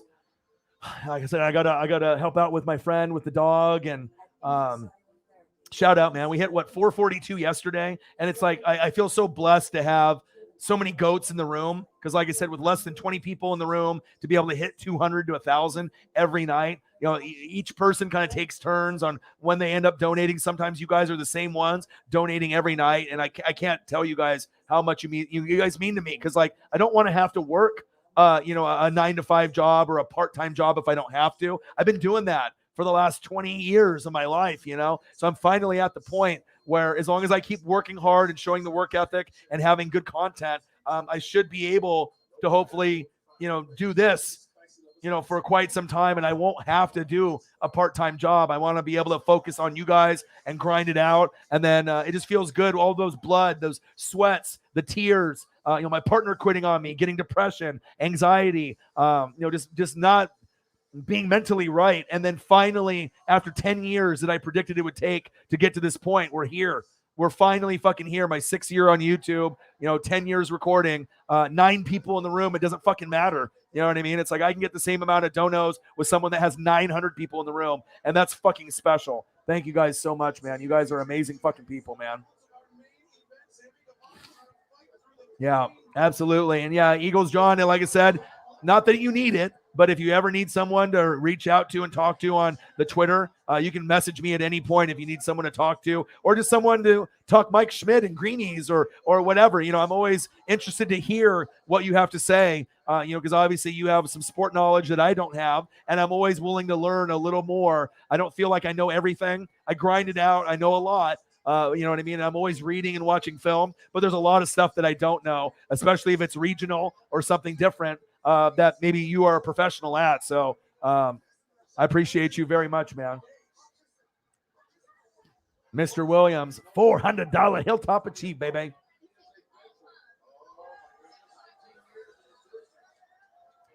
Yeah. And also, too, it's like, a lot of people are working from home, and a lot of people are in depression mode, COVID mode. And I think that, like, I get taken for granted, I think. You know what I mean? Because, like, there was a many, many, many years where there was no belief. You know what I mean? Be realistic.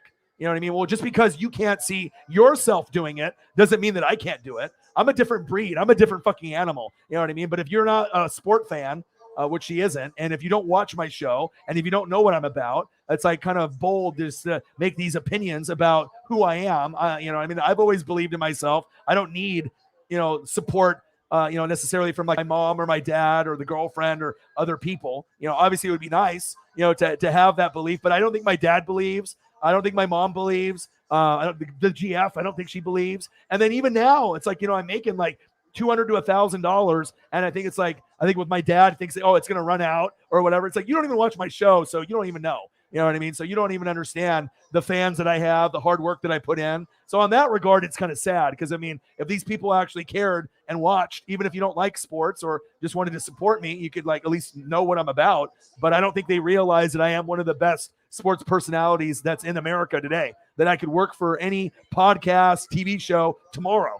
And I don't think they realize that, you know what I mean? And that's okay. You know what I mean? I'm building my legacy now. I got amazing fans, and that's all I can ask for. I can keep grinding it out. And I know that you guys appreciate all the hard work that I do, and it means a lot to me. You know what I mean? That I've worked so hard in the last 10 years. But, dude, it's like serious. And I was trying to say something like, with less than 20 people in the room, or even if I had 200 or 20,000 in the room, to be able to make, in donations from people that believe in you, $200 to $1,000 every night. Do you think that's common? Do you think that anybody could do that? So I don't know. I don't know if it's just like the hater aid and the hater aid is consumed. You know what I mean? Or, everyone's got a lane and everyone is great at something. You know what I mean? It's just so you have to be able to go for it and do it and believe in yourself. But I think a lot of people are afraid of failure, and they're afraid to kind of jump in to be able to go for a dream. But I try to explain these things, and I think that, they just don't understand. You know what I mean? They think, oh, like anybody can do it. No, not anybody can fucking do it. Because if anyone could make $200 to $1,000 talking on fucking YouTube, don't you think they would fucking be doing it? Like, You know what I mean? It's like I have to be able to do a full-fledged show, but it's also the appreciation for the fans, giving back to the fans. There's a lot of little things that they don't see. You know what I mean? And that's quite all right. But I mean, sometimes it gets a little frustrating when people try to judge you and they have no idea. They're talking out of their ass and they have no idea what the fuck I do. So, but that's all right. But you guys know. You guys know what I'm about. You know what I mean? Sammy Guevara. Oh, shit. All right, time for another beer. I got another 22 minutes or possibly longer to keep going, man.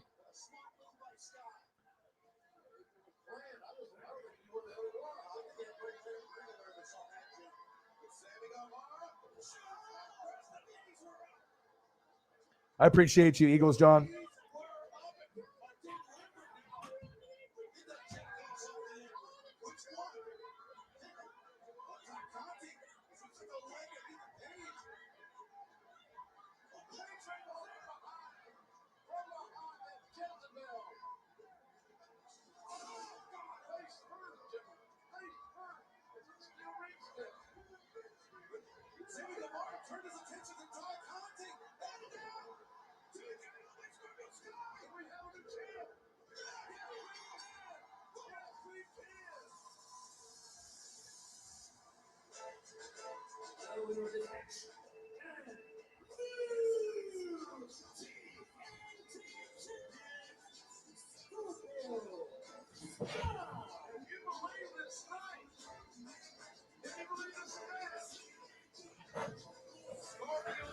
All right, just went on the couch to take a quick look. Paisley's just sitting there, all calm. Normally she's just barking, pissed off. She's just, normally just, always wanting my attention. And sometimes she can be so patient. My girlfriend's not here right now. The girlfriend's daughter's in the bedroom with the door closed. She's sitting there on the couch, just being well behaved, either watching TV or just chilling. Sometimes she'll eat the toys and chill. Sometimes, she'll be in the bedroom on the couch or, on the bed and whatnot. And sometimes she can be just so well behaved. So, yeah, I'm going to go 20 more minutes. I don't want to leave her alone any more longer than we already have. And then, like I said, I could definitely go for 5 hours, but I'm going to kill this mango beer and then I'm going to be able to hang out. So, seriously. And I think I'm a great, source for that too, because I've never seen any other Twitch channel or YouTube channel that has love like this. And it just feels good to be appreciated because, I mean, this is a long road and a long way coming. Because, like, remember I told you guys stories, like even from last year, where there were some months where I would only make like $100, $200, $300 in a month, $400 in a month, $100 a month. You know what I mean? And so we've come a long ways with the goats and the support. So it just feels good that all the hard work is finally paid off. And, for someone that's had depression and anxiety and, has not been mentally, all there all the time, never been like suicidal or anything like that, but definitely, lost jobs. I had a point where last year I was in bed for like 3 weeks. I didn't get out of bed and, went to go take a piss and a shit and eat food and go back to bed. And I thought my life would be better just being in the dream world, just like, just being in the Matrix and whatnot. And it just feels good to, when we got Paisley, it definitely saved me. And it just feels good to be, on the right page now. I feel like everything is like coming together. So I can't tell you how much that you guys mean to me. You guys are so instrumental and important to me. I thank you guys so much, man. You guys are just amazing, amazing people. Let me see here. We got The Flash. We got South Park, Little Women. What do you got? Snowpiercer. Looks like Little Women was recorded by my girlfriend. I got Good Morning Football. Oh, that needs to be deleted forever. No, we don't give a shit about that. NFL Games of the Year. Let's go to that. What do I got? Bills, Tampa Bay, Bucks, New England, Chiefs, Chargers, Raiders, and Bills, Chiefs. Which one do I want to watch? Maybe I'll go Chiefs and the Chargers. Let's go to that one. I think I watched a little bit of that, and let's go to that one. What quarter are we in? Okay, I'm halfway through in this game. This was number 5 top game, week 15. So at least it gives me something to watch. We got another dono for good night, all. Appreciate you. Another $20 by Eagles John. Thank you so much for your support. And obviously, I got to take care of Mr. Williams, Shepard Williams, Xavier Williams, Shepard Williams, and Eagles John. You're next on the list, brother. I'm going to have to try to find you something special. An Eagles starter jacket, maybe some old school Eagles throwback jersey. Like I said, once I start getting a couple of these other people squared away, you're definitely next on my list with all the support and all the love that you've been, giving me. I appreciate you so much, dude.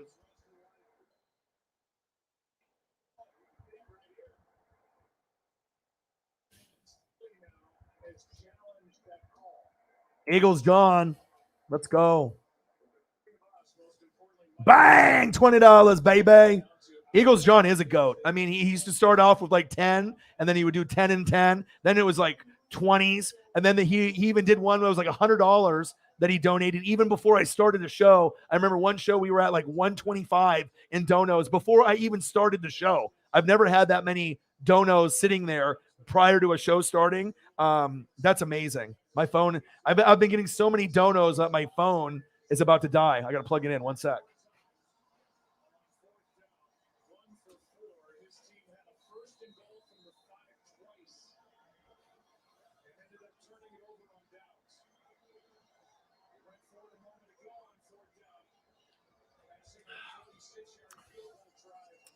You can say that again. Absolutely. All right, now we got Mahomes in white with the Chiefs, white on white, and we got the Chargers. This is from week 15, 14-13 Chargers. Chargers are wearing the powder blue and the white pants. I was a little disappointed that the Chargers did not make the playoffs this year, but eventually they will. Herbert is amazing. Herbert is amazing. Eagles John, bang. Bang. Too many goats. All the goats. Bang, bang, bang. It's amazing, man. Even you, Chief Will Chief, Chief Gone Chief. It's like, I need people to be able to step up. Some people can afford it. Some people can't. Some people just won't. Some people will be like that Chiefs fan, Ben, that'll donate to me, and then all of a sudden he gets put in timeout and then says that I'm a bastard and he'll never donate again and hopes I fail and never hit 20K. It's just really weird, the groups of people that you're going to get. Some people are going to be real and they're going to have your back forever, and sometimes people will just turn their back on you in a split second. So, shit happens. You know what I mean? A lot of people thought the partner that I did the channel with was my best friend, and he never was. And obviously, if you're going to badmouth me and it's like I brought you along on the channel, and if you're going to say that the only reason people watch is because of him, and you want to do your own channel and do all that, I mean, it's like you got to have the work ethic. You got to be able to acknowledge the fans, and you know what I mean? It's one of those things. It's something sometimes people think they know someone, but people like Swaggy P and Preston, I mean, that's my boy. I mean, that's someone that I'm going to be friends with for life, someone that we can have like conversations with. But we're certain people, as you guys know, you're going to have, people that you drink beers with, people that you get high with, people that you party with. But just because you get high or you drink with certain people doesn't mean you're going to open up your deepest secrets and you can actually be real with that person. There's a selective group of friends that you can open up to where you can actually be really close and have those, deep conversations, right? You're not going to do that with just anybody. You know what I'm saying? And, a lot of people think they know what they see on YouTube and they assume it's like this tight-knit thing. But, I mean, it never really was that way. So, high rollers, baby. Seriously, it's like a special elite group here. You know what I mean? Like you're not going to be able to find more goats in this like special like casino room in the back of the bodega. Hanging out with fucking NWSF. Only record breakers in attendance. Seriously, and like I can't say how much that you guys mean to me as a group too, because like I said, most people that would have less than 20 people in the room would never be able to quit their regular jobs and just be able to grind out their passion and their dream every day. You just wouldn't be able to get enough donations to make it happen. It's not like I'm getting ad revenue. I'm not sponsored, by big companies. You know what I mean? I'm not with Clickbait Sports. I don't have a lot of famous friends. You know what I mean? I'm pretty much just doing this from the ground up by myself. And so that's why it means so much, with the goats that are in the room, typically 7 to 15 people, sometimes 20, sometimes a little over 20. But for the most part, it's usually less than 20 people. It just feels good, man. Feels fucking good to have you guys in the room.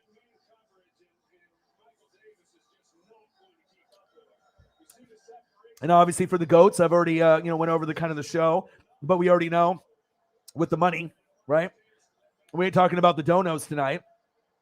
And I'm always going to be able to make sure I give you guys an interesting show, and you're not going to get a show like this anywhere else. But we obviously know Aaron Rodgers decided to say no to the Broncos and say yes to Green Bay.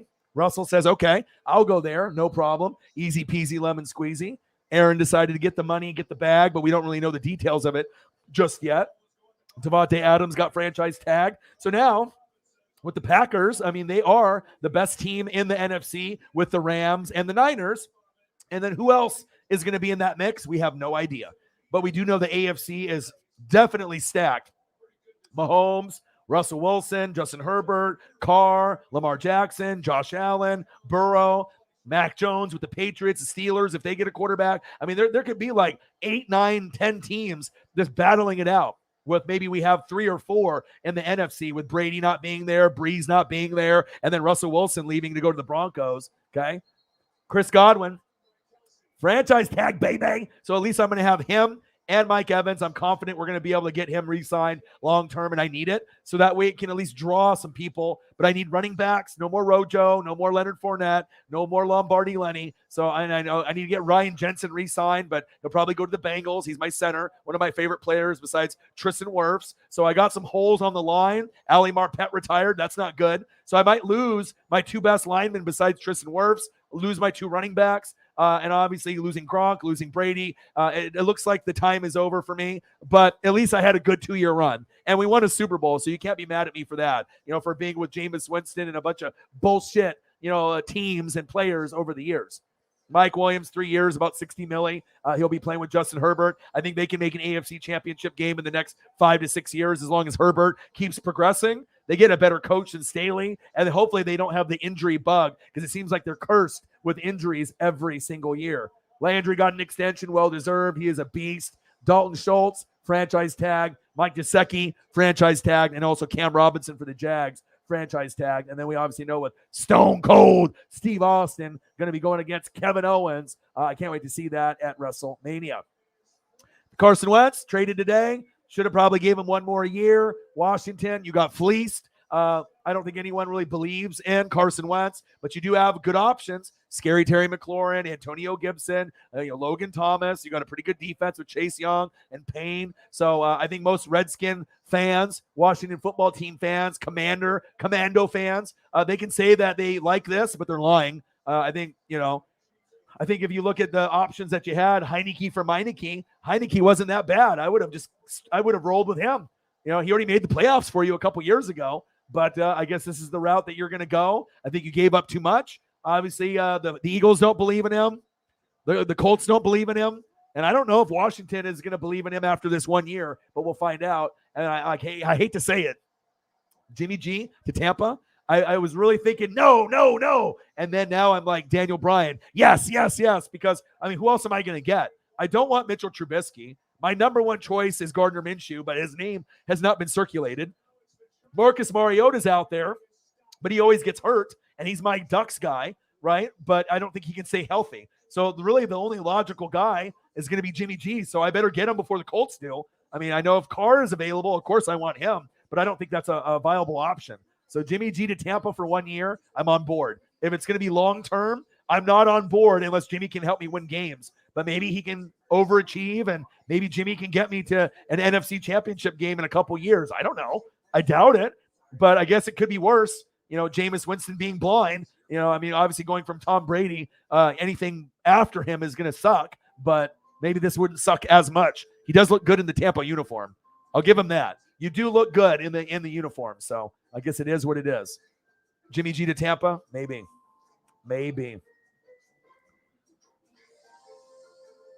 Aaron got stacks, baby. He did. But the 4 years, $200 million supposedly is incorrect. Look at all those. Is that me one day? Just like giving out money to the fans and stuff. My dream is to be able to have numbers like Grossi, and instead of just, getting all the donations and all that, I want to be able to do a jersey giveaway every halftime. Can you imagine? If I'm making like 1,000 to 3,000 a game that I'm doing, why wouldn't I do something cool like that? You know what I mean? Imagine getting like a sewn jersey at halftime, like doing a drawing and then, winning a sewn jersey at halftime every game during the season, Monday, Thursday, and Sunday. That would be incredible. Give away like $150 jersey every halftime. That would be a dream come true for me. You know what I mean? I know fans would definitely be like all about that. Like you just want to be in the drawing to be able to, get a jersey. I mean, that would be one of the coolest things for me to be able to do. Or like football tickets or hats or t-shirts, just being able to give back to the fans. So, hey, why not? You know what I mean? The thing is like, I don't want Carson Wentz. I don't want Mitchell Trubisky. If Gardner Minshew's name was in the media more, that's my number one choice. I've already said this over and over and over. Now I got to put up a Gardner Minshew picture, see if I can find a good one. And then they were saying that I need to grow out a mustache if I end up getting him. But he's a Pac-12 guy, right? He's got swag. We saw him on the Jags, right? We saw him on the Eagles. Maybe it's destiny. I want it to happen, though. All right, WP 640. Hold on.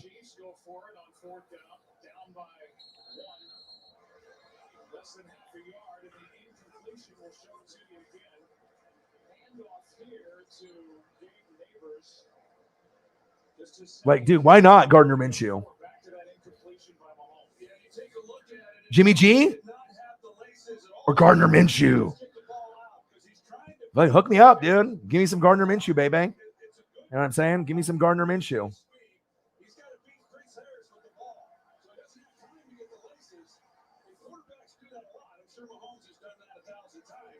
All right, hold on. Let's see if I can find another photo that's better. PO7 NRM.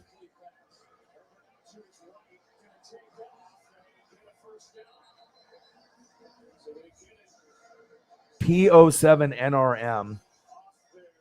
P07 NRM. P07 NRM.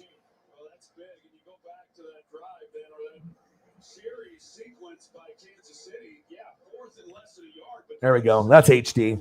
Let's get rid of this non-HD photo. And let's go with the HD. Look at that's my boy. That's what I want. I'll settle for this for Tampa. But you know what? This is my first choice. I think this is the most talented quarterback right now that no one's talking about. I think that if you had him or Jalen Hurts, it's equal value. I think Jalen Hurts is a good quarterback, but I think Gardner Minshew is too. Like if you decided to go with Minshew and trade Hurts away, I don't think Eagles fans would be mad. I think Minshew is a proven winner. You watched him at Washington State. He's just a winner. He's just like an underdog, cool guy that you can rally behind. I want him. I fucking want him, but I don't know if I'll get him. So fucking Minshew mania, baby. You know what I mean? Not a lot of people have the same belief as me, but I think once I kind of put it out there, I think you can kind of see what I like. And I mean, I haven't got a Super Bowl winner wrong in 21 years. I think I know a little bit about football, but I think that he would be a good fit, not only for my team, but any team. I think he just has those intangibles, that to be a winner. Is he going to make mistakes? Of course he's going to make mistakes, but he's got that driving will to win. And I can really respect that. So I need to get a mullet, dude. I need to get a mullet and a mustache. I can always I can get glue and I can glue one on and I can just dress up as him. Just got to get one of those NFL headbands, get like a wig. So I have hair hanging out the back of it and I can get like a little mustache going. There we go. Gang! Chief Will Chief with a $5. Thank you, dude. What a goat. Thank God for Mr. Williams. Thank God for Chiefs fans, Eagles fans, the GOATs, Jameis Amaza. Appreciate you guys. What are we sitting at on the donos? Over 400, right? What is that, 425? Unbelievable. Your guys' support for me is just unmatched, man. I had a couple buddies. Hold on.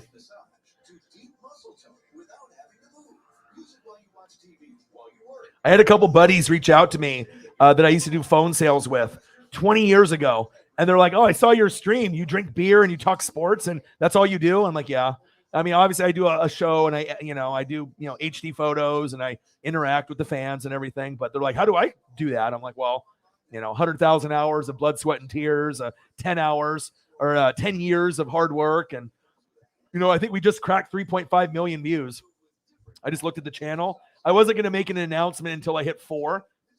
Because obviously when I get views, my videos are only getting 100 to 200, 300, 400. Obviously YouTube is hating, so it's not like I'm getting, 10,000 views per video. Obviously, then my numbers would be going up a lot higher. But I'll tell you what, if we ever get to a point where we have, 20 in the room, 40 in the room, 80 in the room, 100 in the room, 1,000 in the room, 10,000 in the room. I mean, the donations on this channel are going to be through the fucking roof. But let me see what we hit. We're at 3.5 million views. That's a proud thing for me. You know what I mean? 3,500,418 views. And I've been hated on by YouTube for years now, for the last 2 or 3 years. So I've been getting 286 views, 214, 228, 172, 194, 183. But even with those low amount of views of less than 300 views, we're still making 200 to 1,000 every night. No one else can do that on YouTube. And that's because of you guys. And fucking incredible. You know what I mean? It's like, I know once I get Grossi numbers, I think I can make more money than him. I really do, because I think the fan support will be just as much as his, if not more. And if I'm already getting people that are donating this heavy to me with less than 20 people in the room, could you imagine if we have 20 more goats and we have 40 in the room at all time? I mean, we'll probably be hitting 1,000 to 2,000 a night. That's just insane. I mean, if I ever get to that type of number, obviously I will be doing a hell of a lot more giveaways, NFL tickets or hoodies or whatever I can do to make your guys' lives a little bit better. So Chief Will Chief is a fucking goat, dude. Damn right he is. I saw his picture on Instagram and he had the fucking Monopoly money with the bottle. He's sitting there at 10 years old or 13 years old as a goat. And he's just flashing the dollar bills with the bottle of booze at a young age with the homies. I was like, okay, this guy's a future goat. He already knew it too. 425 in donos. Yeah, and I watched him at Washington State. So I watched him, against Oregon. I usually go to the Ducks games. I sit front row behind the Duck bench, or sometimes within the first 10 rows. If I can't get a good seat behind the Duck bench, sometimes I'll sit on the visitor side and try to get within the first 5 rows. Is wherever I can get a good seat. But I like sitting behind the Duck bench because I like to, cheerleaders are right there, and I'm on the Duck Vision board, and with the chain and the gloves, but yeah. Gardner Minshew, I've seen him up close and personal. He's just crazy good. And the one thing I like about Gardner Minshew, even over Mariota, Jimmy G, or anybody else, the number one thing that he's got that I feel that no other quarterback has got that's being talked about is heart. He's got the heart, and there's that passion to not give up. And you can't teach that. Some guys that, have that inner drive like myself, you know what I mean? That you either you got it or you don't. You're either a natural born leader. You can't just be taught and made into a leader. You're either born a leader or you're a fucking follower. You know what I mean? You just can't. There's certain people out there that you will just run through a fucking wall for. Drew Brees, Ray Lewis, with their pregame speeches. They're just special humans that are out there that you'll do anything for these people, right? Gardner Minshew's that guy. He's got that heart. And I'm not saying that, Jimmy don't got that heart or Carson don't got the heart, but they don't got it like this guy. You know what I mean? Underdog. You know what I mean? And sometimes that's why you get guys like AK-41 Alvin Kamara, and you get guys like Brady that get slept on. You get picked in the 3rd, the 4th, the 5th, the 6th, the 7th round, and then they really show you what they're about. And I can really respect that, So sure, right now feels like Gardner Minshew, Jimmy G, Jameis Winston are the 3 best free agents out there. Marcus Mariota, and I like him, and he's my Duck, but he gets hurt all the time. I mean, Justin Herbert is 10,000 times better, and I think Herbert's going to be a Hall of Famer. I think Herbert will get to a Super Bowl before his career is over. I hope he wins at least one. Hopefully he gets to 2, win 1, lose 1. But I think Herbert, to me, I think Herbert's better than Burrow. I think Burrow's great, but I think Herbert's better, personally. I think he's got a stronger arm. He's smarter. He's got a bigger body. He's just got all the intangibles that you would want. And that's not necessarily just me being a Duck fan saying that, but I think Burrow's great, but I think Josh Allen and Herbert are better. You guys might agree, might disagree. I think Burrow's got a lot of heart, a lot of swag, a lot of passion. And obviously he's got, Jamar Chase. You need a better O-line. And obviously you almost made the miracle happen this year.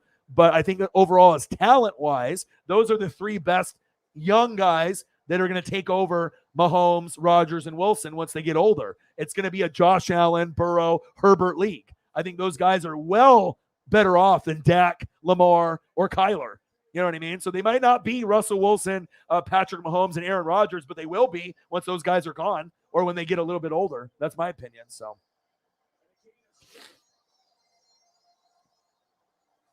Tyler Lockett. Tyler, get to the door and lock it. I think they should have kept him there for one more year. But Irsay was like, get the fuck out of here. Get out of here. But also, too, I don't think he realizes, like, when you lose the Jags, like, I think the Jags, like, beat the Bills this year. You know what I mean? So, like, you can have, like, a bullshit booty team beat a team like the Bills. Anything can happen. But in the division, anything can happen. Like, think about it. When you're an Eagles fan, Lenny D, right? If you lose to the Giants, the Washington or Cowboys, are you ever surprised? No, because it's a divisional game. Like, I know I could be 9-1 and I could play a 1-9 Falcons team or a 1-9 Panthers team and lose. And it doesn't surprise me because when you're a divisional foe, you play each other twice, you have more film. You just know that there's an opportunity to lose, right? And I don't think that Irsay gets that. He's like, okay, I can take it losing to the Titans, but if we lose to the Jags and Houston, I can't handle that. Well, it's NFL, bro. I mean, there was upsets galore all year this year. More upsets than I've ever seen in an NFL season.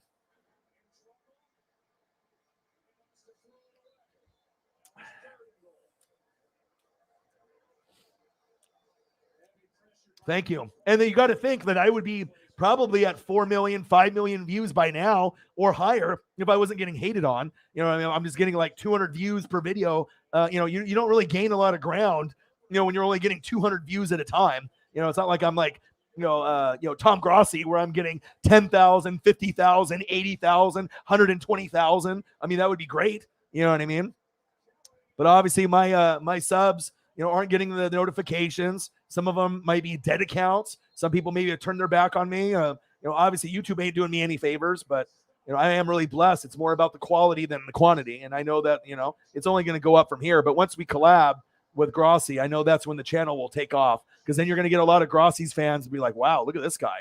Like, you know what I mean? And I remember when the raid happened, normally when raids happen, the fans never say, you should collab with this guy. And I even mentioned it to him during the raid, you know what I mean? Because I didn't believe it was the real Grossi. But I was like, we should collab, you know what I mean? And some of the people, after watching me for just like 30 minutes, they were like, yeah, you should collab with this guy. And normally the fans would never say that because they're so pro Grossi, pro clickbait sports. But I made an impression, on some of those fans, and to, get like 400 subs in, 45 minutes and get $620 in donos and a future collab, that meant a lot.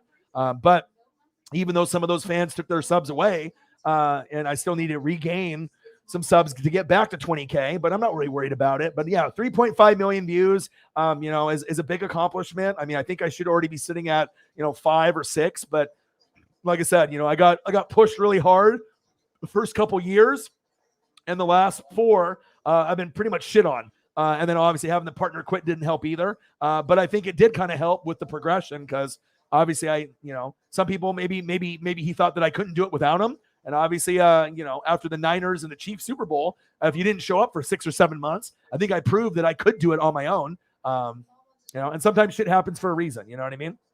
I'm happy where the channel is right now and what's going on. So, yes. After the Jets game and he hugged his dad, because that's what inspires me too, is because when I see shit like that with like the father-son thing, that runs and resonates deep, because me and my dad have that relationship and that bond, me meeting Griffey Jr., Griffey Sr., Koufax. So it's like anytime I see father-son shit on TV, it like makes me cry. Like, you know what I mean? Like, I know my dad's not going to live forever, and I know that people have special relationships with their moms and their dads or uncles or grandpas. But anytime I see something in sports, when I see Cooper Kupp and his dad and what his dad did to make Cooper Kupp, doing the toe drag swag with the hose in the backyard, or throwing to him in the room, like he would like pop his head through the bedroom door, throw the football, and he would try to catch it. Like little things like that shit gets me emotional, because it shows you what kind of hard work that you have to put in, but also the people that love you and care about you, that want you to be the best. And if Cooper Kupp's dad didn't do what he did, Cooper Kupp wouldn't be Cooper Kupp today. I'll tell you that right now. And that's why I really fuck with Cooper Kupp and his dad, because he went from a guy that I thought was the most underrated wide receiver to the best wide receiver. And he's white. I mean, a Caucasian white wide receiver ended up putting up bigger numbers than like a Jerry Rice or, a Megatron or a T.O. or a Larry Fitzgerald or a Randy Moss. That's unheard of. Like, this is like, the great white hype. This is like the best white wide receiver since Steve Largent. This is a big deal. This is a position that's dominated by athletic brothers that are so much better than a lot of the Caucasian guys. But then you saw Cooper Kupp and his route running, his toe drag swag, his work ethic. It was a big deal. It was a big fucking deal. You know, to be known like better than Devontae Adams, even if it was just for a year, better than Tyreek the Freak Hill. That's fucking unbelievable.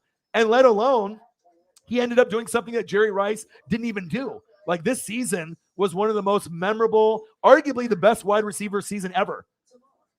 Even better than Jerry Rice, the GOAT. Arguably the best wide receiver of all time. Arguably the best player of all time in any position.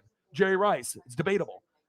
Incredible. You know what I mean? So it's very cool to be able to see those types of things. And I'm not trying to make it like black, white, a race thing. But I mean, you got to give love where love needs to be given for a guy that, you know, you got guys like Wes Welker and the Edelmans, but Cooper Kupp is different. You know what I mean? He ain't like them.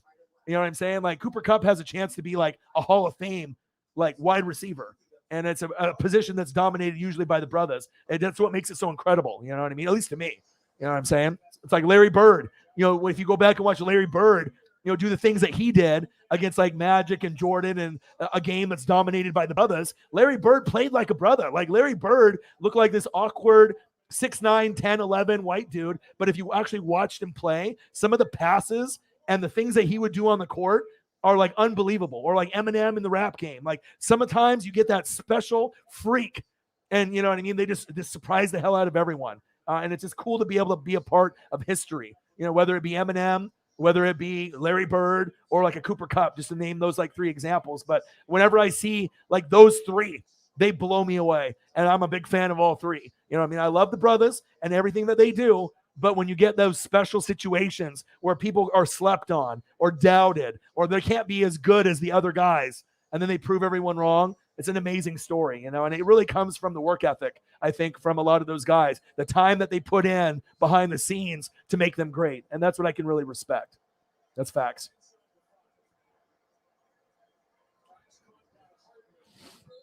Yeah, I know.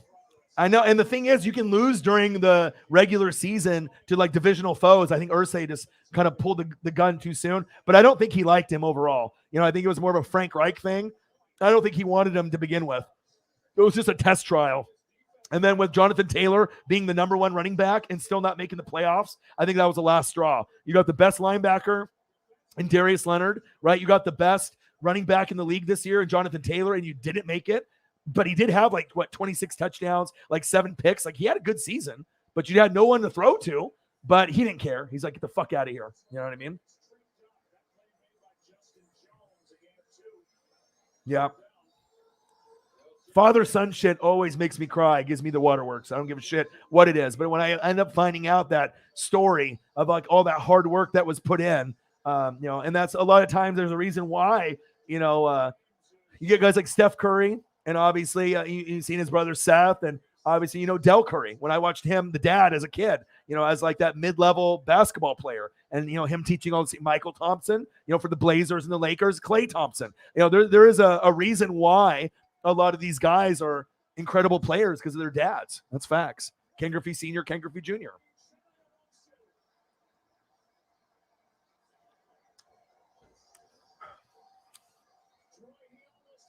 Yeah. Another Xavier in the building. I think everyone knew that. But then obviously 1 year wasn't good enough. And I think a lot of people shit on Wentz and they shit on Jameis, but their stat lines were great considering they had no wide receivers and tight ends to throw to, unless you consider Michael Pittman, you know, Jr. a good wide receiver. He's okay. You know what I mean? A wide receiver 2 or 3 at best, but definitely not a number 1. T.Y. Hilton's old. He's not the same. You know, it's not like Marvin Harrison and Reggie Wayne are running around out there, right? And it's not like Dallas Clark's running around out there either. You know what I mean? Obviously, we know, Doyle retired, but I mean, besides Jonathan Taylor, motherfucker had nothing to work with and still had good stat line. So I get it. You know what I mean? A lot of haters out there, but same thing with Jameis Winston. You know what I mean? Who did you have to throw to? Emmanuel Sanders left to Buffalo. Michael Thomas didn't play. You only had AK-41. Jared Cook left to the Chargers. You had Adam Troutman. You didn't have fucking anything to work with. You had guys that were like wide receiver 3s, 4s, 5s. You had guys that tried to step up, but I thought Jameis and Carson did a great job last season, you know, for that Band-Aid trial period, but they don't get the love. like they actually had a good year. So. Yeah, and that's why I think people respect the hell out of me. I always look deeper than the obvious. Anybody can watch sports and have an opinion, but I always like to look a little bit deeper and give you that, outside the box perspective. A lot of people, they just like to see things in black and white. Sometimes there's a gray area, and a lot of people are not willing to talk about the gray area, but that's why I dig a little bit deeper, and that's why I think the fans appreciate me, because the research and the reading, it's also me being able to adapt and to be able to think about what it's like to be in someone else's shoes. And obviously, if I wasn't doing sports or YouTube, I probably would be like a therapist, a psychologist, a mentor, a big brother, Boys and Girls Club. I would want to be like a mentor because I feel that I connect with people and I can see things from other people's point of view more.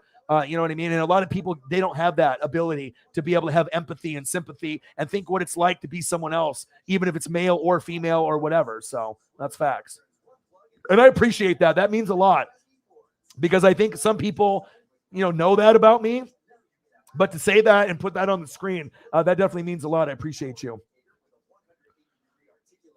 Gang. Yep. Marcos Pineda, what to do? Marcos is like, I'll send you money, send it back.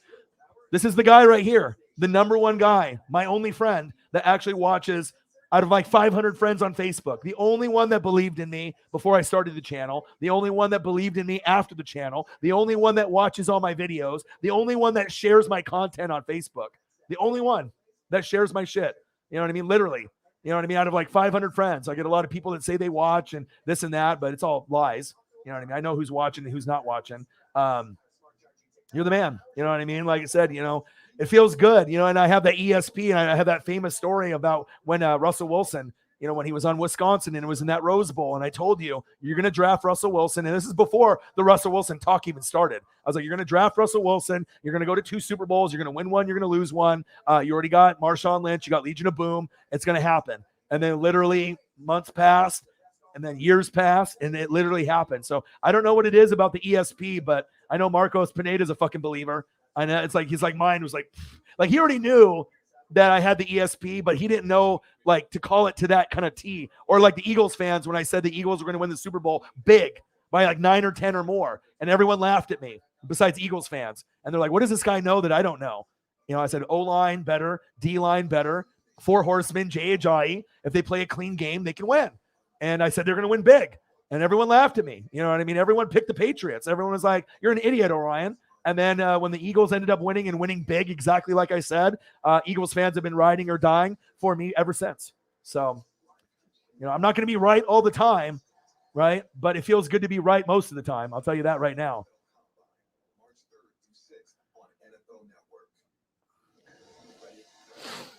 Seriously. And that's why it's so impressive. Yards, receptions, touchdowns, and everything that he was able to do. It was literally the best season from a wide receiver ever, even more than Jerry Rice. And that's so impressive because that's like one of my favorite players of all time. I'm a Joe Montana guy, Jerry Rice, Barry Sanders, Bo Jackson, Dion. Those are my favorite 5 of all time. There's no other 5 that I like more than those besides guys on my own team. Derek Brooks, Mike Allstott, Devin White, Levante David, Lynch, Rondé Barber, Sapp, the Simeon Rice, you know what I'm talking about, And then guys now like Tristan Wirfs, Antoine Winfield Jr., guys like that. But I'm a linebacker guy through and through. So Derek Brooks and Devin White are by far my favorite. And Mike Allstott is my favorite offensive player, obviously, and that's facts. Oh, there we go. Marcos Pineda with a dubber with a 20 spot. Thank you, brother. Marcos Pineda always showing love. Marcos Pineda's girlfriend ripped up his Cash App card. So he had to send me money, and then I had to send it back to him. That's what friends do.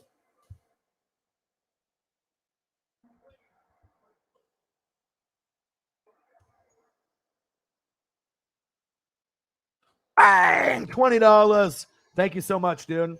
Bang, bang, bang, bang, bang. Appreciate you, brother. Marcos Pineda's a GOAT, man. GOAT life. What are we at now? 445? We surpassed last night. Last night was 442. We're at 445 now. 12th man, baby. All the hugs, brother.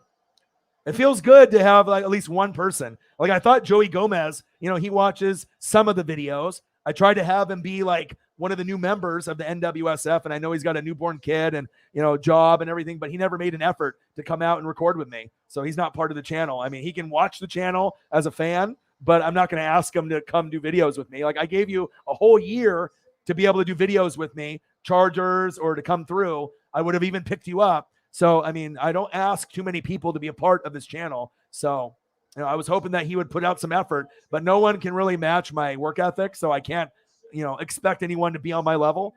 So maybe it's better for me just to be alone. You know what I mean? Unless Colleen Wolf gives me a call, and then we'll make shit happen. Colleen, I'm waiting. Hit your boy up. We make good TV together, me and Colleen Wolf. Exactly, bro. I know what I'm talking about. The Saints and the Colts are the exact same team. Think about it. Running back, great. Jonathan Taylor, AK-41. Offensive line, great. Right? Quentin Nelson on the Colts, Ryan Ramczyk on the Saints. Both have top 5 offensive lines, right? Coaching staff, great. Defense, right? You got who? Darius Leonard, Kwity Paye, DeForest Buckner. On the other side, Demario Davis, Cameron Jordan-Lattimore. Defense, great. What are they missing? Quarterback for both teams. Wide receivers for both teams, tight end for both teams. They are literally the most identical 2 teams in football.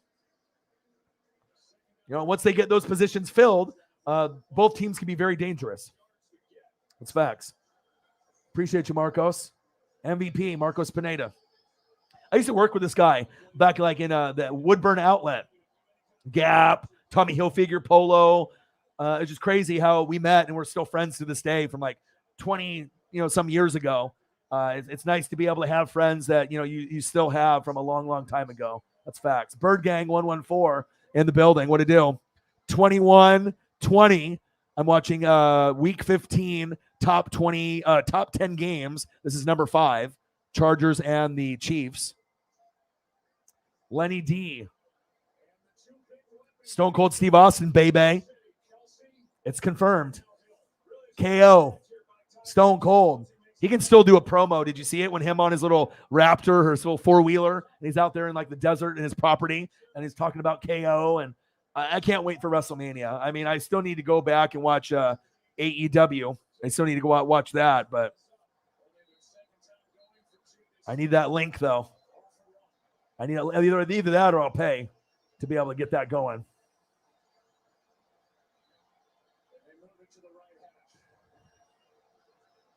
Bird Gang in the building. What to do? We're good, man. You know me. Just the everyday hustler, grinder. 4 hours and 20 minutes live stream. Just a regular fucking Wednesday for me. Hustling and grinding like a fucking psychopath. Because that's what I do, man. Bang, bang, bang, bang, bang. $20. Let's go. And that's why I wanted to bring it up. Because I think a lot of people only see Wentz and they want to hate on him or they want to hate on Jameis. And if anyone has a reason to hate on Jameis, think about it, it's me. He was on my fucking team. I saw the bullshit that he did, but I still gave him love and respect because when he went to the Saints, even though they're my rival and I don't like Jameis and I'm not supposed to like the Saints, right? He played good. 5 touchdowns, no picks against the Packers week 1. What am I supposed to do? Just like forget that happened and not give him credit? A lot of people do. You know what I mean? A lot of the haters, they just don't want to give people love when love needs to be given. And I won't do that. I always will shout them out. So, but I think the stats and the inside shit, you know what I mean? Losing to opponents in your division at the end of the year, it happens. We had so many upsets this year. I would have went with Carson for one more year because the thing is, like Sarah Small and a lot of the Colts fans, they're like, bye, Felicia, right? But then what happens if you get Mitchell Trubisky? They'd be like, Felicia, come back. Carson, come back. Don't be a commando.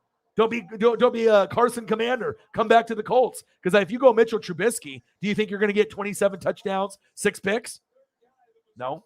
You probably get 20 touchdowns, 15 picks. You're going to get more picks and less touchdowns. Unless you really think Mitchell Trubisky is better than Wentz. I don't think so. So you better hope that they get Carr or Jimmy G or, you know what I mean? I'm just, because there's a lot of links, for Trubisky and Jimmy and, obviously I would rather go a rookie because obviously I think Blaine Gabbert sucks And Kyle Trask, I think he sucks too. But if you already went second round pick for Brady last year, we're not going to go for another rookie quarterback when we have to get running back, offensive line. We have all these holes on our team. We're not going to draft another quarterback early. So.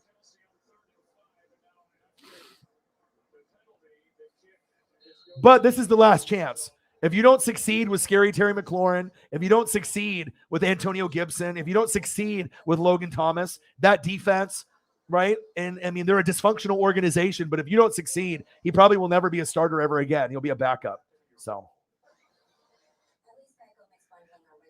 445 in donos. Marcos is like, remember the channel when it was a banner in the back? Yeah. You know what I mean? Yep. I mean, we recorded at so many different people's houses. I had to borrow a laptop. We had a banner that I created that we went and bought. We found a guy on the internet and he created a banner for us. We did recordings in a garage at Brandon's house. We recorded at different people's apartments, and then our place. And, literally there's probably been like 5, 6, 7, 8 different places. And then I even let the equipment stay over at his house for the first couple years because I thought that he wouldn't make the effort to come. And that was a hard thing for me to do. I just sold my Michael Jordan rookie card that's worth like $20,000 or $30,000 now to have this equipment at his house, right? And then him and his girlfriend fought, and they ruined some of my lighting and threw my mouse against the wall and ruined my $100 mouse. You know what I mean? And then I took the equipment back when they got drunk and they fought. I was like, dude, you're ruining my investment. Like, how dare you? You know what I mean? I said, I'm never going to have the equipment at your house ever again. And then I moved it here, and you know what I mean? I started doing live streams, and the rest is fucking history. You know, that's facts. Said, not much, Lenny. Glad we're playing against Wentz twice. Hey, but isn't it kind of funny how I brought it up, Bird Gang? You know what I mean? When people like to hate, like all the Washington fans and all the Giants fans and the Cowboys fans were like, fuck Wentz. Dak's better. Fuck Wentz. Fuck Wentz. Fuck Wentz. And the same Donovan McNabb shit that I said was going to happen. Look, 4, 5, 6, 7 years later, boom. The same Donovan McNabb shit happened again. McNabb, Eagles. McNabb, Redskins. Carson Wentz, Eagles. Carson Wentz, Commanders. Eerie, right? That's why I never talk shit, because you just never know when that guy that you say sucks in your division, then he ends up being your guy years later. It's that ESP, brother. It's that ESP, brother. $55 to $500, baby. Yeah, but in a good way. You are an emotional person in a good way, though. We support each other. That's what we do, right? One of my buddies, Travis, is him and his girl Sepide, their dog is all fucked up. So I'm going to go bring him some money tomorrow.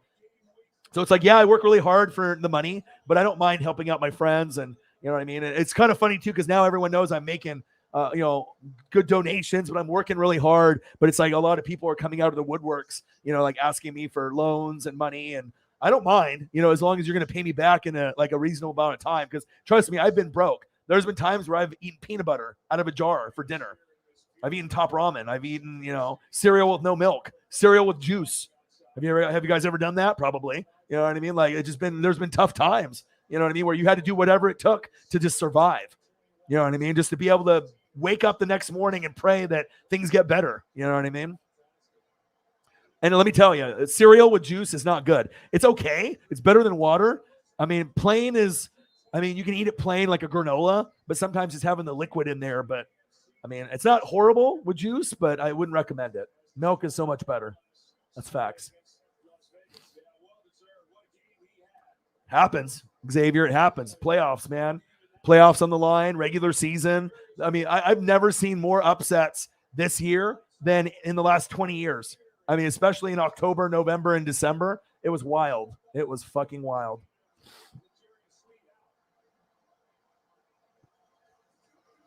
Rolling high, baby.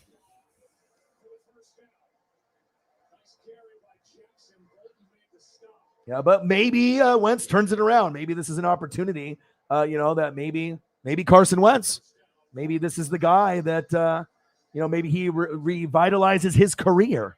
Maybe this is the guy for the Commandos, the Commies. Terry, go deep until he throws a Terry short 10 yards and Terry chokes him like Latrell Sprewell did to PJ Carlissimo. How long before we get the choke job? where he just chokes the shit out of him. He's like, come over here, PJ. Spreewell, right? World star. Oh, shit. Some of you guys know what I'm talking about. Some of you guys do not. This is the guy I want, though. Gardner Minshew, baby. And I guess I've come to terms with this because, I'm going to give you a full show. I don't want him. I want Gardner Minshew 1, and I guess Jimmy G 2, Mariota 3. But, I'm running out of time now. I definitely don't want Mitchell Trubisky. But let's take a quick look at that. He looks good in a Tampa uniform. Anybody looks good. You put my face on there, I would look good in a Tampa uniform being a starting quarterback, okay? But Minshew. They were saying if Minshew gets picked by Tampa, I have to grow a mustache. Maybe get the headband, get a wig, and then grow a mustache out. Fuck, maybe I will. Maybe I will. If that dream happens, maybe I'll get some glue and I'll get a little goatee and I'll glue it on, but let him know. Let him know.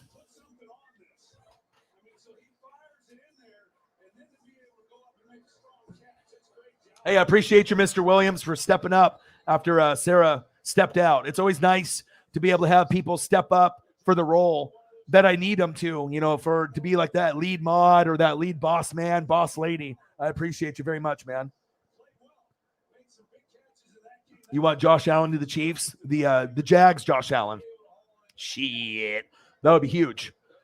But like I was telling the Chiefs fans before, instead of DK Metcalf or any of these other wide receivers, Juju Smith-Schuster. I don't necessarily like him as a player. He's more of a me guy, TikTok, spending too much time being a me guy. But Juju is better than McCole Hardman when he's healthy. And if you can have Travis Kelce, Tyreek on one side, Juju in the other, and then have McCole Hardman floating around, that could be the difference between you guys, winning the Super Bowl or losing the Super Bowl, or getting to the Super Bowl or not getting to the Super Bowl. So keep an eye on Juju. I think that obviously the Chiefs are an amazing destination.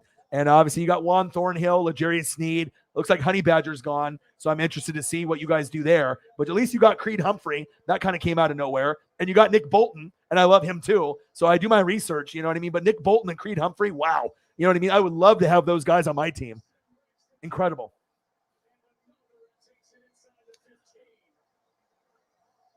$4.45, baby. Your boy knows. Your boy knows.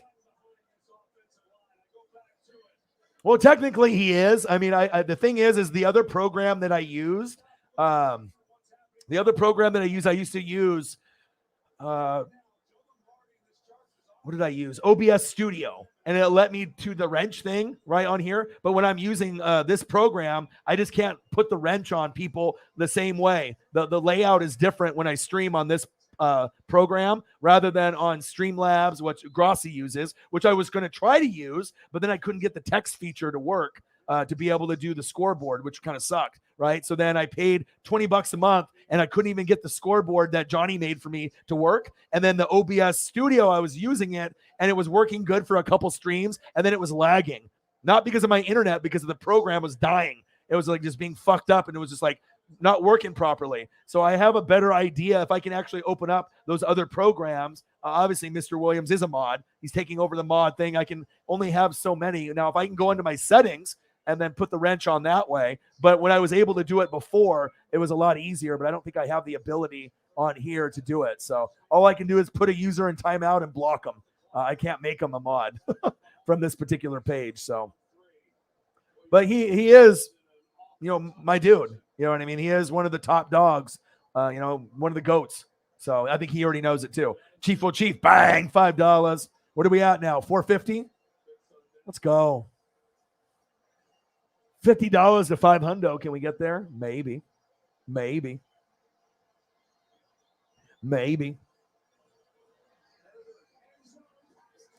Touchdown, Keenan Allen. Woo.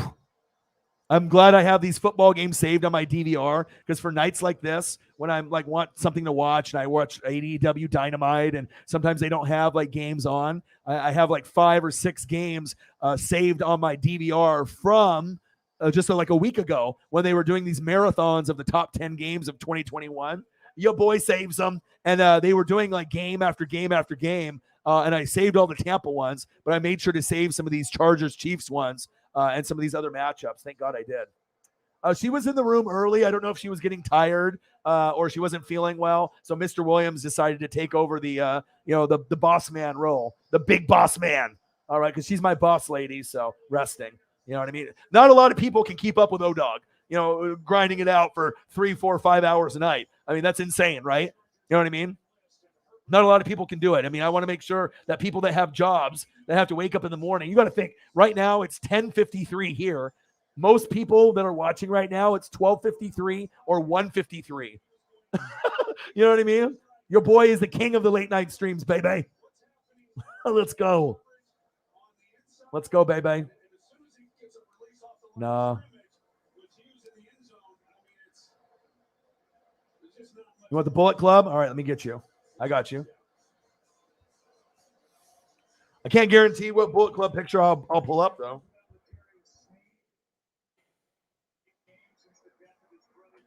Marcos Pineda with a $5. Let's go. Marcos is helping out the cause.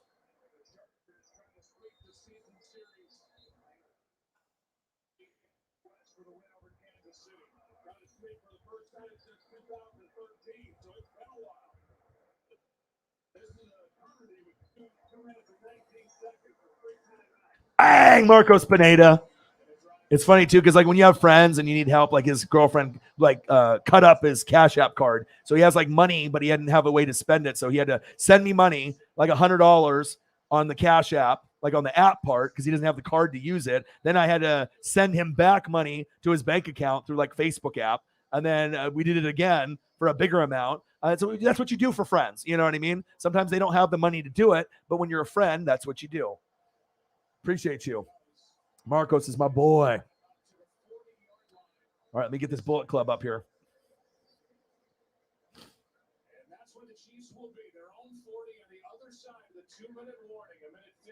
Oh, God, there's a lot of good photos with the Bullet Club.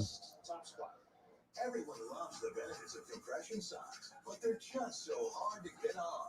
Until now, introducing the all-new Copperfit Energy Socks, the first ever easy on fit to help reduce swelling, relieve. I'll do two because and provide energizing support. Being a SWAT commander and trained to win, Copperfit Energy Socks, they didn't feel like other compression socks. They totally exceeded my expectations. Copper-infused fabric woven into our compression sock to help reduce swelling discomfort. They just slip right on, yet they still have that same compression that you want. Extra support around the fuck are you? There you are. relief of muscle aches and pains. These were fantastic. I'm trying to find ones that fit the screen. You know what I'm saying? I could wear these every day. Oh, yeah. But I know you're a Finn Balor guy, so obviously this is not acceptable. All right? That gives you a little Kenny Omega love because that's my guy. All right? But I'll give you a Finn Balor because I know that's who you love. You know, yeah, that's your guy. Hold on. Worried about your friend, but don't know how to reach out?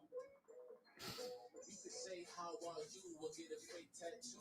You can ask for act if it works for you. Ooh, this is a cool one. This AJ Styles one is pretty cool. Okay, hold on. I got an old school one. It's not gonna fit the screen, but it's just a cool photo. So it's like the famous Finn Balor photo with the Bullet Club. I'll pull up this one. TBK. NFL Network celebrates Black History, honoring those that broke barriers. Never have a mission to wrestle for that. And change the game. We got 2 years ago. Celebrate Black History all month long on NFL Network. How do you go from this to this?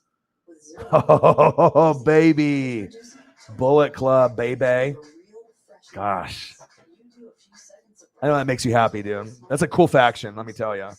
Lots of goats in that picture, dude. Lots of goats. And I got one more that I'll do for you. This one right here is pretty fucking dope. This one's got AJ Styles in it, so obviously this is special to me, too. AJ Styles Bullet Club, baby.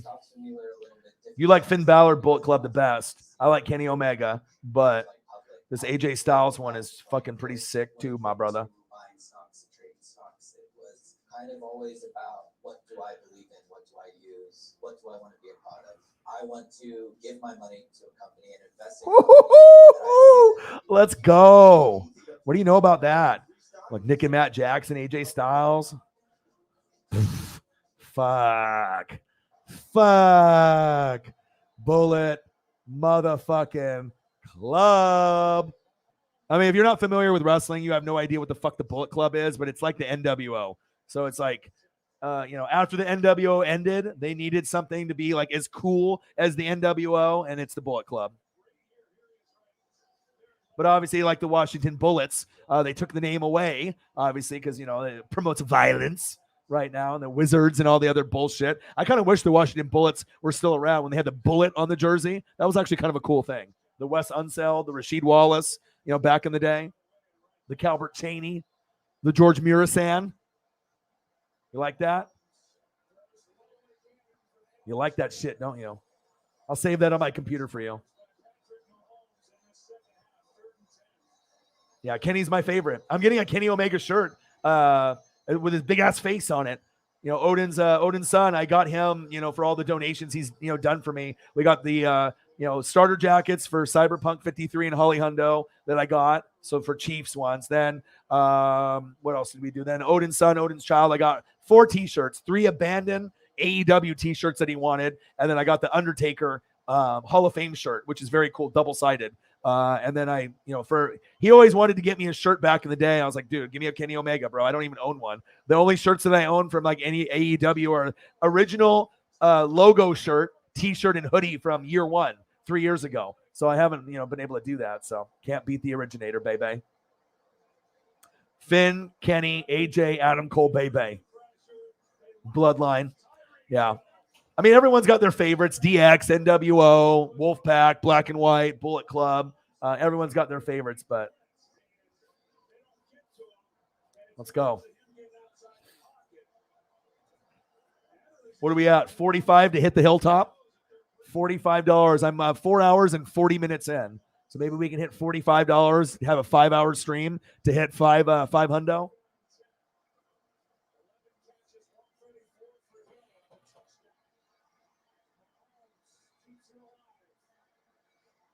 Oh, baby. We just hit it, baby.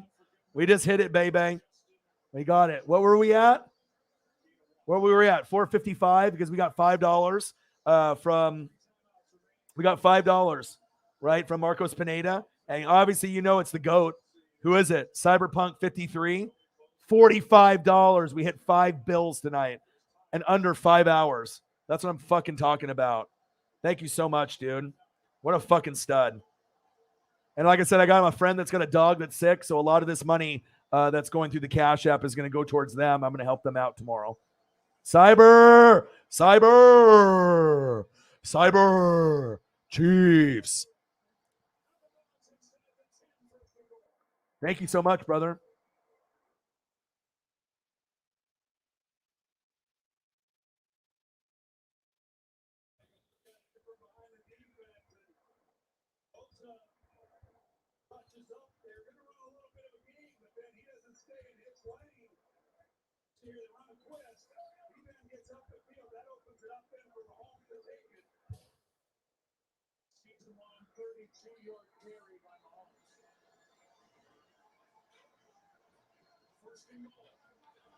Let's go. Let's go. All right, time to show some love to the Chiefs. Here we go. Kelsey. Oh, baby. Dance, baby, dance, baby, dance, baby. Patrick Mahomes. Travis Kelsey. Tyreek the free kill. Honey Badger for the moment, even though he's probably going to the Saints. All right. Chris Jones. Who? Chris Jones. Frank Clark. Andy Reid. Let's take the comment down so we can actually look at the whole word and the whole picture. All right. You guys are incredible. Go back there. Ooh, baby. Frank Clark. Chris Jones. Who? Chris Jones. Andy Reid. It's like, damn, I love the fans in the NWSF. They're money. Just like when we win the fucking Lombardi, baby. Ooh, baby. Bienemy. Harrison Butt Kicker. Chiefs. And I'll even throw some extras in here too. This is me looking at the goats in the room. Look at those eyes. Appreciate you guys very, very much, man. The goats. All the goats. Derek Thomas. A little more Derek Thomas, DT. Why not? Why not? Why not? DT. Christian Okoye, the Nigerian Nightmare. How about another one? How about another one? High five, Cyberpunk 53, Chief Gone Chief, and everyone in the room. Shout out. Shout out. Beers. And a bunch of pimps in the fucking room. Here's looking at you, goats. Yeah. Let's go. You guys are the best. You guys are the best, baby.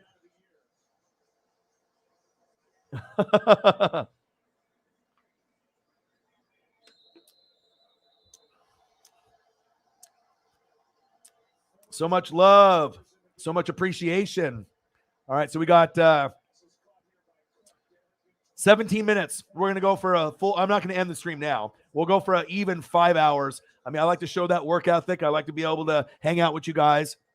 It's 11:04, so it's probably 1:04 or 2:04 your time, but you guys are still here. You're hanging out with your boy.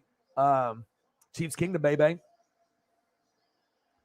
Come on, Lenny D. You got to step your game up to represent like Eagles John. Eagles John donates the big donos, but Chiefs Kingdom, you know what I mean? That's what happens, bro. You know what I mean? Real recognizes real, brother. You know what I mean?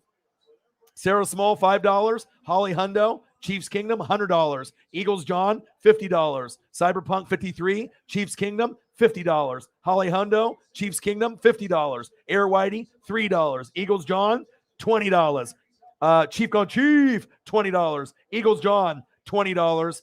Cyberpunk 53, Chiefs Kingdom, $45. And that's only on the Cash App side. We're not even counting all the other donos that were from other areas. Goats. Lenny's like, I'm in the wrong business. Lenny's like, I need to figure what Orion's doing. You know what I mean? But it's the goats, man. Just living the goat life. Living my best life. I'm living my best life like the Bullet Club, baby. You know what I mean? You got to be able to, you got to put in that time. You got to put in that grind, baby. You know what I mean? You got to grind it out. It's like the Bullet Club, baby.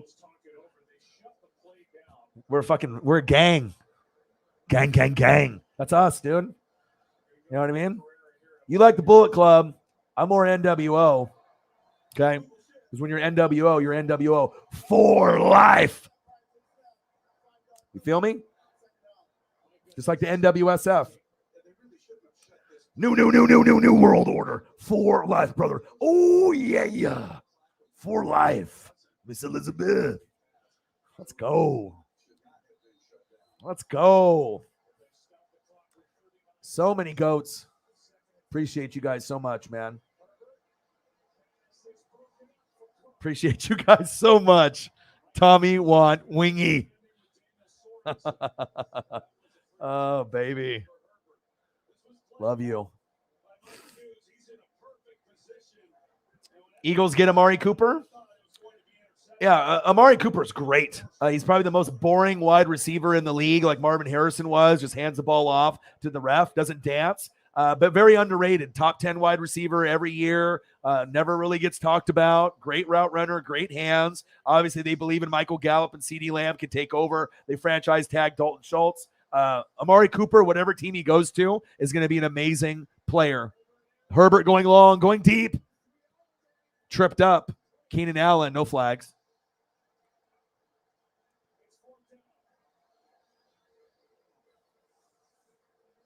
Amazing.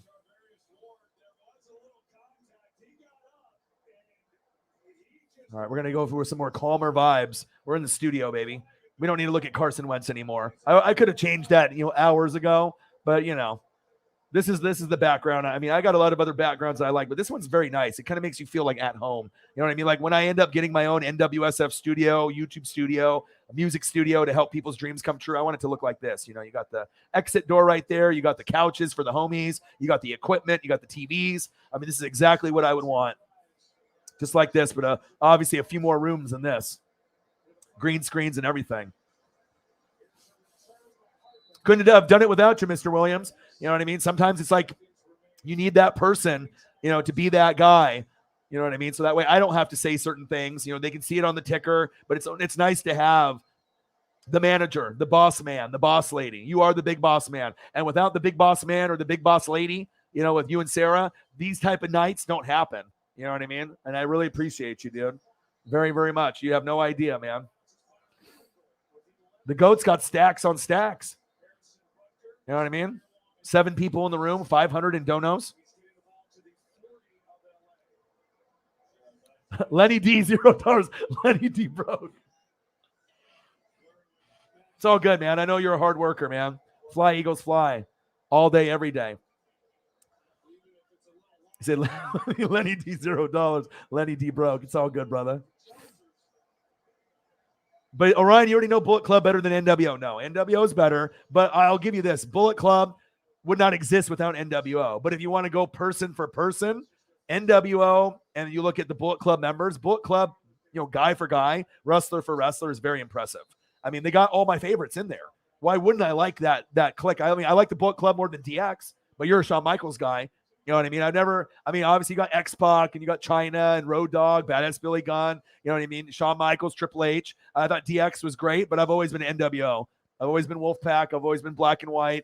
You know what I mean? And NWO is just, I mean, without the NWO and everything that happened back in WCW and the Monday Night Wars, I mean, it was incredible back then. I mean, you're never going to see wrestling like that ever again. And I honestly think without the NWO or that DX influence, there is no Bullet Club. You know, obviously doing this shit too. You know, everyone's stealing, you know, the Too Sweet. I mean, that's NWO, baby. It's got that Kanye West documentary studio look. I have not seen it, but a lot of my friends have, and they say it's incredible. I used to like old Kanye, but current Kanye is kind of crazy. But I heard it's good.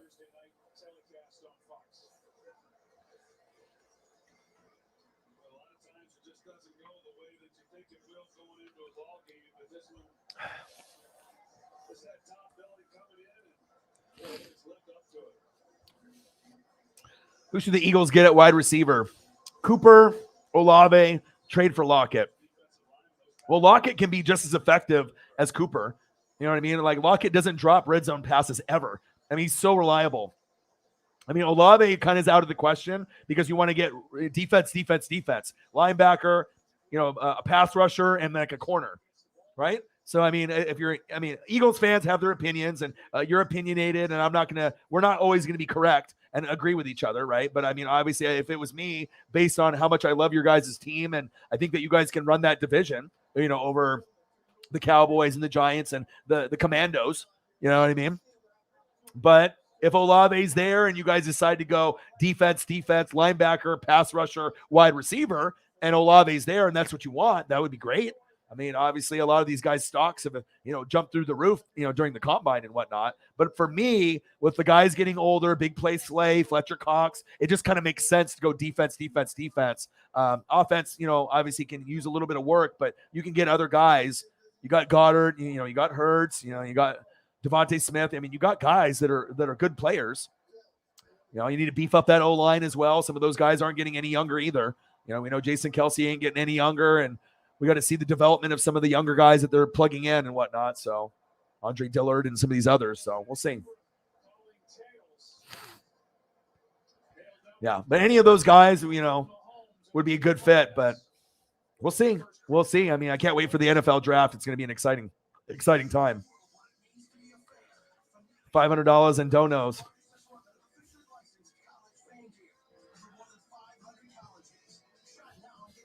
Yeah, I saw one where he was, I don't know if it was like Through the Wire or one of the early ones, but he's in the studio and he's like, you know, he's moving to the beat and he's rapping in front of like the executive lady and he's hitting it like it's his fire. And then she like has some other random dude just walks in and then she just like starts talking to this other dude and like walks out of the room. And he's just sitting there like, okay. And then he just like walks out of the room after he was like spitting his soul to this woman, like one of the executives, like through Jay-Z's label or whatever it was, The Rock. And he's like rapping it, you know, word for word. I don't think it was Through the Wire. It was one of his like old school original songs. And it just was incredible. And I was like, what the fuck is going on? But that's what happens when sometimes people don't believe in you. You know what I mean? You need that person to believe and then to put it out there. And then you can, you know, then the other people can, you know, determine if it's fire or not. And obviously we know with Kanye's early shit, it was incredible. Like we never really heard shit like that before. And that's why a lot of people gravitated towards Kanye early on, because it was just amazing music that was so original. So Tommy Watt Wingy, baby. Absolutely.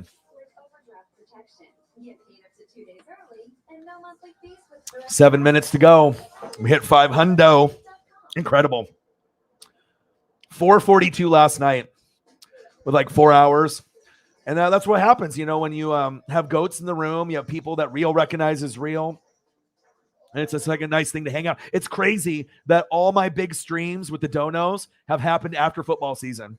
Like I finally found the niche, you know what I mean, of doing something that no one else is doing. I'm willing to work harder than anyone else. I'm willing to, it's not just about just drinking beer or getting high or whatever, taking gummies or whatever, but just to be able to hang out and have somewhere positive after work, after school, after an argument with your girl or whatever's going on, where you can just kind of fucking go somewhere and just ask questions, make comments, hang out, show love. And it feels good. I mean, like I said, to hit 640, 672 and 1,052 and numerous $400-$500, streams with, 8 people in the room, 10 people in the room, 15 people in the room. It's just fucking wacky. It's crazy.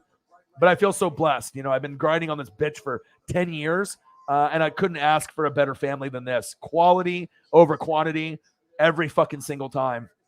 Can you imagine if the other YouTubers saw this? Like no one has any idea. You know what I mean? You know what I'm saying? Like I think a lot of people would respect me a lot higher too. If they would respect you guys also a lot more if they actually knew. Like Grossi has no idea. Perna has no idea. Scooter Magruder, 5-point vids, urinating tree, all the other YouTubers that are big. They don't give a shit about Orion. They don't give a shit about NWSF. You know what I mean? But if they saw, the type of results that we get, the work ethic that I put in, and then the results that we get in the donos with a fraction of people that are like, less than 20 people in the room, I think that they would be impressed with you guys. And I think they would be impressed with me. But, that's not really near here or there. We just got to keep grinding it out. But, I mean, we're going to get to a point where we're going to be hitting 1,000 on every stream. That's facts. And we're going to get more goats in the room. We'll be hitting 1,000, 1,500, 2,000. And like I said, I'm not the type of person just to flaunt money, like have a big old stack of $100 bills and pretend like I'm talking into like a $100 bill phone, like some of those rappers do. You know what I mean? I'm going to give back and show the love and the appreciation to all the goats in the room. So it was All Falls Down. Yes, I saw that. I saw a clip of it. And I knew it wasn't through the way, but I knew it was one of like the early ones. And I was like, he's just pouring out his soul into it, and he could see it. He had the passion, and he was young. And then you got this executive person that's like doesn't even give a fuck. They're like, whatever, that's okay, that's some bullshit. And then another guy just walks in the room, and then she just starts talking to him, ignoring him while he's spitting the bars, and then he just walks out. Like I just was like, oh my god. But that's how it goes, right? Especially if you're a newbie and you're trying to make a name for yourself. You know what I mean? You're just getting disrespected left and right, and then lo and behold, going back and seeing that footage of that lady or those people that disrespected him, thinking that he's a fucking bum and he's not talented. And then now seeing, the results years later, no wonder this guy has a fucking edge and he's crazy, and off the meds. I mean, it's like, especially if you got that chip on your shoulder and you believe in yourself and you have a legacy and something to say. I just wish we could have got a little bit more of the old Kanye rather than the new Kanye. You know what I mean? I mean, he obviously still has the ability to make bangers, but this whole Pete Davidson, Kim Kardashian thing is just fucking crazy. You know what I mean? It's like, if he keeps being the way that he is, Pete's going to get hurt. Like someone is going to try to go after him and hurt him and hopefully not kill him, because they're a Kanye fan. Like, I don't think Kanye realizes he doesn't have to do it himself. But if you keep putting out this bad information and being kind of a dick towards Pete, just because you couldn't work it out with Kim, you know what I mean? Like, you are going to be responsible for something happening to Pete. You know what I mean? Pete's a funny fucking guy. Like, you know what I mean? It shows you don't got to be the most good looking guy to get people like Ariana Grande. I mean, look at all the people that Pete has dated. I mean, his track record for dating incredibly like famous and good looking females is insane, but it's because he's funny and he's real. You know what I mean? If you can make a girl laugh, it shows you, don't matter what you look like. You can be a goofy looking motherfucker like Pete and fucking get amazing, people that you thought maybe were out of your league. You know what I mean? That's facts. High rollers room, baby. 3 minutes to go. We hit 500. Amazing, man. $500 Hilltop. Bang, bang, bang, baby. We hit 500 and don't know. Good night. Touchdown, Chiefs in overtime. Wow.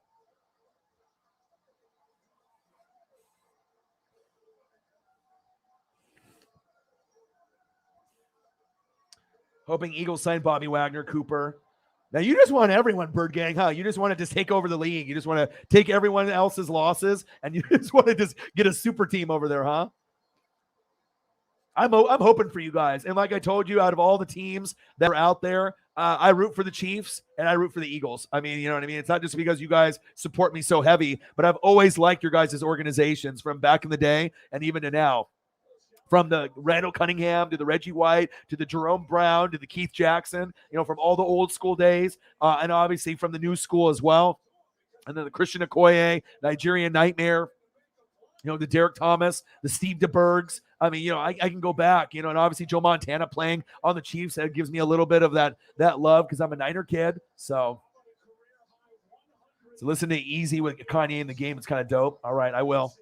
Well, shout out to all the goats in the room. I didn't know if we were be able to get a good number. We're at 363, obviously on the Cash App, and then we hit 137 on the YouTube Super Chat.